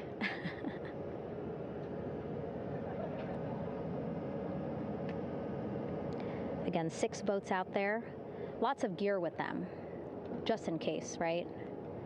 As we said, the crew reported feeling great, but again, all those folks out there in case they weren't, right? NASA is all about making sure we think about every situation that can happen, and so, of course, wanted to be ready in case any of our astronauts needed more medical attention while out there in the water.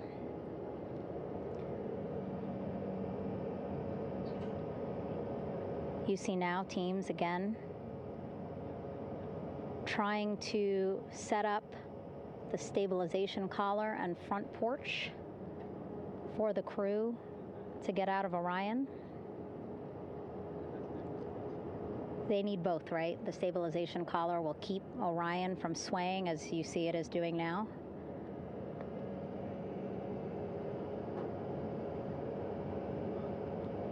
And then they will connect the front porch to the stabilization collar so that the crew can take 2 steps and they will be in the front porch.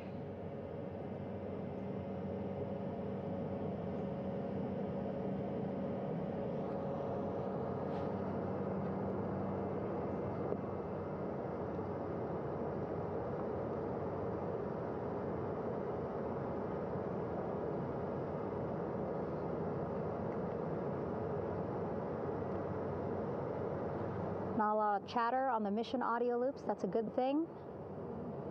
Again, things proceeding pretty nominally, even if they're fighting some currents out there on the Pacific Ocean.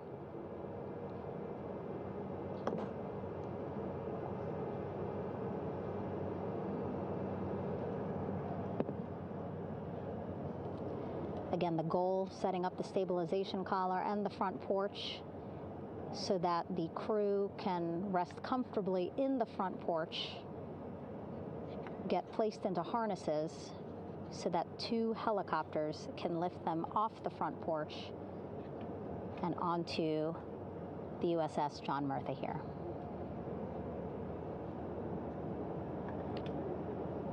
The helicopters are going to take turns picking up an astronaut.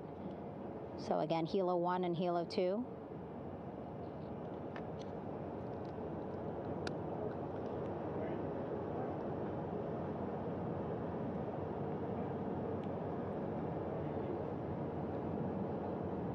Okay, and the recovery team here on the ship just got a report from the undersea medical officer who is inside the capsule with the crew. He is reporting all 4 members are green.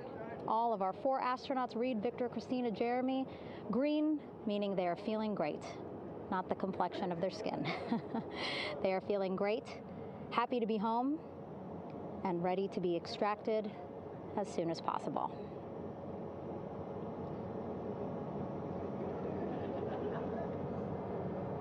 And so, as I was saying, we have 2 helicopters circling the activity you're seeing on the water right now.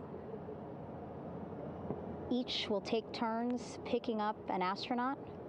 So Helo 1 will come on in, hover above the front porch, about 40 feet above the front porch. A Navy recovery specialist will be hoisted down into the front porch. The restricted maneuvering doctrine is in effect. We'll connect to the first astronaut, which we're expecting to be Christina.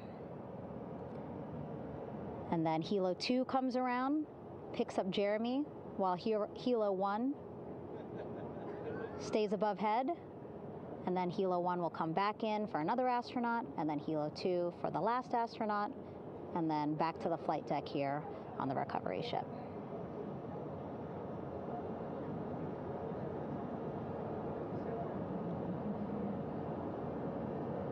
I was talking to Assistant Artemis Recovery Director Paul Sierpinski. He said helos are a much quicker, safer way to get on board. They did actually consider boats, but then if you think about it, longer time, the crew would have to move through more of the ship. This way the helos will give a more direct, quicker route to the medical bay for our 4 astronauts.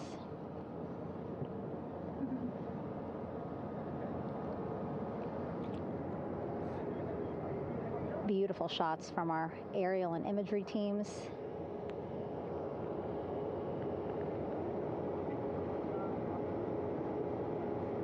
Clouds have dissipated for a clear view from the bow of the recovery ship here.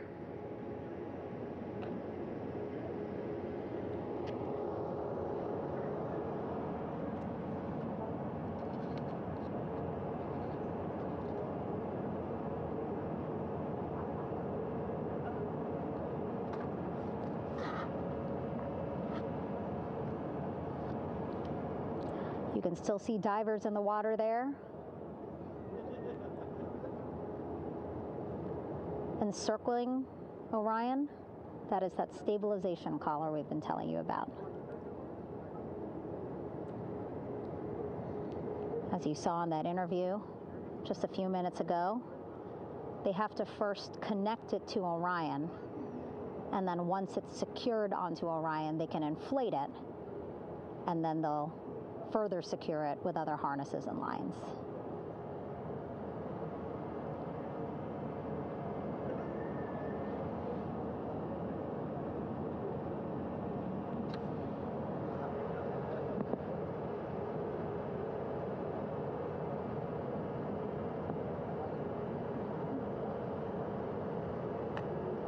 About an hour and 10 minutes since splashdown in the Pacific Ocean here.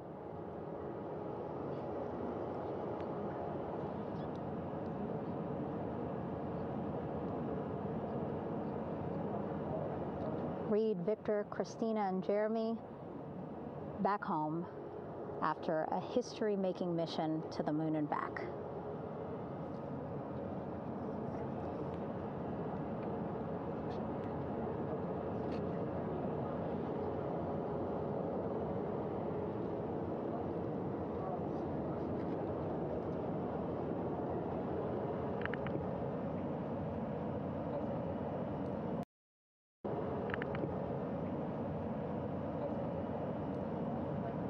If you missed what we said just a couple of minutes ago, the undersea medical officer inside with the crew in Orion reporting all 4 crew members feeling great.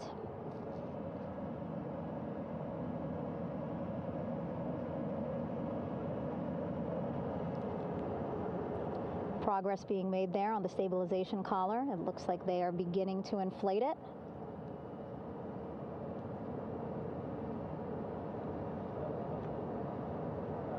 And it looks like they're starting to unfold the front porch in order to get that into the water here shortly and inflate that as well.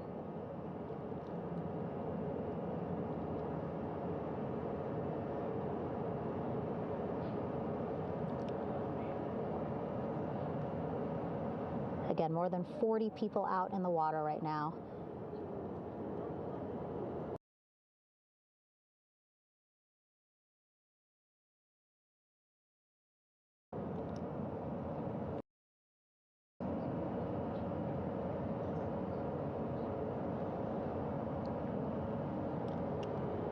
The reason why they had to get out so early is just to stage everything.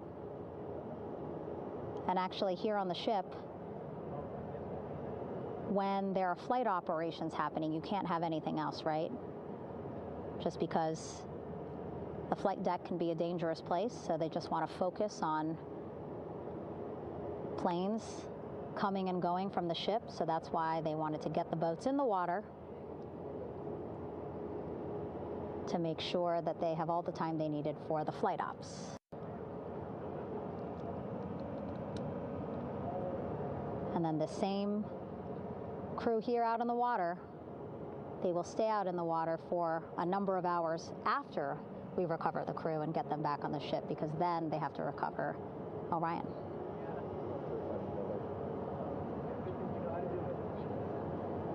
All right, that stabilization collar looking good around Orion. We're now seeing some recovery personnel getting on to that collar. Again, they need to further attach it to Orion to make sure that it can really prop up the spacecraft. It's basically lifting it up off of the water just a tad. Again, so it's not so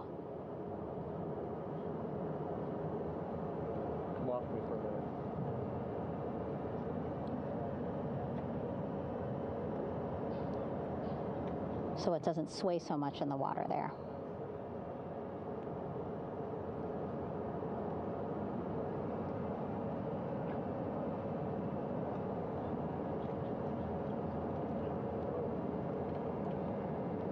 And now that front porch looks like it's nearly fully inflated as well. You can see a much larger surface area.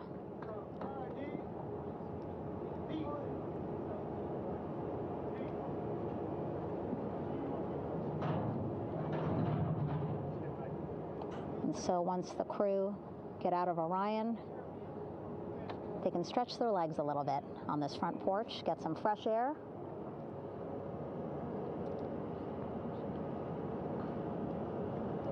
And enjoy this beautiful day here on their home planet.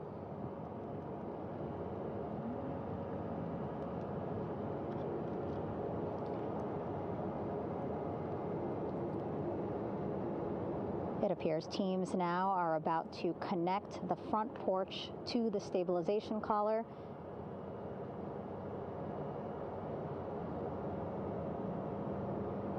And at that point, when both are secure, we should soon see astronauts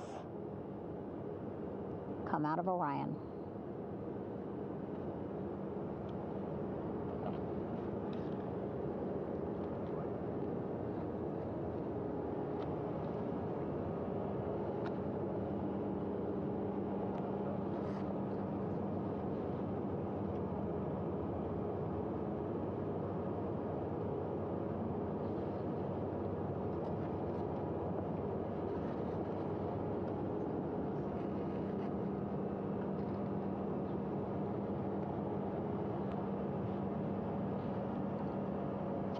All these views you see also being fed to the Landing Force Operations Center here on the ship.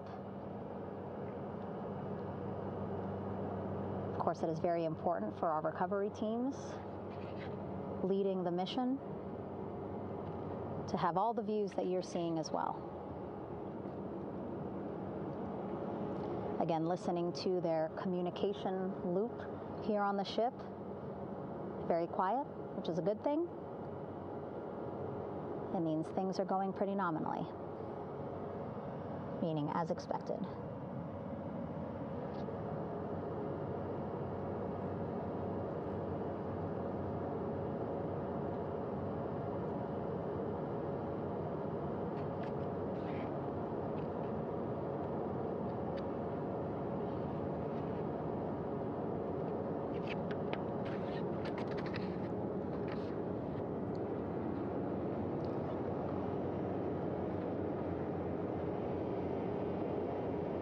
Again, all this activity happening just 3,000 yards away from the ship. So that means this will be a very quick flight back on the helicopters for the crew. 2-3 minutes, and then they'll be back here on the ship. I know.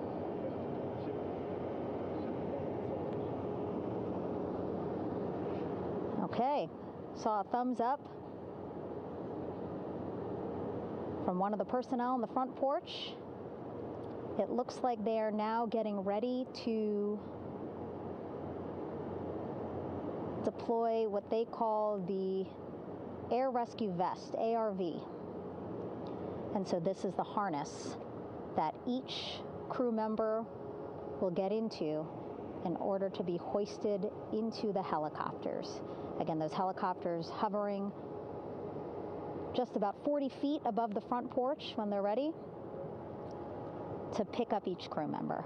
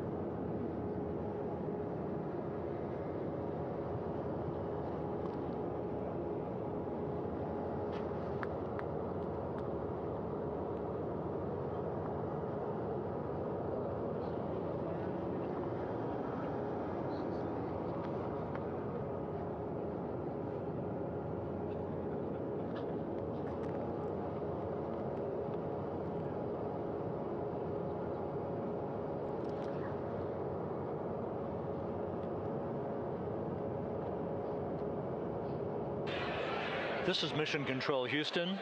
Behind me, a fairly raucous scene as hundreds of flight controllers have poured into the flight control room here. This is reminiscent of the scene after the final shuttle mission of STS-135, although that was the end of a program. This is only the beginning of a program with the textbook splashdown of Integrity and its 4 astronauts. We're standing by for the crew to be extracted from the spacecraft. Entry Flight Director Rick Henfling invited all of these flight controllers who have contributed to this mission to enter the flight control room to have an opportunity to receive well wishes and to share the mutual glow that exists in the wake of a textbook mission for Integrity. On the front screen here in Mission Control, a sign that says "Welcome Home Integrity," taking humanity back to the moon, going further, and returning safely to Earth. So all of that jubilation, part of the post-splashdown activities, even as we await the crew being extracted from the vehicle to be hoisted onto Navy helicopters for the trip back to the USS John P. Murtha.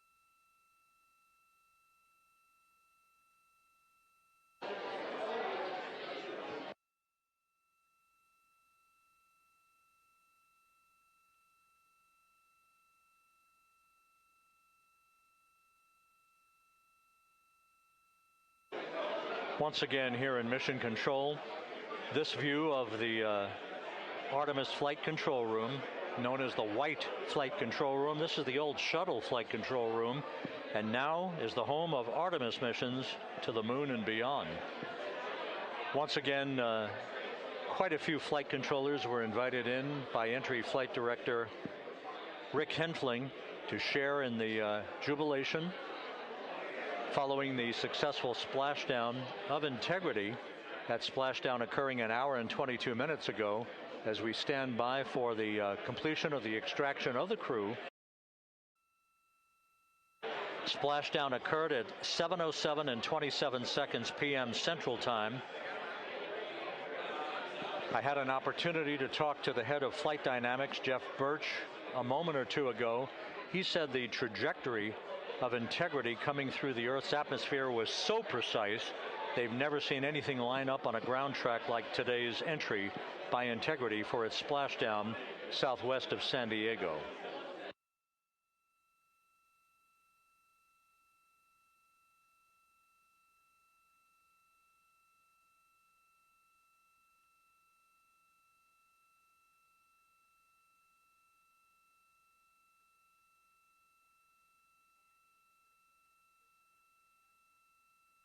And the initial, you can hear it.